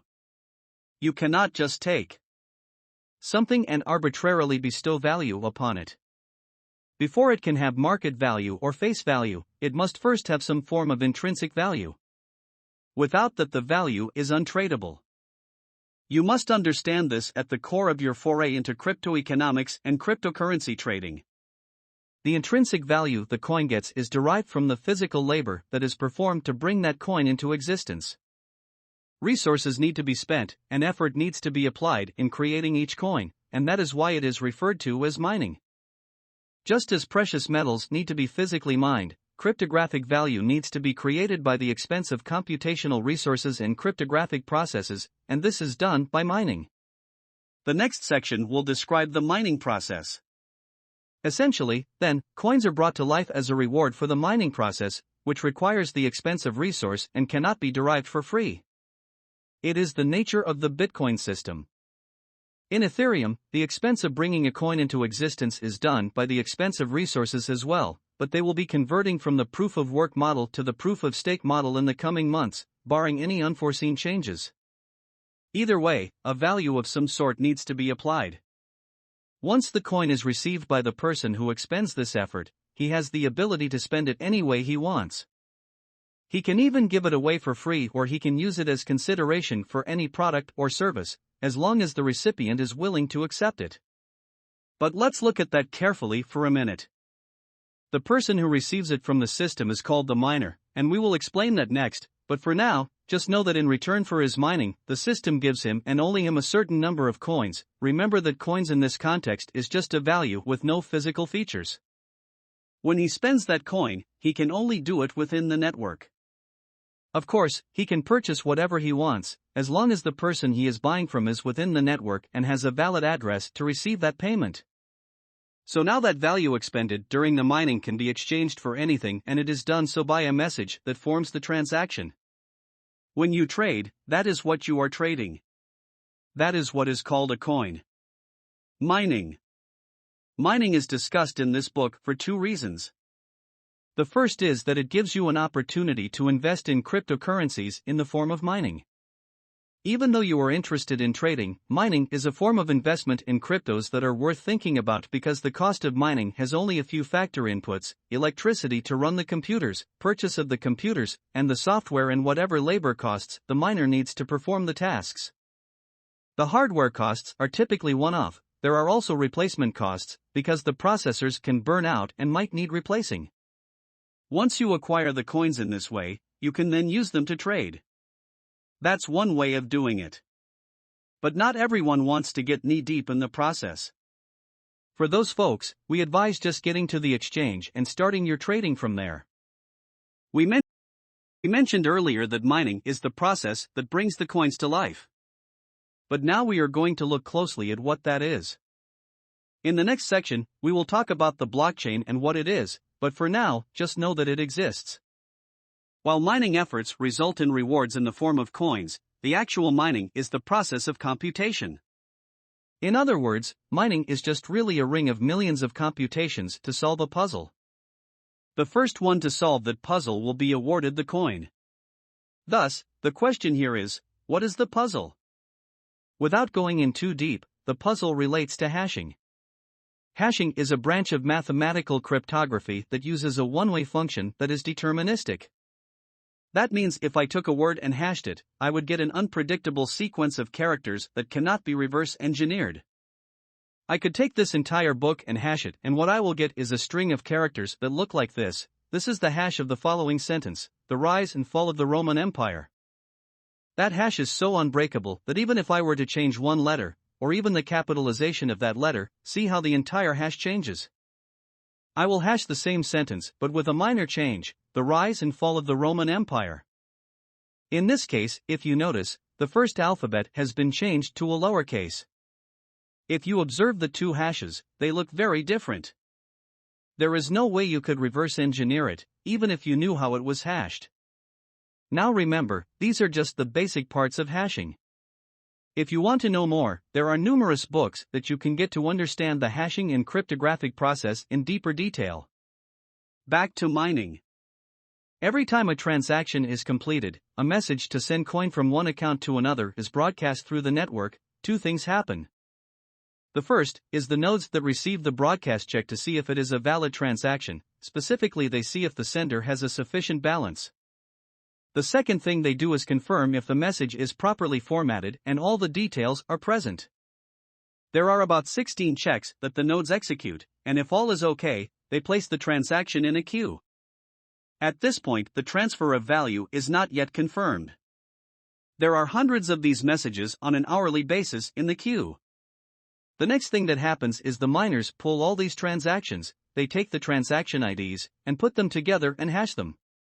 There is a specific way to hash them, and it has to include a few things. It needs to include the TSIDs, the header, the hash of the last block, and one more item called a nonce.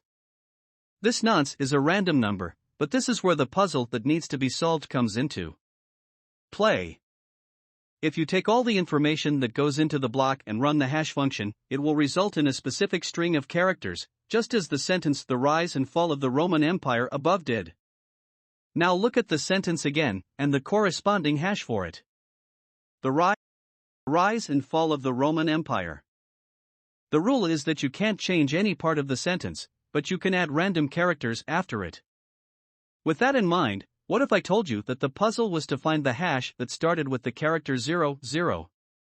Since you can't reverse engineer the hash, you have to randomly keep trying with different strings of characters that you can append to the sentence to make the hash start with 0. It would look something like this.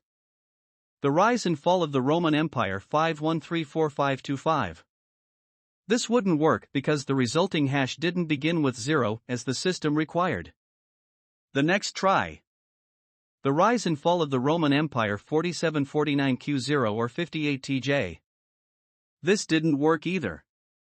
But just to make the point, after a few hundred tries the random number that worked was this. The rise and fall of the Roman Empire 090989897994, which resulted in the hash as below. That hash satisfied the requirement, and as such, the puzzle is solved. Once the puzzle is solved, the coins are awarded to the miner that solved the puzzle, and all the transactions that were included are now said to be part of a block with a specific hash. That hash becomes part of the record and can never be altered. If the block can't be altered, because if you alter the block, the hash would change, and the system would know that there was a problem and reject that block, then the transactions within it can't be altered either. Once that block is confirmed, all the transactions in that block are confirmed, and the person who received a payment will now see that his payment is confirmed. So, on one side, the mining keeps the integrity of the coins, and on the other side, it generates more coins into the system. You can't change any of the transaction IDs without changing the hash. This keeps the whole thing secure. Blockchain. In the last section we talked, in passing, of a blockchain. Now, it is time to look at that in a little more detail. If you noticed that the messages that the sender initiates are not just sent to the address he is sending the coin to, he sends it to all nodes in the network, via the 6 or more nodes he is directly connected to. In just a few seconds that message reverberates across the entire network and all the nodes take note of that message. Once that message is released and the rest of the nodes bear witness to it, the nodes now deem that the recipient is now the owner of more coins and that the sender has less. Let's put this to use in an example. Let's say Andy wants to pay Bob 1 BTC, BTC equals Bitcoin, for whatever reason, which is immaterial to the network. Bob creates a wallet and gets an address. That address belongs to him and it comes with a private key. In the meantime, Andy, who already has his address, private key, and some Bitcoin in his wallet, takes Bob's address from him and broadcasts a message to the entire network that he is sending Bob 1 BTC. You've already seen how that is then placed in blocks. Once it is placed in a block, the entire block is hashed, and that is then placed inside the next block and the miner proceeds to solve the puzzle. Once the puzzle is solved, that hash is then placed in the next block of transactions, and so on it goes. That results in an unbreakable chain. Once the transaction is confirmed, it cannot be cancelled or reversed. It lives forever, because a change in even one digit will change the hash, and that change in hash will not jive with the hash that is already recorded in the preceding block. This blockchain record is kept on all full nodes. That means there are thousands of records of this blockchain, which means it can't be altered. The fundamentals of cryptocurrencies in this chapter looked primarily at Bitcoin and to a brief extent, Ethereum. But all cryptos have some form of mechanism that is similar. All of them have the same concept but execute it differently, and by that you get different coins and networks. The volume of coin demanded and the supply at any given point give rise to a value, and that value is made more fluid and the asset is made more liquid by a vibrant market. Trading in cryptocurrencies is a three-dimensional proposition. You can either trade fiats for cryptos, or you can trade one crypto for another. We will get into those details in the next chapter. Buckle up. Chapter 2, Basics of Trading. Trading cryptos is simple. You buy one of many existing cryptocurrencies that are offered by the exchanges. There are a number of exchanges that exist in the US and in other parts of the world. Before you think about where you want to open an account, here is what you need to consider. The first thing is that you need to open an account. If you prefer, you can open an account in a location that is not going to impose a tax liability on you in any jurisdiction. So this deserves some study. This book is not going to give you tax advice, but you should know that there are jurisdictions that will consider profits from Bitcoin trading to be taxable. If you look at it as a currency, and that it is not legal sovereign tender, then it is tempting to think that it is not taxable. This is wrong. Most tax jurisdictions do not differentiate the underlying asset when accounting for profit. The other thing that people are quick to assume is that Bitcoin transactions are anonymous. Well, they are to a limited extent. But there are easy ways to see who owns what, unless you go through extreme measures to protect it. When people say that Bitcoin is usually used by the shady elements to hide their activities, they don't really know what they are talking about. Exchanges. There are more than 100 exchanges that you can get on to be able to trade the currencies that we talk about in this book. We will stick to 100, and you can look at each one of them to see which ones you would like to pick. You should have at least 10 exchanges in your basket, and you should use the ones that allow you to keep your coins wherever you please and transfer to them only when your trades are open. Find an exchange that is quick with withdrawals and an exchange that executes rapidly without the need for brokers. Brokers work against your interests because they cost more and they are unable to execute rapid trades. Here is a list of exchanges that you can evaluate.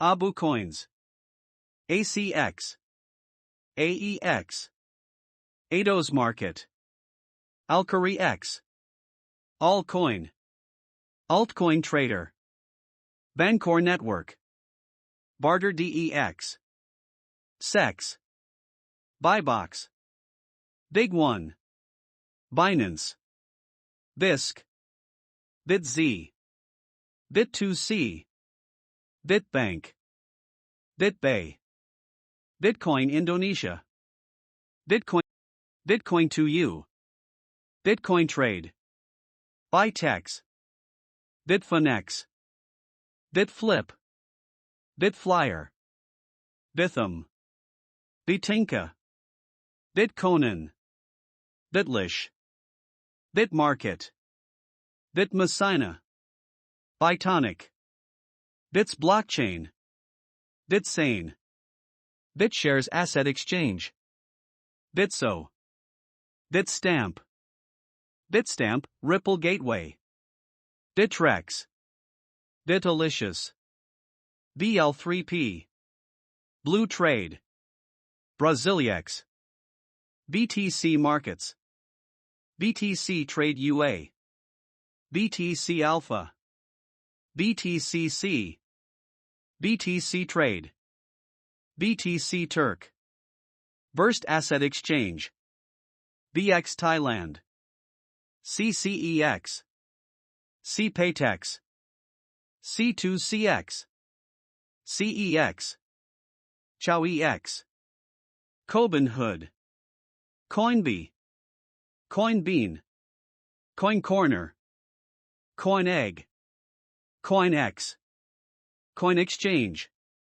CoinFalcon, CoinFloor, CoinG, CoinHouse, CoinLink, CoinMate, Coinist, CoinOne, CoinRail, CoinRate, CoinRoom, Coinsbank, CoinSecure, CoinSquare, Coinut, COS, Counterparty DEX, CryptoBridge, Crypto Derivatives, Crypto Market, Cryptomate, Cryptopia, Cryptox, DCX, DEX, DMarket, DSX, ETHEX India, Excambriorex, Exchange, XMO, X-Rates, EXX,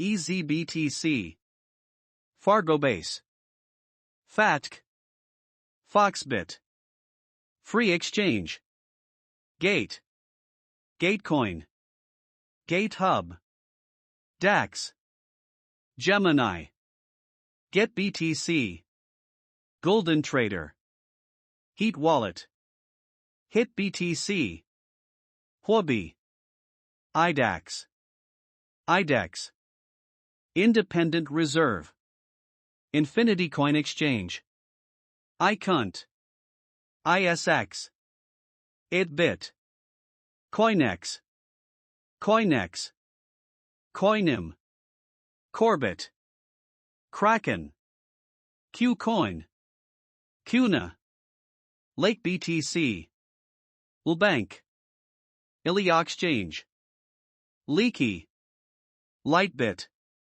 Livecoin, Local Trade, Luno, Leaky Exchange, Mercado Bitcoin, Mercatox, Mr. Legacy Coins, Neriex, NIXE, Nox, Oasis DEX, OEX, OKCoin, OKCoin INTL, OKX, OmniDX, OpenLedger DEX, or Paribu, Paymium, Poloniex, QBTC, Cryptos, QuadragaCX, Coin, Radar Relay, Finex, Right BTC, Ripex, Ripple China, RippleFox, SimX, South Exchange, Stellar Decentralized Exchange, Stronghold, SirBTC, TCC Exchange, Tax, The Rock Trading, TideBit, TideX, Token Store, Topk, Trade by Trade, Trade Satoshi, Trade Ogre, Tripe Dice Exchange, Tux Exchange, Upbit, The Bitcoin, Verticoin World, Waves Decentralized Exchange, WEX, XBTSU, Yobit, Zafe, ZB, ZebPay. Please note that these sites have not been vetted, and as such you need to do your own due diligence before using their services. Market. If you want to trade cryptos actively, it is not a difficult process once you get your fundamental study and technical study internalized. There are few, if any, regulations on it that you need to abide by, and as long as you do not engage in fraud or theft, and you conduct yourself equitably, you won't need to keep looking over your shoulder. Remember that cryptos are not physical assets like shares of companies, or fiat currencies that have the legal sovereign banking system, and then further substantiated by other countries, and by the world's banking institutions. Currencies have that, cryptos don't. So that is the first risk that you need to keep way back in your mind. What's the worst that can happen to cryptos? They could be outlawed around the world. The chance of that happening is low, but nonetheless it exists. In our case, that is a good thing because it adds to the push and pull of the market, creating opportunities to buy and sell. It is also one of the reasons you should not keep an open position overnight. More importantly, unlike shares in currency, they are not physical assets that can be held and kept. Cryptos are not physical in any form. These are conceptual assets, and as we advance as a society we will see that cryptos will end up being the most efficient currency in use. Imagine a time when we eventually reach space and have colonies. Cryptos would be an ideal way to facilitate commerce. Up until this point, what we have been looking at has been the ecosystem of the crypto economy. Specifically, the cryptocurrency. That gives us the basic knowledge to start understanding the factors that come into play for the market that we are interested in. Our next goal is to look at the market. I will compare the crypto market to traditional financial markets, if necessary. The first thing you need to know is that the crypto market is not centrally regulated. That means there are no rules yet on what you can and can't do, but there are limitations as to what is acceptable in the marketplace. You can trade manually, you can use program trading, and you can even use artificial intelligence. There are no rules, and that makes it a very lucrative opportunity if you do three things. The first is make sure you understand the basics.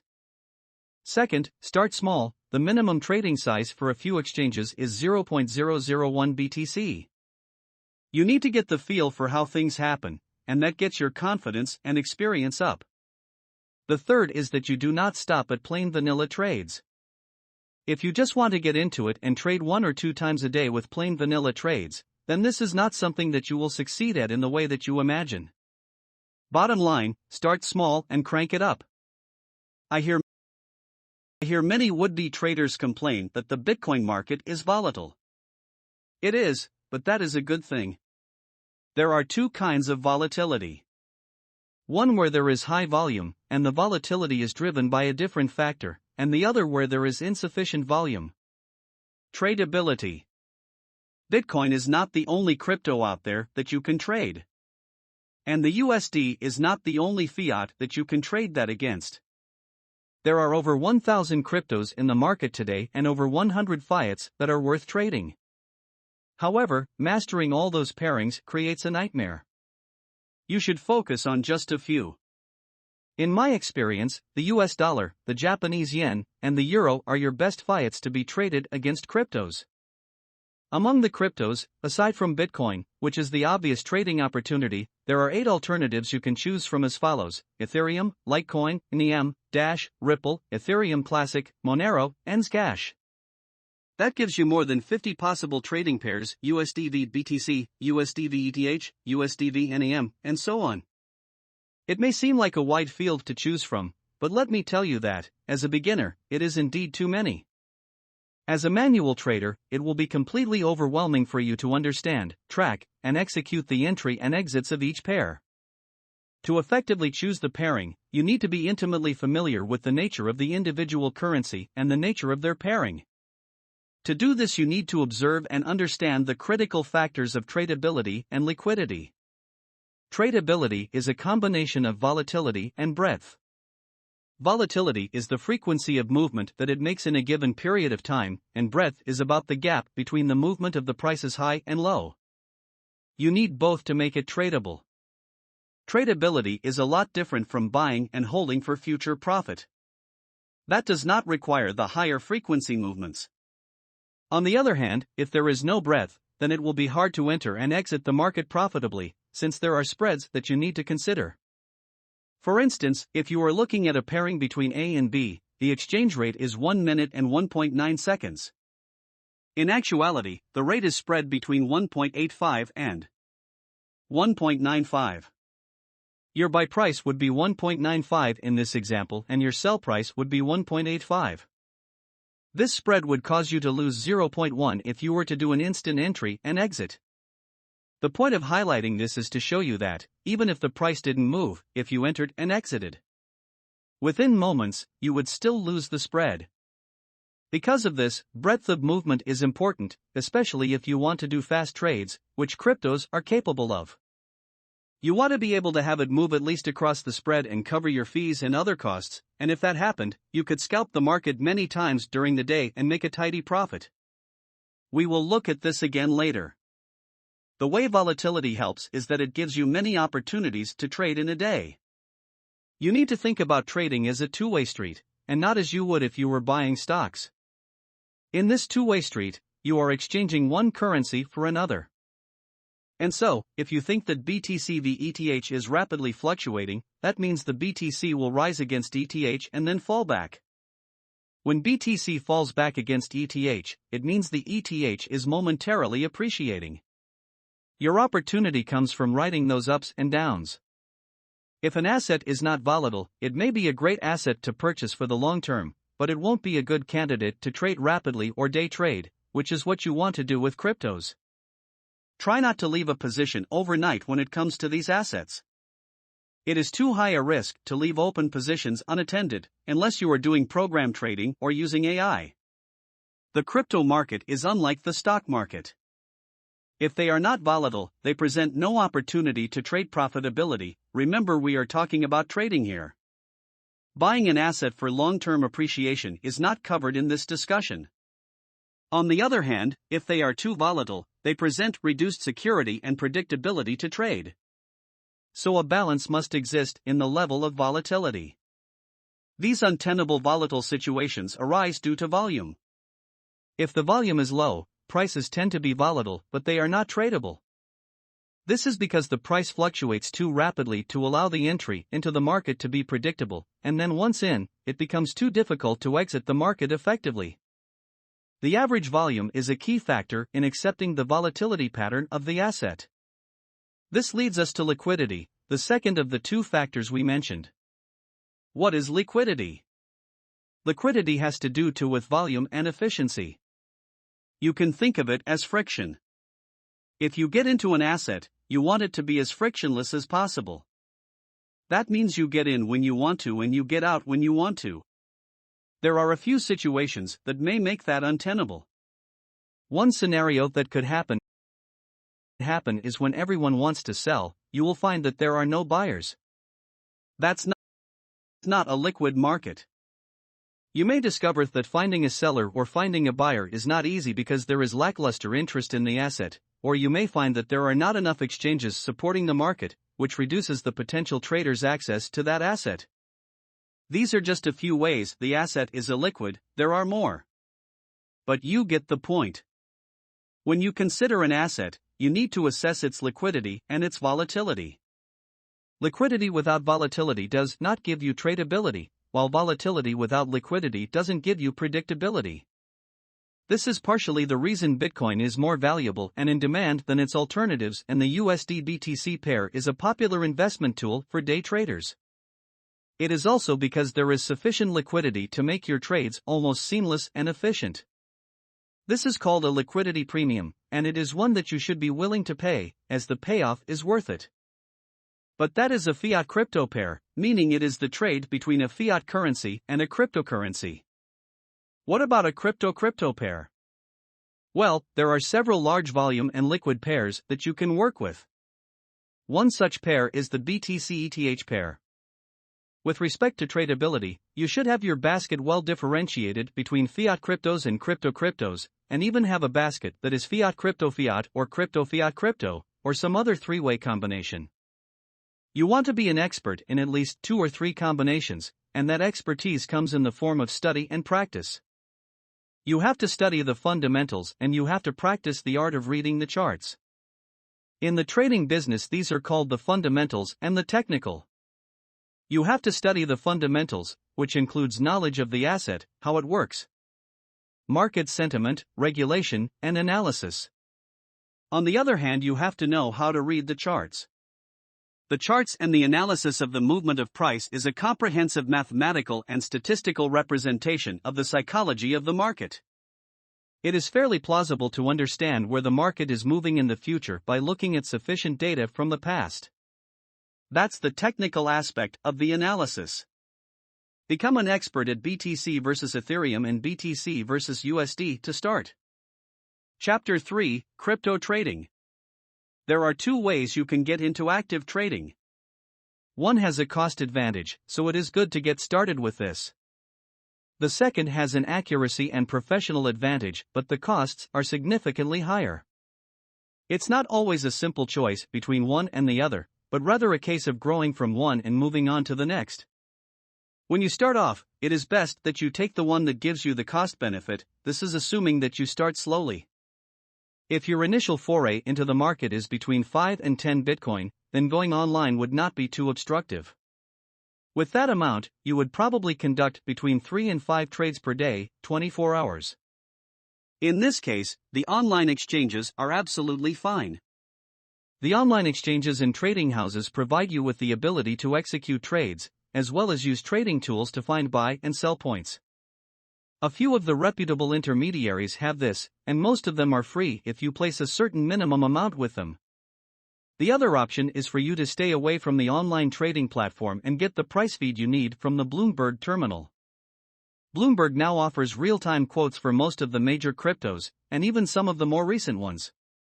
It is surprisingly extensive. When I first started using it, they only had the USD-BTC pair, and over the last few years they have added most of the others. They also offer the ability to chart all the cryptos and even give you the flexibility to program your strategy directly from your feed. My current setup pulls the real-time feed from the terminal, which then gets fed into an AI algorithm that we have developed. If you are considering taking this on with any level of seriousness, then you should not skimp on the equipment that you are going to need. If you do decide to go the Bloomberg terminal route, then go ahead and get the T1 line put in as well. That way you are getting super fast real-time feeds on pricing. If you end up doing trades that are rapid fire, and if you use an online system, even if you do have broadband, then you will end up having a lag time, which is not acceptable for any level of serious trading. When I got into trading, I had no choice but to do it online, but jumped to BT as soon as they started to offer it.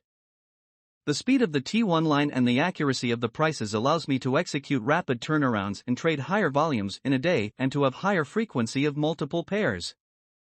90% of my trades are not manual, they are program trades, 5% are AI trades, and 5% are manual trades. When you do program trades, the programs are scanning for opportunities across the market at a rate that is significantly more efficient than a human possibly could.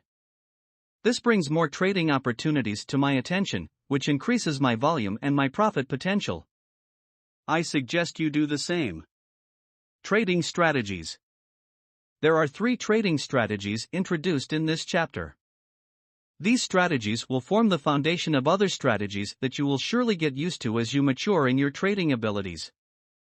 This is assuming that you are new to cryptocurrency trading and have minimal knowledge and understanding of what it is and how to do it. Remember that this market moves constantly. Hardly a second that goes by when a trade is not being conducted. With more than 50 pairs of currencies and fiats, trading can easily become a full-time occupation. Buy the dips. Always remember to buy the dips. Dips are moments in the price movement that a march forward is followed by a momentary step back.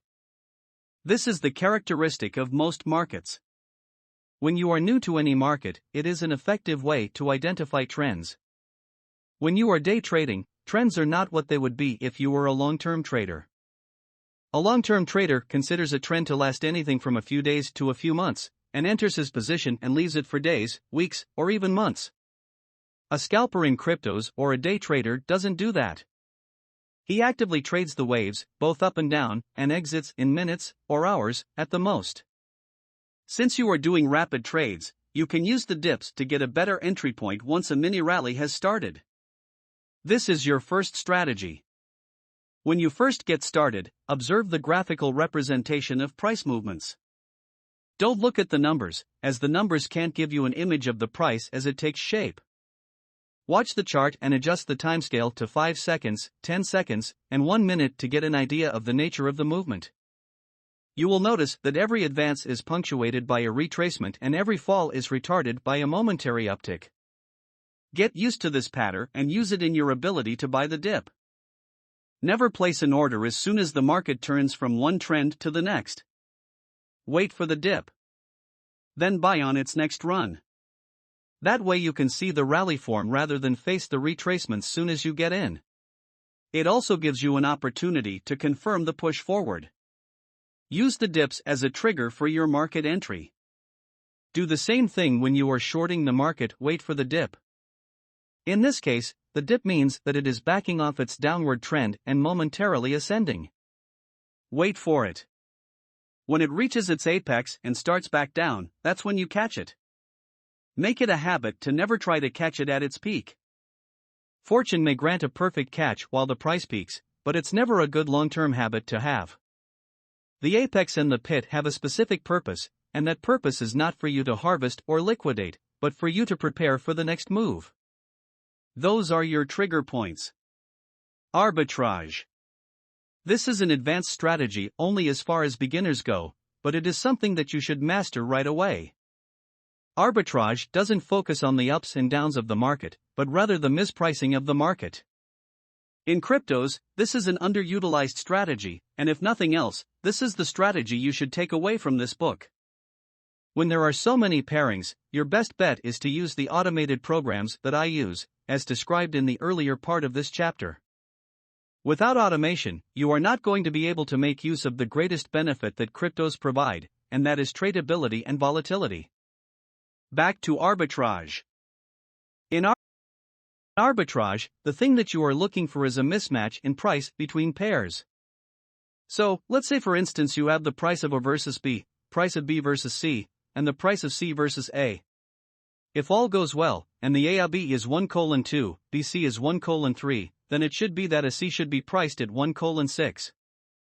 But in a pricing mismatch, A, in this example, is bidding at 1 minute and 6.5 seconds.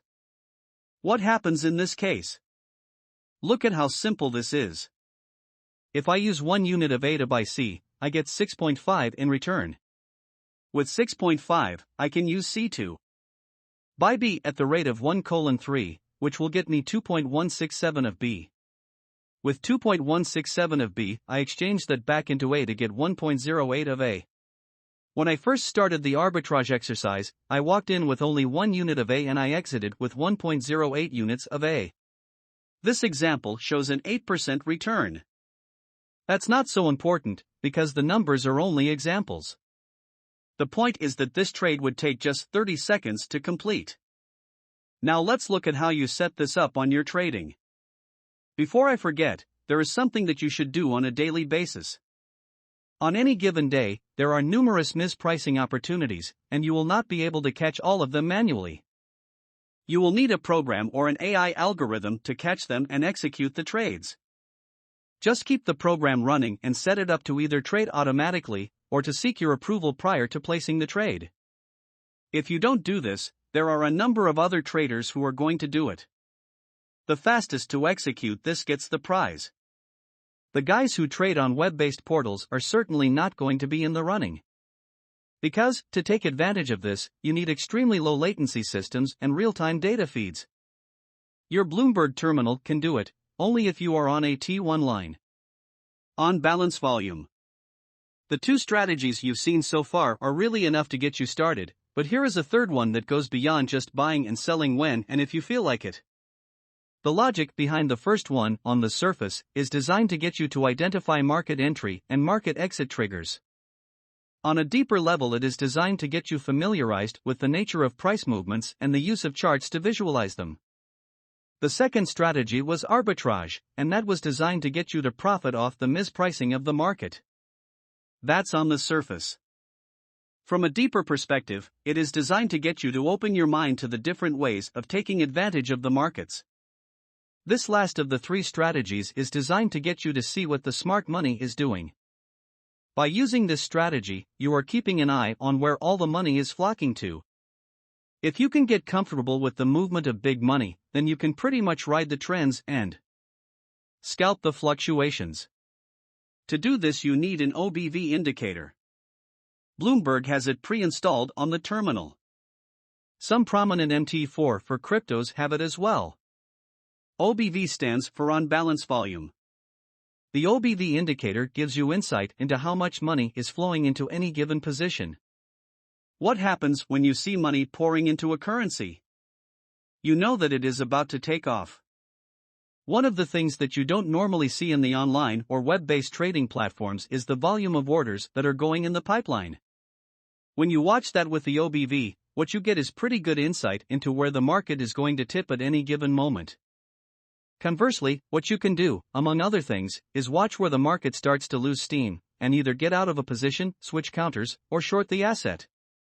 The possibilities of how to read the market and what to do get pretty sophisticated once you start to get comfortable with the OBV. But the two things that you absolutely must keep your eye on is the pending trades and the OBV. There is also something called the OBV mismatch, and it is a trade of the second order in the sense that you are no longer just looking at the price of things to determine a trade, you are looking at the effect of the activity around it that is measured by the OBV. If you find that there is a mismatch between two cryptos, then you go to the price that they are trading at and determine if the price of the cryptos are converging or diverging. If you find them converging, then prepare yourself for a sell order. If they are diverging, do the opposite. Chapter 4, Trading Indicators. Within the next decade, or less, trading in cryptos is going to be dominated by algorithms and artificial intelligence. There is not much to dispute on that. We have already started to see that equities and bonds have started using quants, quantitative analysts. Quants in traditional markets are similar to the technical traders we talked about earlier in the book when it comes to trading cryptos. They essentially trade on statistical and mathematical strategies. Don't worry, you don't need to be a mathematician to do any of this. What you do need to do is get started now, so that when the time comes, and you want to remain competitive, you will be able to understand what the technical analysis is and how the program you get into will be able to assist you when trading cryptos. Remember that cryptos, more than anything else, naturally lend themselves to program trading. There are 4 market zones that you need to be aware of. The first one is the Japanese time zone, which starts at about 8 p.m. Eastern Standard Time and ends at 4 p.m. Eastern Standard Time. During this time you get fair volume. Then comes the Middle East market, which opens at about midnight EST and stretches to 8 a.m. Eastern Standard Time. This overlaps with the European market and stretches the active tomes to about 10 a.m. Eastern Standard Time, by which point the US East Coast comes online and kicks up the volume, and that stretches all the way to about 8 p.m. Eastern Standard Time due to the West Coast.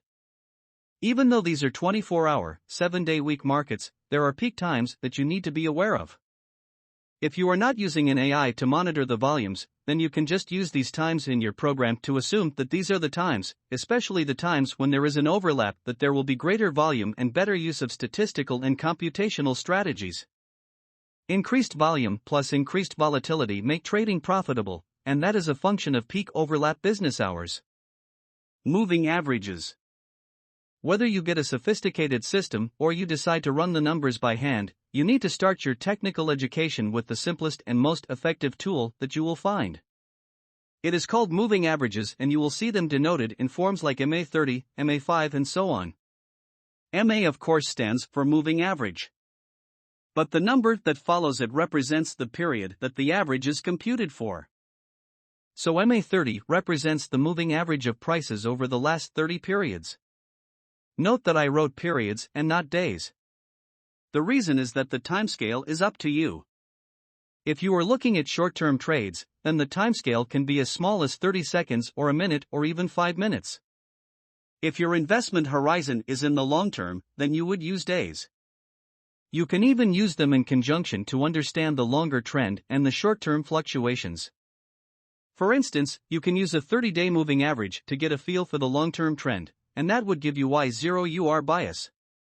So, for instance, if the trend indicated an upswing, then you would have a bias that the prices are going up, and that you should favor long. Long is the term used to indicate buy positions. If the long-term trend is moving downward, then you should have a bias for short positions. Short is the term for selling. Typically, you would use two long-term trends, let's say an MA35 and an MA21. I find that using Fibonacci numbers gives better results. This timescale is measured in days. That will give you the long-term bias. Then you can have the short-term indicators, like the MA3 and MA8. These are measured in minutes. So, I take the price at the end of a minute, 3 times consecutively, then add them up and divide it by 3. So, let's say at 9:01 a.m. the price is 10. At 9:02 a.m. the price is at 10.5, and at 9:03 a.m. the price is at 10.8. You would take 9, 10.5, and 10.8 and add them up to get 30.3. Divide that by 3, since it is 3 periods, and you will get 10.1. As such, the MA3 is 30.1. You will then plot that line and superimpose that plot on the price chart. What you will find is a smoothed out price movement chart. If you then superimpose the MA8, which is the 8-period average, then you have two similar lines that tend to flow together. The signal comes when one line crosses the other. When the MA3 is below the MA8, it indicates a falling trend, and when the MA3 is above the MA8, it indicates a rising trend. This is your short-term indicator. The same happens with your long-term indicator. If the long-term indicator, the one measured in days, shows a longer-term trend, this can form your extended bias. So, if the long-term trend is set to rise, that is your long bias. Thus, if you have a long bias that is necessitated by the longer MA, and the short-term trend indicated by the shorter MA, then what you have is a good position to scalp the market in both directions whichever way it goes. Here is how you do that. If the long-term MA is a long bias, then you keep your eye on the fact that the market is poised to turn up quickly, and so you start with a footing of a buy position. As soon as the short-term indicator also shows a buy signal, then you jump into the market. The moment the short-term indicator changes to the sell, then you liquidate that position and enter a new short position. But this second short position needs to be more sensitive. At the first indication of the short-term changing back to the buy, you liquidate that position, reap the profit, and also enter a new buy position. You keep doing this at every opportunity, especially when there is large volume in the market during peak time. This indicator is most effective and accurate when the market is liquid. This is a good indicator, and in unsophisticated markets is strong enough to be the only indicator that you will need to profit from a market. If you start doing program trades, which you should, then just use the test feature in the app to test the strategy on past price movements and observe the trade signals. I have done this many times while programming the AI version of the trade algorithm and the rapid-fire efficacy, which is to take every trade every time without hesitation. Strict programmatic trading resulted in 81% accuracy of trades and a 27% return in a day. This was in test mode, not live market. That was the program trade version. In the AI version, we programmed the AI engine, to run millions of simulations until it found the best interval and the most accurate signal. The results were better than expected, and it is one of the reasons I mentioned earlier that crypto trading will be fully programmatic or AI-driven within the next decade. So you might as well get on board now. Exponential moving average. The EMA has a little more efficiency to it in certain markets, especially the BTC-USD rates. It is exactly the same as the EMA that we saw above, with the only difference being that there are weights applied to different periods.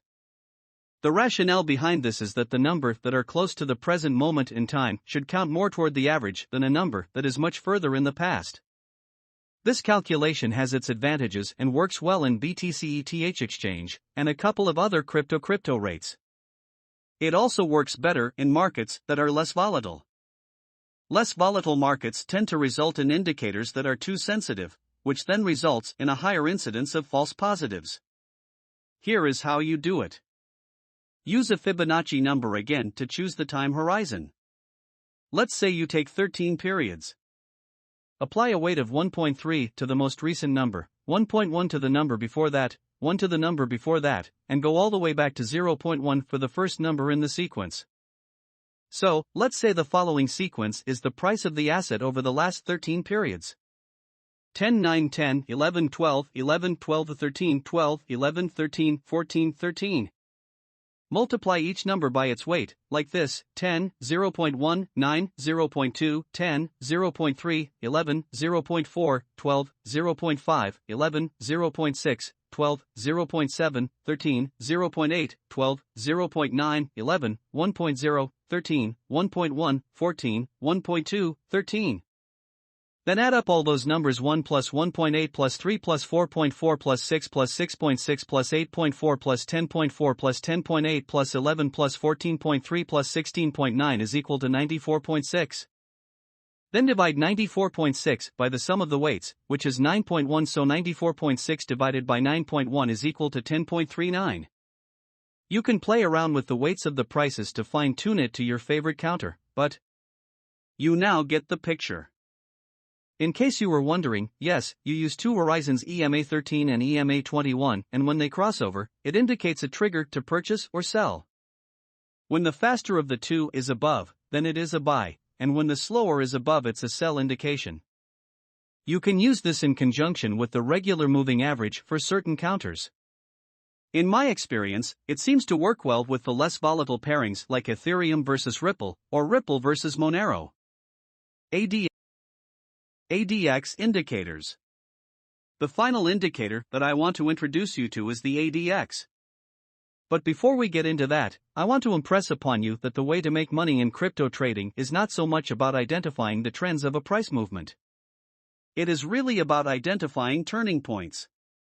You make the most return in accurately picking the point where a turn is made in earnest. That means you are able to look over the false positives. In trades, you want to get in at the start of a run and keep scalping the mini moves.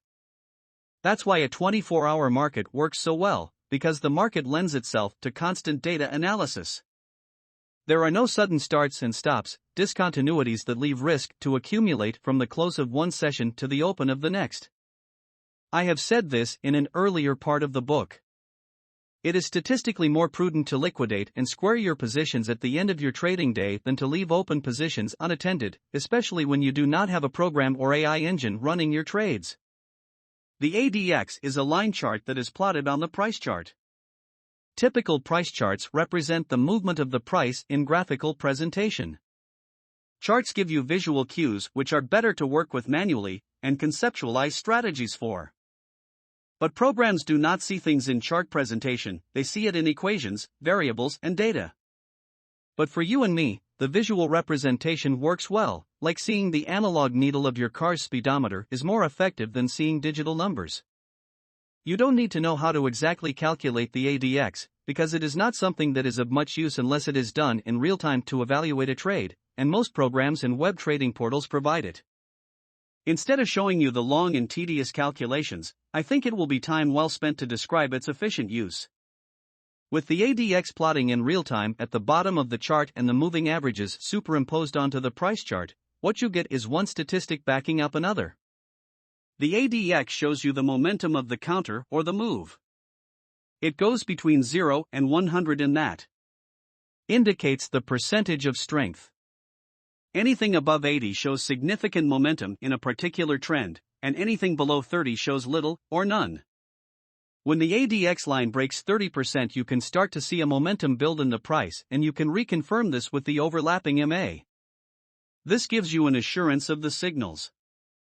If you are thinking that this just sounds like more work for no additional payoff, I couldn't agree with you more.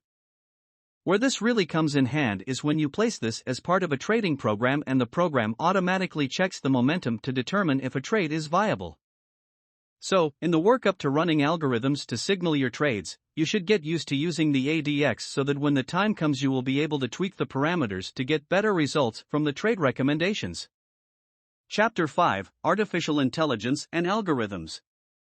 This is going to be a short chapter because it is only intended to introduce you to AI and programmatic trading. It is my strongest belief that you should get into AI trading, or at the very least programmatic trading, as quickly as possible. Many traders talk about the art of trading and getting a feel for the market before you actually get into programs and algorithms. But I am in it for the money, and so are you, I assume. In that case, the thing that you want to invest in addition to the T1 line and the Bloomberg terminal, is a comprehensive trading algorithm and an artificial intelligence platform. They may seem like the same thing, but they are not at this juncture. The algorithm is one where you can pull various data feeds and tell the program what you want it to do, and it will do exactly what you tell it. If there is a mistake in the program, or the logic in the concept is faulty, you will get suboptimal results, and you will have to tweak it yourself over time. AI, on the other hand, is self-learning. If something is self-learning, that means you get to tell it what output you want, and if that output is wrong, it will continue to chew on the data to arrive at predictions that are accurate. The way we run our AI is to feed it millions of points of data and run specific instructions that it will then look at and make a prediction. It will then look at the subsequent price data and see if its predictions are correct. If they are, the program learns. If it's wrong, it learns that as well, then changes the parameters until it learns so far ahead that its predictions and strategies become highly effective and accurate. That's what you want. That takes time, as the market is constantly evolving. Within 10 years you will get to the point that you can leave that program to do the trading while you hang out with your pals and take on a new expensive hobby. After all, that's the whole point of AI. And cryptoeconomics and cryptocurrency trading are ideal markets to run AI. Conclusion. The idea of this book is to give you an understanding of cryptos, how they work and how they behave in market conditions.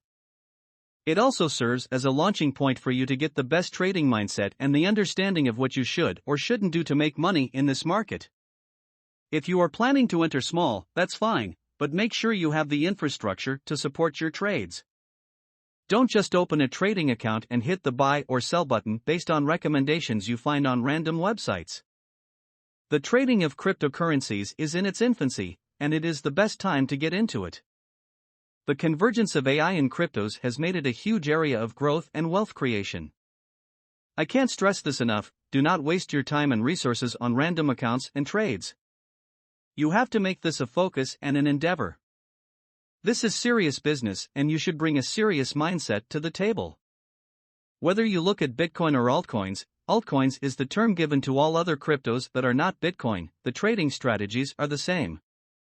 Their underlying blockchain may differ, but the nature of the exchange and the way to profit from it remains identical. Within your basket of investment, spend more time looking at Bitcoin and Ethereum, but also have a healthy exposure to the other 9 cryptos that we mentioned earlier in the book. There will be more cryptos entering the market in the next few years, and then after that, you will see a consolidation of several of them and the attrition of a large number of tokens and other coins. What you will see is the nature of evolution play out over the next 10 years, and you will have a front seat to it if you indeed get into this full-time. Do not hesitate to invest in the infrastructure and get to know the nature of the market. It will carry the day. Blockchain dynamics. Introduction. You can't fully understand the workings of any cryptocurrency until you understand the blockchain. That is the topic of this book, which starts off conceptually, describing the Bitcoin or cryptocurrency that rides on top of it, but slowly and rapidly looking at sufficient detail so that you can get a good foundation in the functional aspect of blockchains. For those of you who have heard so much, or not at all, about this thing called cryptocurrency, but don't really know what it is, let's start there. A cryptocurrency is a form of currency where you exchange it for goods and services. This exchange of goods and services for a payment of some sort happens online. Happening online does not preclude it from happening in person. We tend to think of them as being mutually exclusive, but, in actual fact, today's technology has made it possible for us to do instant transfers of payment in person using electronic methods and without the need for using cash. Online payments are just as possible when standing face to face with your counterpart, as it is with one sitting in the Arctic and the other in the Antarctic. Having said that, this cryptocurrency is completely independent of any form of central authority, and so cross-border transactions are easily accomplished. It takes less than an hour and, in most cases, just 10 minutes to effectively transfer payment from one person to the next. The biggest problem that this kind of system will face, if you think about it, is that there is no enforce of trust. That was the whole point of the trust institutions being erected at the start of civilization. A central authority was needed to make sure that everyone was kept honest and that money would change hands as promised, but the cryptocurrency does away with all that and makes the system trust neutral. That means we do not need a centralized system to act as the trust institution. We don't need to have anyone print or manage the supply of currency, and we do not need any unnecessary printing of currency and waste of paper. Instead, the trust system is kept in what we call a blockchain, which is the topic of this book. We will get to that in more detail shortly, but, for now, we are just getting underway to understand the fundamental overview of cryptocurrencies. To get a good grasp of the cryptos, we need to think about the role of money. We use bills, paper notes and metal coins, which we call fiat currency, to market the value of the exchange. If you buy a stick of gum at the newsstand, you exchange that stick of gum with a certain value when you hand the cashier a dollar bill. That dollar bill symbolizes the trust institution's guarantee that you will be able to use that same value when you take that dollar bill and give it to someone else for another purchase you make. This means that the dollar bill moves from the mint when it was first printed, and goes to the bank and to the customer, and, from there, it passes hands constantly until its service life is over and it gets sent back to the treasury and is incinerated. When it is incinerated, another bill takes its place. Nothing new is created and nothing old is destroyed, it merely carries the value of one person's labor and contribution. If you think deeply about it, the ubiquitous paper currency is convenient to use in person, but fails when we can't shred it up and transmit it across broadband to pay for an online purchase. It is more important that we start leaning towards the use of a currency that lends itself to electronic transmission. There are 2 things that you need to consider when you come into electronic transmission. The first is that it gives you an opportunity to re-engineer the outdated and expensive trust institutions, and the second is using the centralized systems creates a little bit of a problem as it places too much value in a centralized location. Think about the hacking and theft of online assets. When you put all your assets in one location, any breach will compromise all that. The centralized model, even in data storage, is not that preferred these days. As an example of the online world and looking to decentralized systems, look at the world of cloud storage. It is increasingly trending towards the use of decentralized and fragmented storage solutions that provide safety and reliability, while protecting against targeted cyber attacks, i.e. hacking and DDoS attacks, or physical attacks, like property destruction. In fragmented distributed storage, a single file is broken into smaller pieces, and each piece is then encrypted and sent to multiple locations. There are also duplicates kept at other locations as well. When the user wants to retrieve it, his app pulls all the files from the locations and brings them back and decrypts them. This way, when a server is attacked, the data stays safe. That is not an example of a blockchain, but the distributed file storage system's use of blockchains to keep track of the data. The example was more to illustrate the value of decentralized systems over centralized ones. In cryptocurrencies, there is no physical manifestation of value, like the dollar bill. Instead, the value is taken from each person's word or promise. It is a messaging system that keeps track of this intent to pay and then transacts that payment. It is called a distributed ledger because it is like a massive ledger with millions of people all paying each other by their word alone, and without a single piece of paper. That ledger is part of the blockchain and it keeps a record of every transaction in the system, and everyone has total access to that ledger to understand the records if those payments are valid, to confirm ownership of assets, and to facilitate the transfer of value. The blockchain is the engine that drives all this. On top of the blockchain, everything is just a messaging system. Within the blockchain, the algorithm is sophisticated and, more importantly, the strength of the system is not predicated on the power of the coding, but on the structure of the system. That makes it virtually unhackable from a system's perspective. There are certain security issues, but, so far, the system itself has been robust. As we go through the rest of this book, we will discover the genius of the messaging system and the blockchain that supports it underneath. To do this, we will look at the cryptography involved, the common vernacular and definitions of cryptocurrencies and blockchains, the blocks that make up the blockchain, and the proof of work in the mining process. The bulk of this gives us the full handle we need to form a solid foundation in cryptocurrencies. Remember, the currency is only as robust as the blockchain under it, and the same goes to your understanding of it. Chapter 1: Fundamentals of Cryptocurrencies. To understand the ecosystem, and before we reintroduce the concept of messaging intent to transfer value, we will look at the ecosystem of a blockchain and the basis of a coin or token in the world of cryptocurrencies. The definition may seem alien, but it is fairly easy once you get through the basics. The terms are not listed in alphabetical order, but in the order that will best serve you in layering on the understanding of the subject matter. Nodes. Nodes are a good place to start.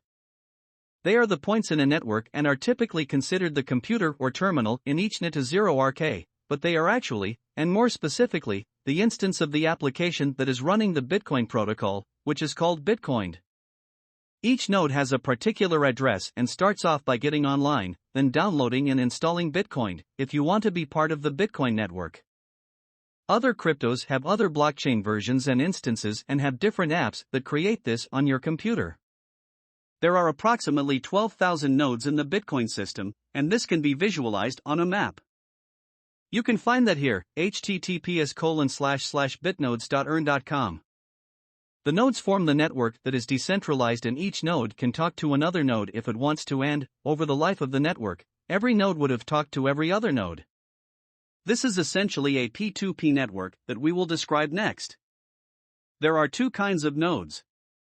The first is a light node, and that node just keeps track of the transaction that node has taken part in, and the other is the regular node that keeps track of all the transactions in the entire ecosystem. P2P. P2P stands for peer-to-peer, and it is a network that people, through their computers and devices, can become a part of it. P2P initially was popular for its file-sharing features during the days of Napster. The content was deemed an infringement of copyright, but the technology and the concept was quite sound. It just didn't go anywhere until the advent of cryptocurrencies. There is no need to do any major programming, as the app will usually do everything that is necessary. You just have to load it up, install it, and the app will open up a port, typically port 8332. From there, it connects to other nodes in the network and communicates predetermined information. It doesn't allow anything in the rest of your computer to be seen or shared. The P2P format is just for a way for individual computers to come together and become a network without any centralized server. In the typical internet infrastructure, there is a client-server relationship. All the data sits in the server, and the client engages the server and asks for the information.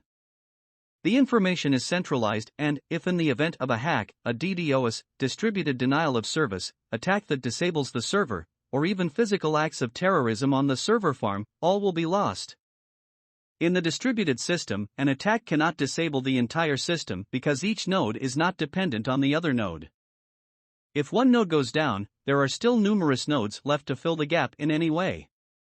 In the Bitcoin ecosystem, the nodes broadcast information to each other. It is the way to spread information across the network. If one node gets hacked or DDoSed, the other nodes can still provide reliable copies of the information. The advantages of a P2P network versus a centralized server architecture can be appreciated, especially in blockchains. When you add blockchains to a P2P network, you get a system that is robust and impenetrable, yet easily deployable across a global landscape. Ledger. A ledger only seems to invoke the notion of a great big book that stores all the information of each person's account, its current balance, and the transactions relevant to that account. If that is your notion, then you are almost 100% correct. The ledger is an electronic record of all transaction, from the transaction of the very first coin to the very last transaction. Every single one of those transactions can be traced back to the very beginning, and those transactions can be mapped.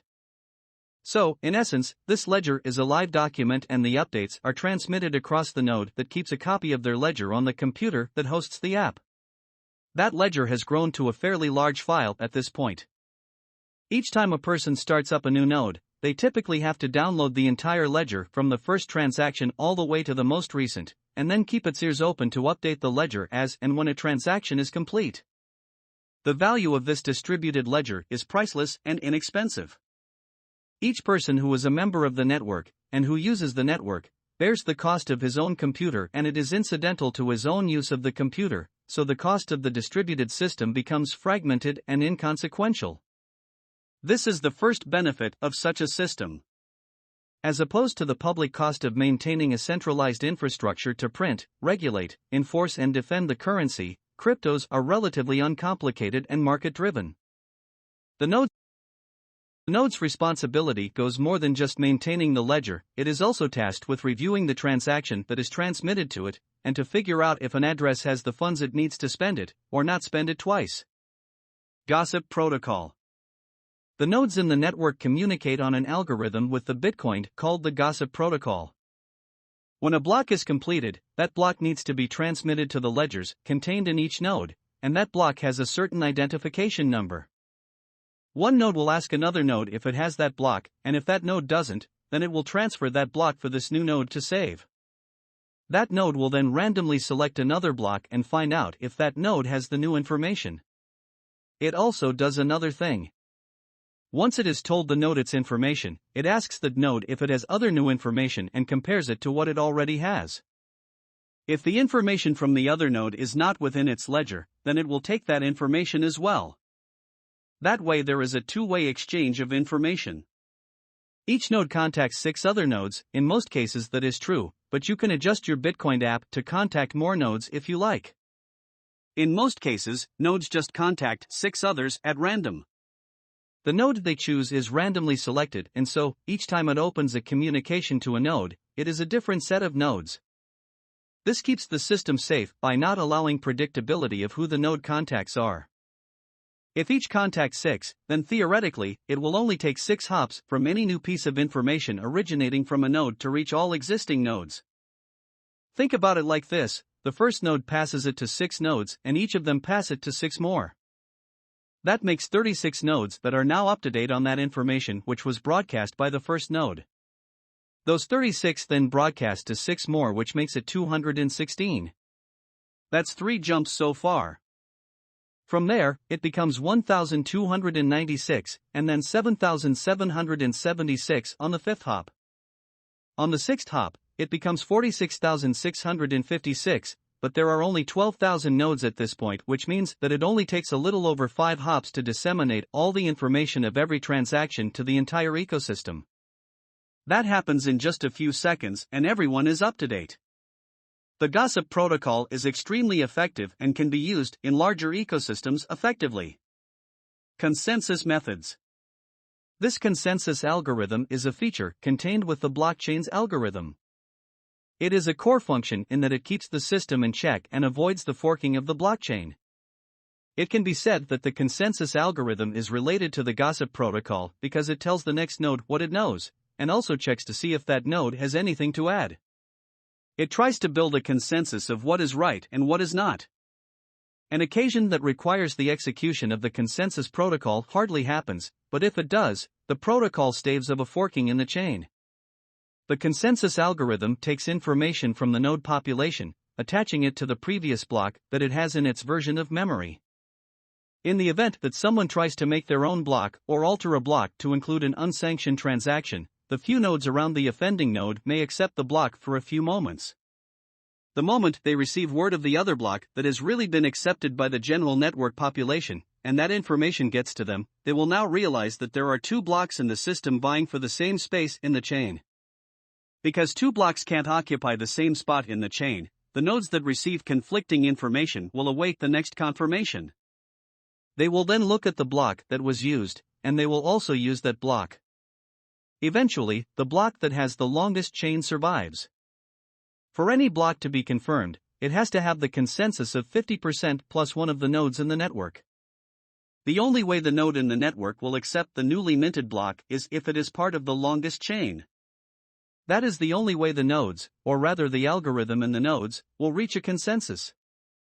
If there is a discrepancy as we mentioned earlier, then the nodes will wait until the next block is attached and then the next block, and then the next one, until it starts to see the pattern of blocks that are slowly increasing.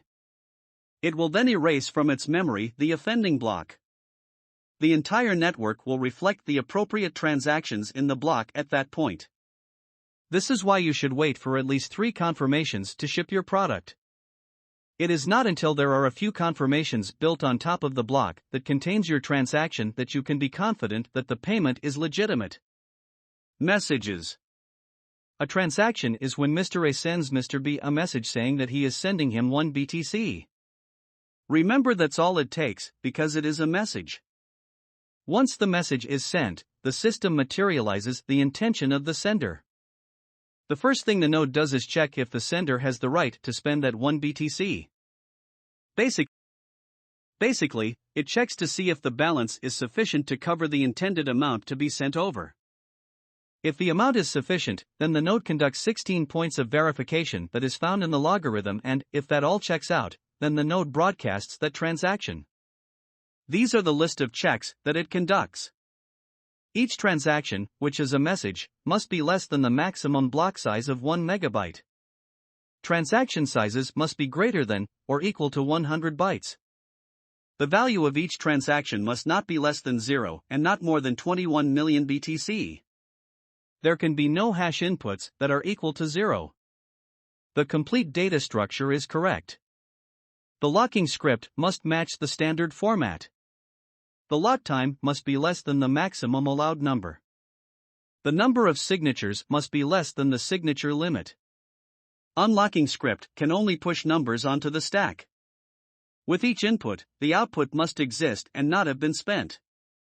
All input and outputs must have values. The full transaction syntax must be correct.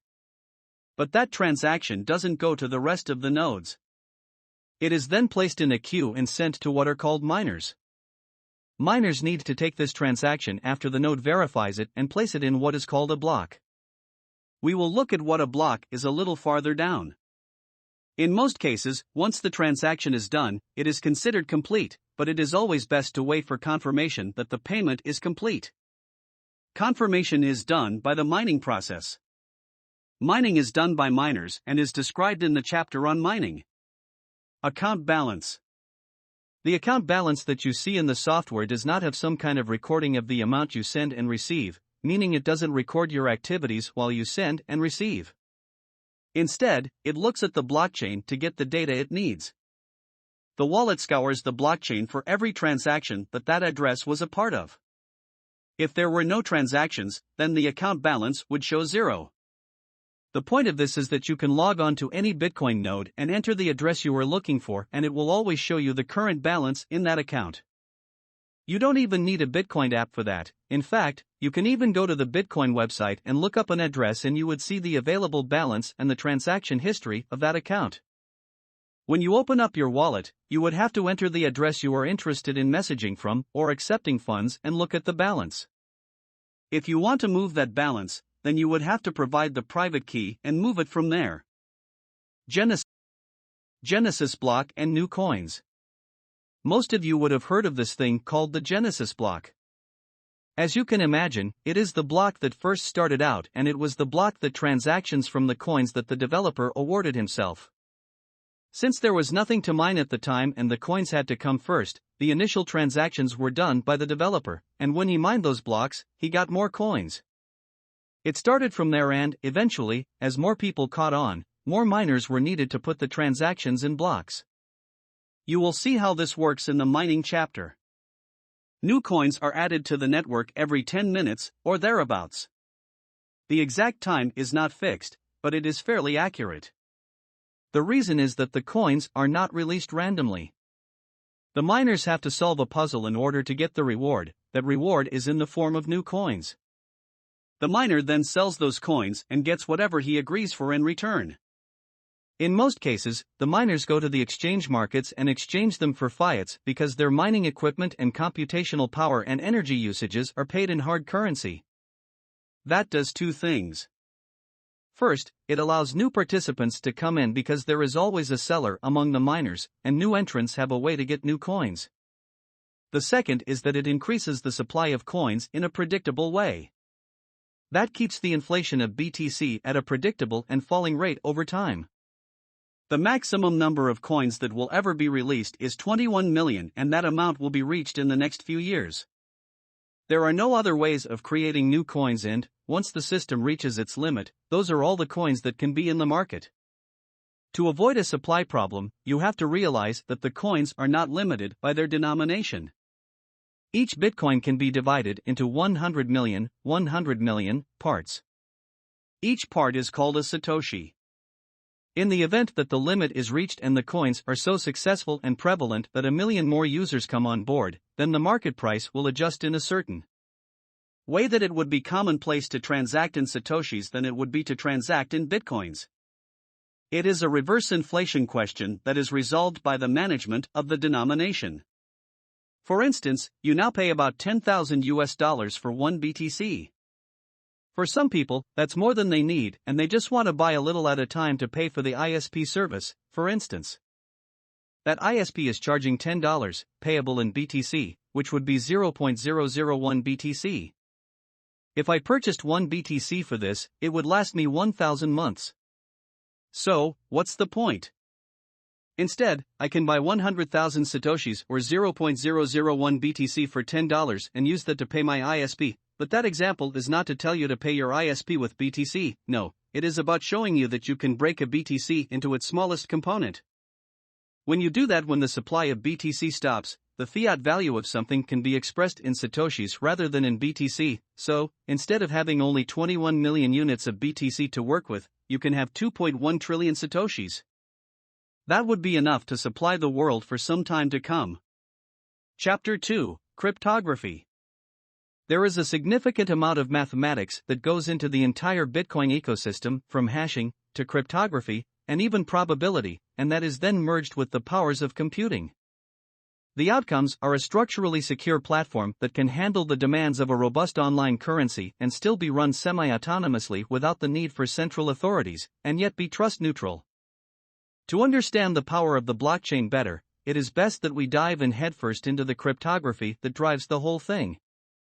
After all, that is what it is called, crypto, for cryptography. Hashes, hashing, and SHA-256. To understand the cryptography, the first thing we need to look at is the SHA-256. This is a 256-bit secure hashing algorithm. Without getting too much in the way the algorithm works, you can easily go to an online hashing website and enter whatever you want and get the hash for it. Try it. Go to Place this sentence in the box, "The cow jumped over the moon." In return, you will get this. Now, place the same sentence, but just alter the first alphabet and change it to lowercase, like this. The cow jumped over the moon. Note that only the first alphabet has changed, and even then by only altering the case and, when the sentence is put into the box and hashed, this is the outcome.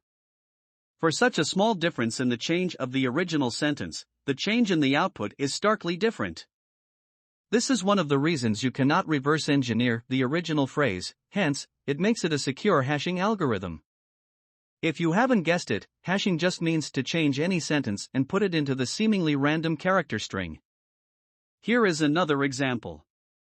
If you take the entire introduction chapter from this book, which is over 1,000 words, it gives us this. It still gives us a similarly looking string of characters, but you will never be able to reverse engineer this string to return to the content of the introduction by just the hash. This makes it extremely secure. Private keys. The key to the entire thing as far as a user is concerned is the secrecy of his private key. Users have private keys that can authorize payments when one sends a message from an address. The private key is the core of everything. If you lose your private key to the address, then you should transfer your money out and get a new address. The secrecy of the key is of paramount importance. Private keys are generated first. It is a random number that is chosen from a robust random number generator between 1 and 297. It is impossible to guess any number, or to end up using it more than once. To be able to guess that number will take more energy than there is in our sun. So the number is fairly secure. Once a random number generator gets this number, it can then be converted to a public key, and that public key is then converted to an address.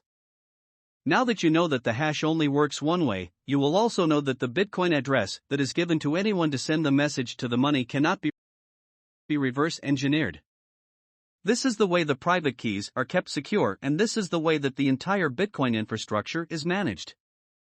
Just for fun, if you take a simple number, your birthday perhaps, and take a hash of that, so let's say your date of birth is January 1st, 1911, so you put in 010119111 in the hash generator, this is what you get. Now, imagine that is the string you want to use as your private key. To convert that to your public key, it requires another mathematical operation. We will look at this in the next section. Public keys. With the private key in hand, you can now generate the corresponding public key. To generate the public key, there is an asymmetric mathematical function that takes one number, the private key, and plots it on an elliptic curve, then generates the public key from the resulting line that intersects the curve. So, in essence, the public key is derived from the private key, but you cannot reverse engineer the private key from the public key.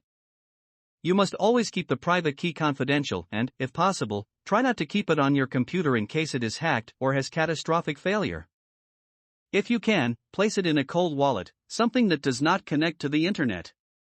Use it only when you need to spend the money in a particular address. Bitcoin address. Your Bitcoin address is where someone who is paying you sends you the transaction message, but, remember, this is not a bank account, but more like an email address. They are merely sending you a message. Inside that message, you can write anything you want in addition to the message that specifically includes an amount of the funds to be transferred. Remember, the other nodes will check this. If there is insufficient value to transfer, then the message will not be included in the block or unsuccessful. This Bitcoin address is mathematically linked to both the public key and the private key, by extension. It is merely the SHA-256 hash of the public key. So, now what you have are three numbers that constitute the core of the Bitcoin network as it pertains to you, the sender, or to you as the receiver. You use the Bitcoin address to send and receive funds, you then use the public key to show that you have the right to send the message from the address, and you use the private key as the password to prove to the system that you indeed have the authority to manage the account and dispatch the message. To put it simply, when you put in your private key, the app automatically looks to see if it corresponds to the public key. If it does, then your message will be authentic, and that would result in the message being permitted to pass through the network. The 5 things that you need to prepare you for the upcoming blockchain overview is the hashing algorithm used in all things related to Bitcoin, the SHA-256, You then need to understand how private keys are generated and what you need to do to keep yourself secure so that no one can guess them and no one can brute force them. You then need to understand the role of public keys and how Bitcoin addresses are generated. You have all that. With that, you can now go on to the next layer of the issue, which are blocks and transactions. Chapter 3: Blocks and Transactions. Before we get into miners and mining, we need to make a quick stop at trying to understand blocks and transactions. It is important to know and understand that Bitcoin transactions are not typical remittances that we think of, but rather they are messages of an indication to give someone, the recipient, the value, in Bitcoin, that you, the sender, already possess. I repeat this often in this book because there is a large body of misunderstood and ill-described material out in the ether. Many people still think that cryptocurrency is a physical coin because they see these images online that show a conventional coin embossed with the Bitcoin logo and the circuit board etching and think it is some form of an electric coin. None of this is true, and you have to really understand the concept of the message and the transactions that is driven by it. It is the ultimate contract where man's word is literally his value. When the message is sent, it is as good as gold. That's the point of Bitcoin. Okay, so we already know that transactions are messages that go from sender to receiver and that message transfers a certain amount that the sender has to the receiver's address. But where does that value come from? How does it get injected into the electronic network and the Bitcoin network in particular? Your currency should be convenient for your habits of exchange. If you go to the marketplace in the town square, then carrying wads of cash 50 years ago was appropriate. Today, the town square has become the global square and the marketplace has become accessible via the internet, but the value carriers only lend themselves to physical exchanges. But where does the sender get it from? Well, the sender has only 3 ways of having a coin in his address. He either mined it, bought it, or someone paid him for a product or service. He cannot just create it out of thin air, and that is an important point to make for 2 reasons. First, for those of you who are thinking that you could just make a string of numbers up, you can't, and I will explain why in a moment. Second, you can't just spend it twice either. Well, that is another way of making your own coin, and you can't do that either. The system is very adept at preventing that from happening, and it's not just the code that is in the system but the fact that it is a distributed system. I am a pen tester, and I have tried, as an exercise, to penetrate the Bitcoin nodes in my basement from a remote computer. I can't ever seem to break the system, and that is a good thing for many reasons. It means that the only weak link in the whole chain is the person holding the private key. In that way, it is like pasting your ATM PIN number on your card so you won't forget it. If you can keep your private key safe, you are not going to lose your coins. This brings us back to creating coins out of thin air. You can't. The whole purpose of the blocks in the blockchain, and the mining that is required, is threefold. To allow miners to expend something of value in the real world so that something of value can be created in the electronic world. To give each coin or token legitimacy by giving it the credibility of past use. The more it is used, the more subsequent users know that that coin has the ability to be a legitimate carrier of value. That chain of blocks replaces the centralized need for a trust institution to legitimize the carrier of value the way governments do for paper currency. Finally, it precludes forgery so that not one, but every participant is able to validate and store the credibility and legitimacy of the coin. This obviates the need, again, for a centralized system. To get a more internalized understanding of this, it would serve you well to look at the philosophical and historical evolution of the mechanisms of exchange. We can't go through the full details and full history of the evolution of money, but we will do the best we can to give the current issue context. Philosophy of equity and exchange. This is the crux of the whole Bitcoin value transfer system, and this is where you need to disengage your mind from what you and I are so used to. We are used to the printed piece of paper with Jackson, Franklin and Washington printed on them to be something of value on its own. We forget that fiat currency only represents a value. It is in paper form because it's a lot easier to fold and put in your money clip or wallet. That makes it easy to carry around. Imagine having to carry around a cart full of gold to make your transactions. That dollar bill merely carries the value of something that you did in the past. past to get it that value. You may have labored at the office or profited at your business, and your contribution of value resulted in the conversion of that dollar. That dollar on its own is a piece of paper. It has value because you worked for it, and the sovereign government of the land you live in has printed these, supposedly, unforgeable mediums of exchange as a public good. That fiat currency, the dollar bill, or gold coin, is just a vessel of value. The actual value itself is not that thing that carries it. You went to work, got paid, took that money and bought bread. Money served as the medium of value that could easily move between getting paid by your employer to being used as the medium to purchase products so that it made transactions more convenient. Otherwise, you would have to go to the baker and barter him with your skill to get a loaf of bread. What a headache! So, what we have established painstakingly is that value is different from its carrier. Now that we know that, then we can willingly make the carrier more relevant to the venue and method of interaction.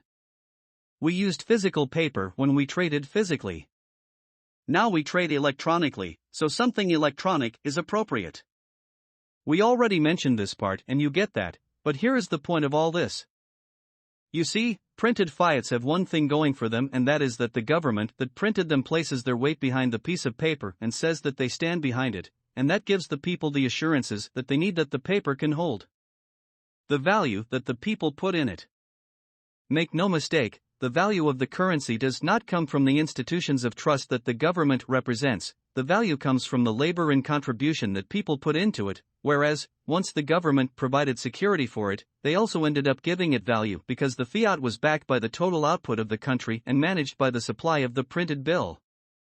In cryptocurrencies, none of that exists, and so the only way you can give the currency value and give it credibility and give people the confidence to use it is if it has a track record. By that, I don't just mean that Bitcoin in general and as a whole needs to get credibility, I mean the value and utility of each Satoshi in Bitcoin needs to have the credibility.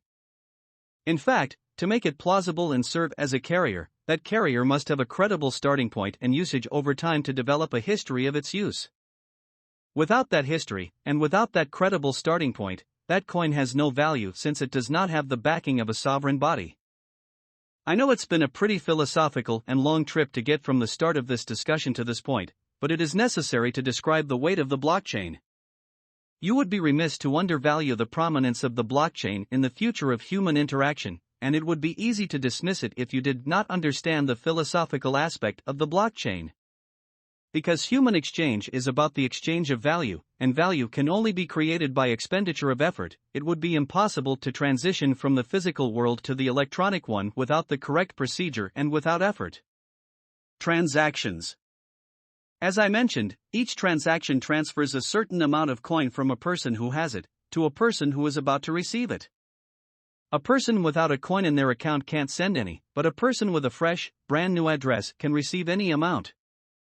There are no limitations to creating as many addresses as possible. Remember, the number of addresses you can open is equivalent to the number of private keys you can generate.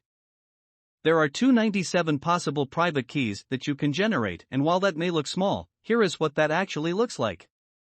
1.5845633 by 1029. To make that more evident, that's 158 octillion 456 septillion 330 sextillion. To put that into perspective, Earth has 7.5 by 1015 grains of sand. That means if each grain of sand was an Earth-like planet that had the same number of grains of sand contained within it, then the number of private keys you could generate would all the grains of sand combined. Get it? Okay, it's a lot. Trust me on that one. The reason we take the trouble to make it a point to stress this is that the chance of a collision is remote, in statistical terms, and this just means that if you keep the pick of your private key perfectly random, the chances of you finding a private key that hasn't been taken yet is very close to zero. Those odds dramatically change if you pick a number that you like, your birthday for instance, or your anniversary, and then try to convert that to a hash and then use that to create the public key and a Bitcoin address. What you will find is that it's probably already taken.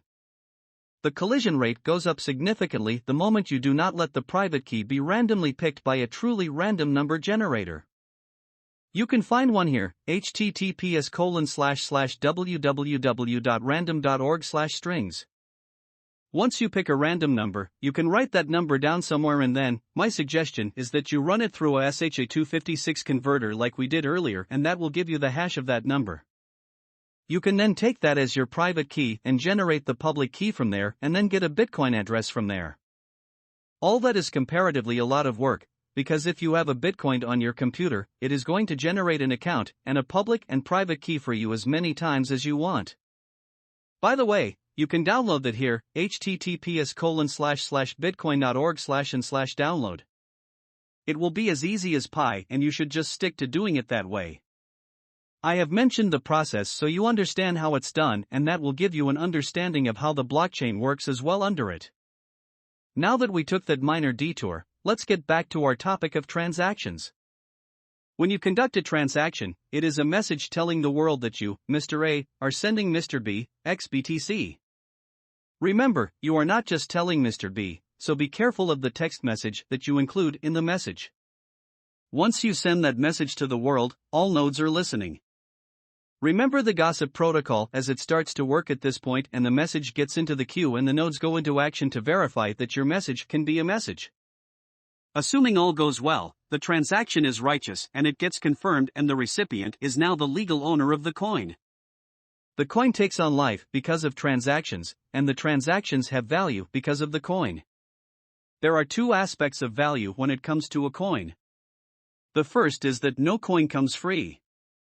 Putting aside the initial coins that were released to the developer to get the ball rolling, but, even then, one could convincingly argue that the coins were reward for the sweat equity that was put into the development of the protocol and the algorithm that was built on top of it. From the very first transaction until today, every coin starts its life with a certain intrinsic value. That value is defined as the value that miners put in to do the computation necessary to create the block. Why we need the block, and how that is important, we will talk about in this chapter, but in the next section. The second part of the value that can be assigned to the coin is the value of net demand. If net demand is positive, then the intrinsic value that the coins have will gain a premium. If the net demand is negative, then the coins will erode from their intrinsic value and eventually grind to a halt and be worth nothing. As with anything in commerce, the value of one thing can exist in a vacuum, but to know and transmit that value, it has to be expressed in terms of another commodity or item of value. In the case of Bitcoin and other cryptocurrency, there is a vibrant exchange market that gives you an accurate determination of value in almost any other fiat currency of value. In US dollar terms, the value of BTC, Bitcoin, has risen from mere pennies per BTC to $5, then on to $50 and on to $500, and all the way up to almost $20,000. Yes, that was $20,000. It wasn't a typo. Old-school economists can't fathom why something that has no tangible link, like how the dollar is linked to the sovereign wealth of a country, can end up being worth so much. The reason is not because it is a secret currency or that it has some nefarious advantage. What they don't get is that it is the appropriate innovation for the colliding of two socioeconomic phenomena, online commerce, and distrust of centralized authority. The value of the Bitcoin has been defined by the fiat currency put in the physical world. Some people think that makes BTC untenable as a major currency in the future, but that doesn't matter, because Bitcoin in itself is not designed to displace sovereign currency. The things to remember about transactions are this. Transactions are messages that are broadcast to the entire network and are carried across the nodes by the gossip protocol. All transactions are irreversible, so don't make a mistake. Each transaction is automatically given an irrevocable transaction ID, regardless of size. A transaction ID looks like this, example. If you click on it, it will take you to the blockchain.org and give you the information of that transaction. Each TXID, transaction ID, will list out the address that sent the payment and the address that received it. Details about SIDs are presented next. Transaction ID. That transaction ID is then placed in a pool assuming that the nodes have considered the transaction to be legit. Once the transaction is in a pool, all the transaction IDs plus the header information, typical things like date and timestamp, block number, and something called a nonce, is placed in the block and hashed. Hashes and hashing were described and discussed in Chapter 2. Once they are hashed, the block returns a unique string of alphanumeric characters. You saw within that section that even the smallest change, like altering one character in the entire text by changing it from a lowercase to an uppercase, renders the hash absolutely and unmistakably different, and thus changes to it can't be made if you do not want to disrupt all that is built around it. Even if a person were to hack a system and sneak in a transaction retroactively, the hash wouldn't match and the nonce wouldn't work and the block will fail. But if somehow a malicious actor was determined enough to mine the block and get the proper nonce for the block, the problem is the hash for the original block was placed in the subsequent block and hashed out. Remember that each block includes the hash of the last block among other things, so if you want to alter a transaction 6 blocks deep, then when you go to hash that block, the hash that is supposed to appear in the next block will change, and that alters the next block. If you want to go ahead and alter that block as well, you would have to put in a huge amount of hashing power just to get one transaction changed. After 2 to 3 blocks, the benefit becomes unworthy of the effort. But mining is not so simple, because within the transaction IDs, time and date stamp and previous block number, there is that thing we call nonce. Remember that? Well, the nonce is really a random number, and that random number is used to control the resulting hash. Why does the system need to control the outcome of that hash?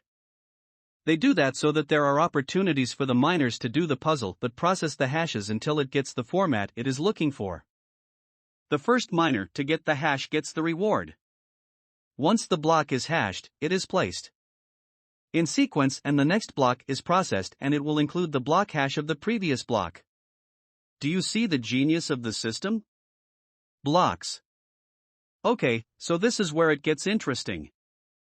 If you have been looking deeply at transactions, you must be considering how on earth you pass on the value of something without it being subjected to forgery and manipulation. Well, that's what blocks are for. Each transaction is about 100 KB in size and can vary upwards from there, as long as it is not over the 1 megabyte limit. As multiple transactions are accumulated, the nodes shuttle them into a queue so that a miner can take them and lock them up in blocks. This is where it gets confusing for most people, so pay attention. A group of transactions is called a block, but it does not stop there. These transactions are accumulated, and if you look at this block, for instance, block number 520763, you can see in blockchain.info when you search for blocks by number, it will tell you all the transactions that are listed by TXID.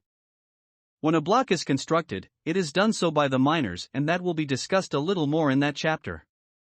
When the miners put it together, they typically take them as they are, but it is not uncommon for miners to choose which transactions they want to include and which they do not.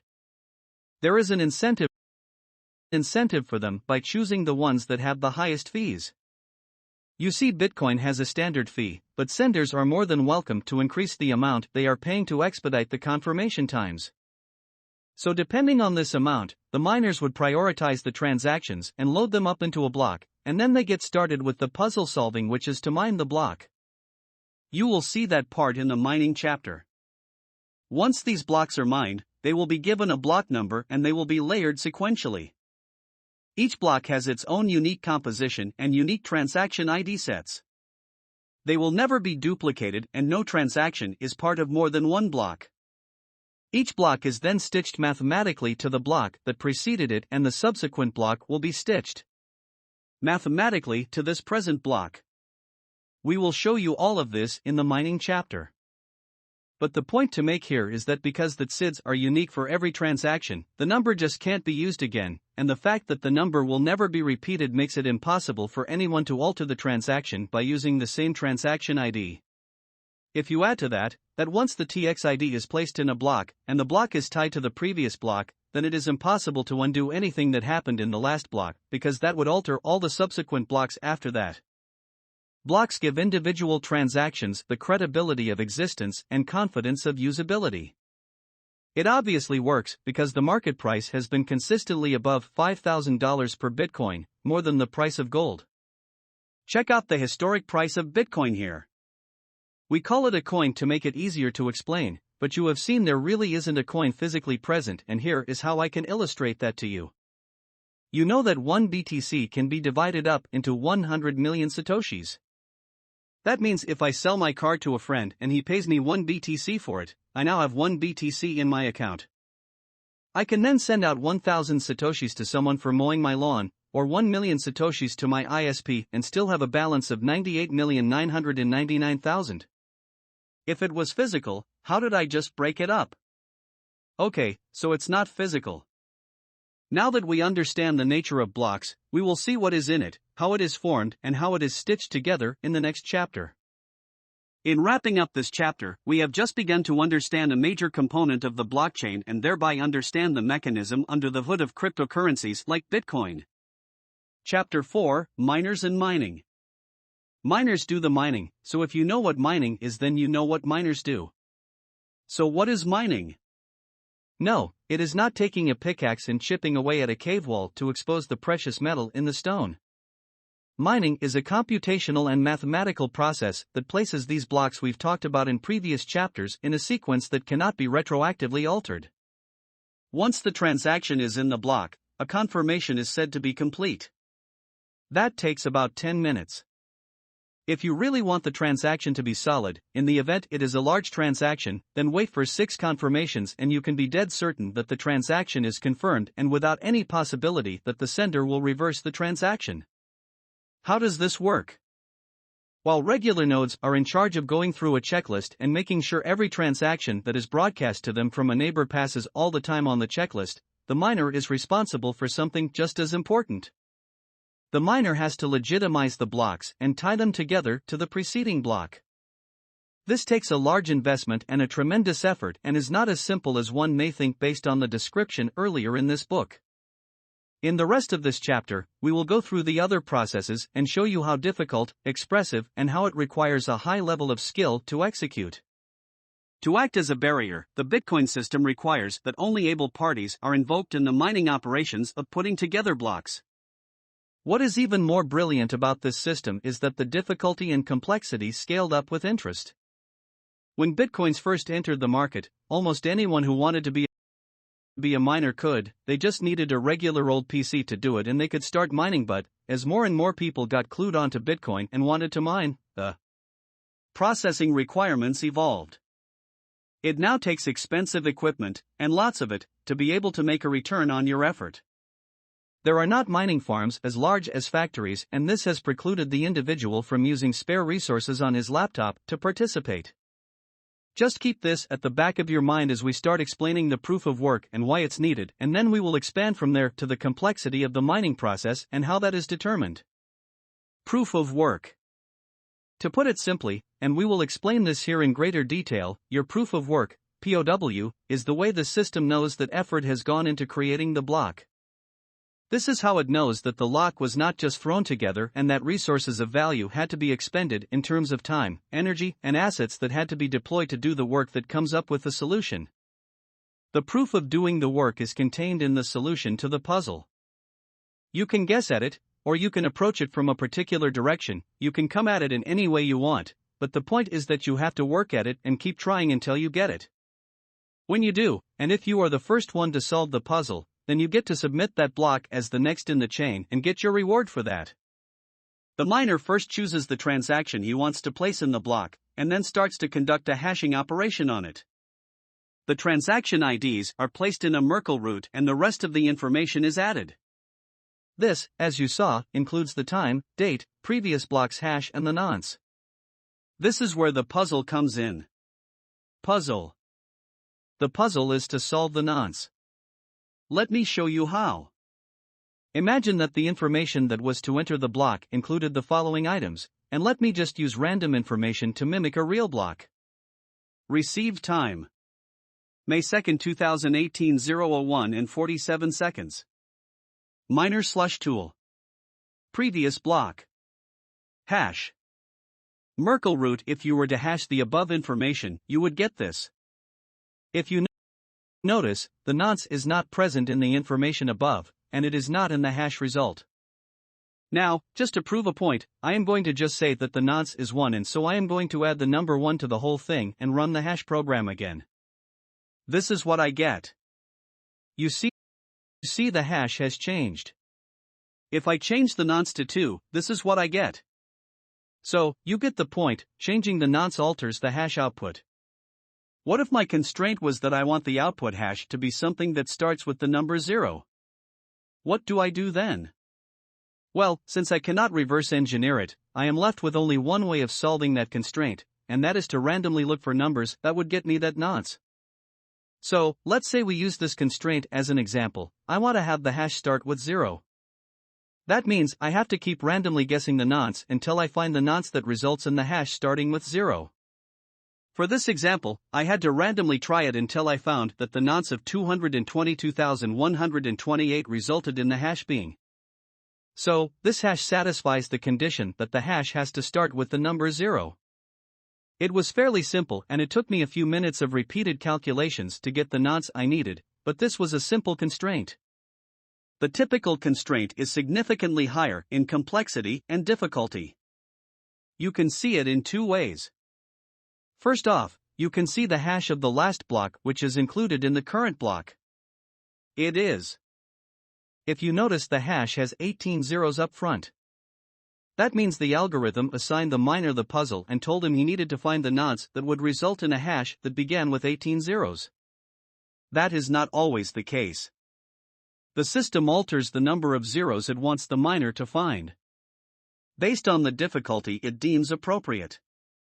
1 zero is fairly easy to obtain, 2 zeros in sequential order would be less so, and, by the time you get to 10 or 18 zeros, you would have to hash millions of times before you can get to the answer that you are looking at.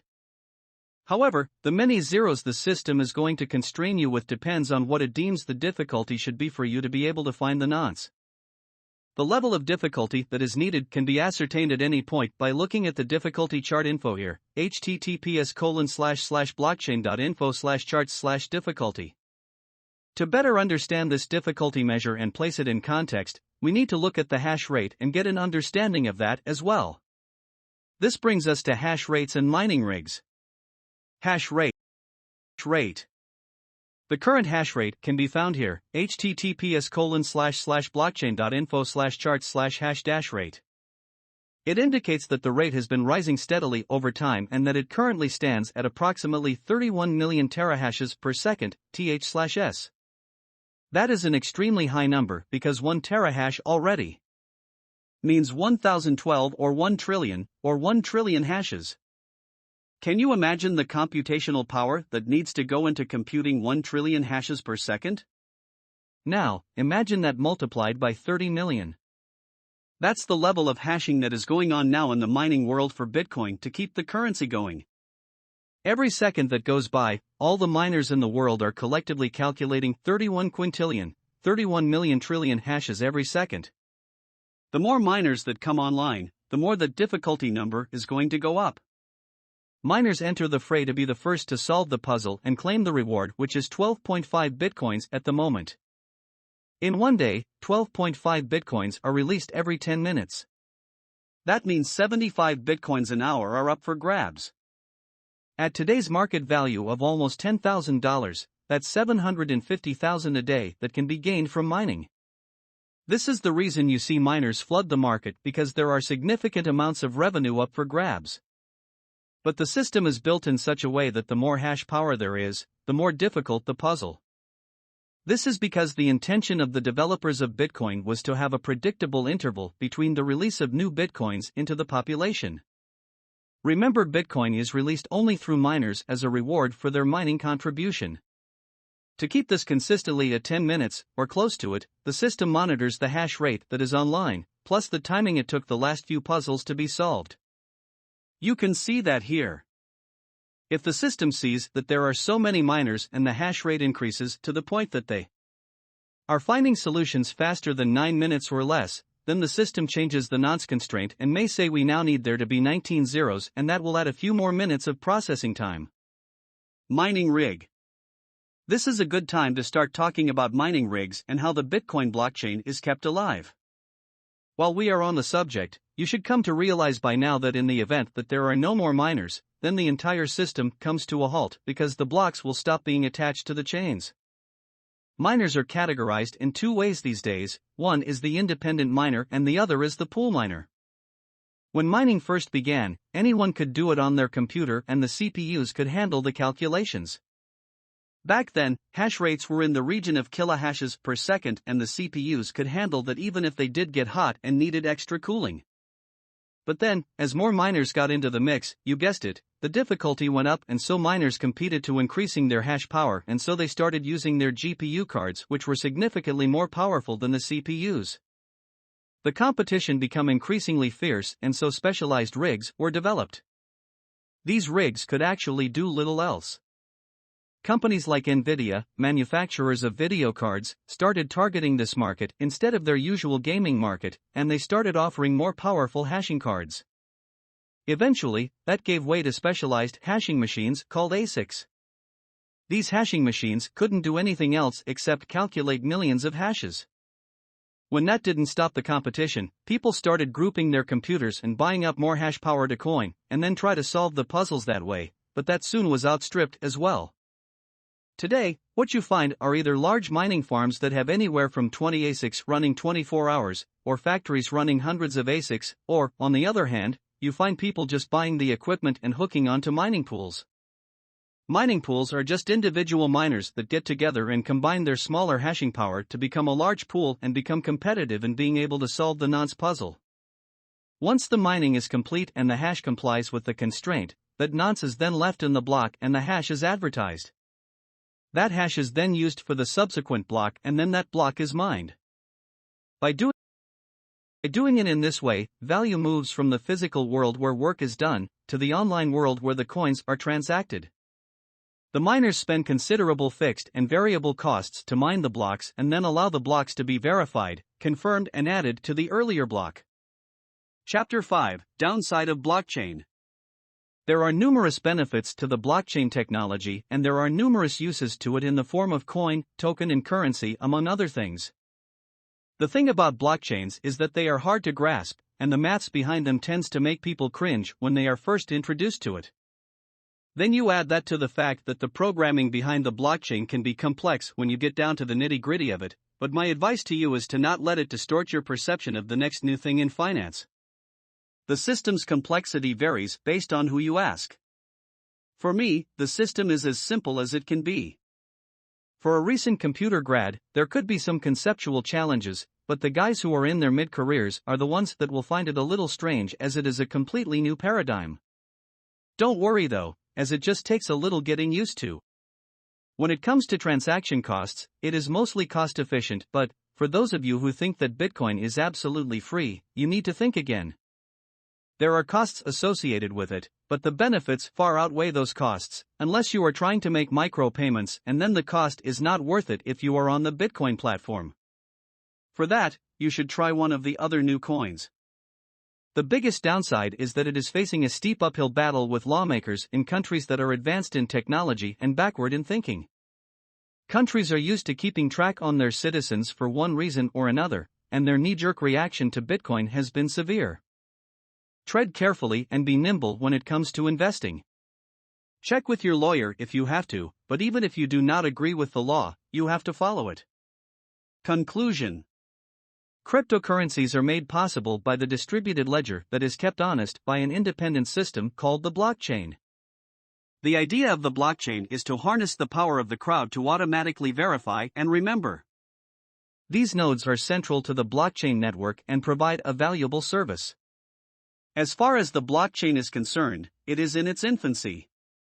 There is a long way to go before you start to see the real power of the blockchain, but if the start is any indication, it will be safe to say that the short-term benefits of using the blockchain in a lot of other distributed technologies would be extremely beneficial. Cryptocurrency has got a bad rap from those who do not understand it and those who are threatened by it, be that threat real or perceived. They like to throw Bitcoin and the blockchain into the category of criminal activity. I don't buy that for 1 second. Privacy is the bedrock of our democracy, but that privacy has been eroded slowly in the name of security, and where has that got us? Events like that of advanced psychographic manipulation on social media, and even large-scale monitoring by the powers that be. The blockchain has become the core of a number of diverse technologies. Even companies such as IBM have started to dive into it in a big way. Cloud storage companies are looking at blockchain technologies to be able to perfect distributed storage that is virtually impossible to destroy or hack. Take, for instance, a company that is combining the utility of distributed file storage and the versatility of cryptocurrency and creating a token out of it. I am only bringing that up here because I want to show you how diverse blockchains can be. The way this works is that the blockchain is created by nodes in the system, and all the nodes in the system contribute a percentage of their hard drive to the network. In turn, what they do is store some of their contents on the network that is kept track of by a blockchain. The blockchain charges those who store data and then takes that data, encrypts it, and breaks it up into small fragments and scatters it across the network. When a user wants to retrieve it, he just has to enter his private key and he gets access to all his data that is brought back to him using BitTorrent technology for downloads. Those who want to use this service purchase a cryptocurrency or token, like Bitcoin, and then pay the token on a periodic basis for the service to store the data. The person providing the hard drive space gets a portion of income each time his drive space is used. The person using it automatically depletes his coin reserve as it goes to the administrator of the blockchain and the nodes that are storing the data. The income for the nodes is almost automatic and on autopilot. They just need to keep their computer on, and, as time goes by, the coin that is paid for the storage accumulates over time. The point of this example is twofold. The first, to exhibit the flexibility and nature of blockchains, and the second, to introduce the next wave of distributed apps that will be built on blockchains and parallel the token and coin market. The larger the coin and token market expand, the more that results in the advance of Bitcoin. It somehow seems that the entry point for a number of the cryptocurrencies is the Bitcoin, and the exchange for these tokens and coins has become quite vibrant and do not show any signs of slowing down. Your interest in the blockchain and the coin above it is one probably driven by smart intuition and should be promoted. You should advance your interest in this because it is the start of a new paradigm in commerce and finance. There are a few other areas that you should look into if you want to take this business seriously. There are issues in cryptocurrency mining that you may want to advance. There is a huge industry out there that is in its nascent stages. On the other hand, if you are more the trading type and are not too savvy with the technical aspects of things, then maybe cryptocurrency trading could be something that you could get into. Bitcoin trading has tremendous potential because it is a volatile market, and program traders love to trade with volatile markets because there are profits to be made in either direction, and there is a large amount of arbitrage opportunity as well. If mining and trading is not your thing, but you are in other areas of technology, you can also think of the ICO option. ICOs are initial coin offerings, and they are ways to raise capital by issuing crypto assets. There are numerous areas that you can get into to take up the opportunity that is present in this vast, new field of cryptocurrencies. You did the absolute right thing by starting with this book to get an idea of the blockchain technology that sits under the crypto asset that rides on top. Blockchains will revolutionize the internet and change the face of it. The signs are already afoot, and what remains are the passage of time and the flow of ideas. The larger institutional edifices are starting to crumble in the face of the blockchain technology, and the implementation of it will be nothing short of revolutionary. The movement from centralized architectures to decentralized ones will be in full force within the end of this century, and it will form the backbone of the Internet of Things. It will also serve as the preferred route of deployment for artificial intelligence, and, together, AI, blockchains and the Internet of Things will be the way of the future. Welcome to a new world.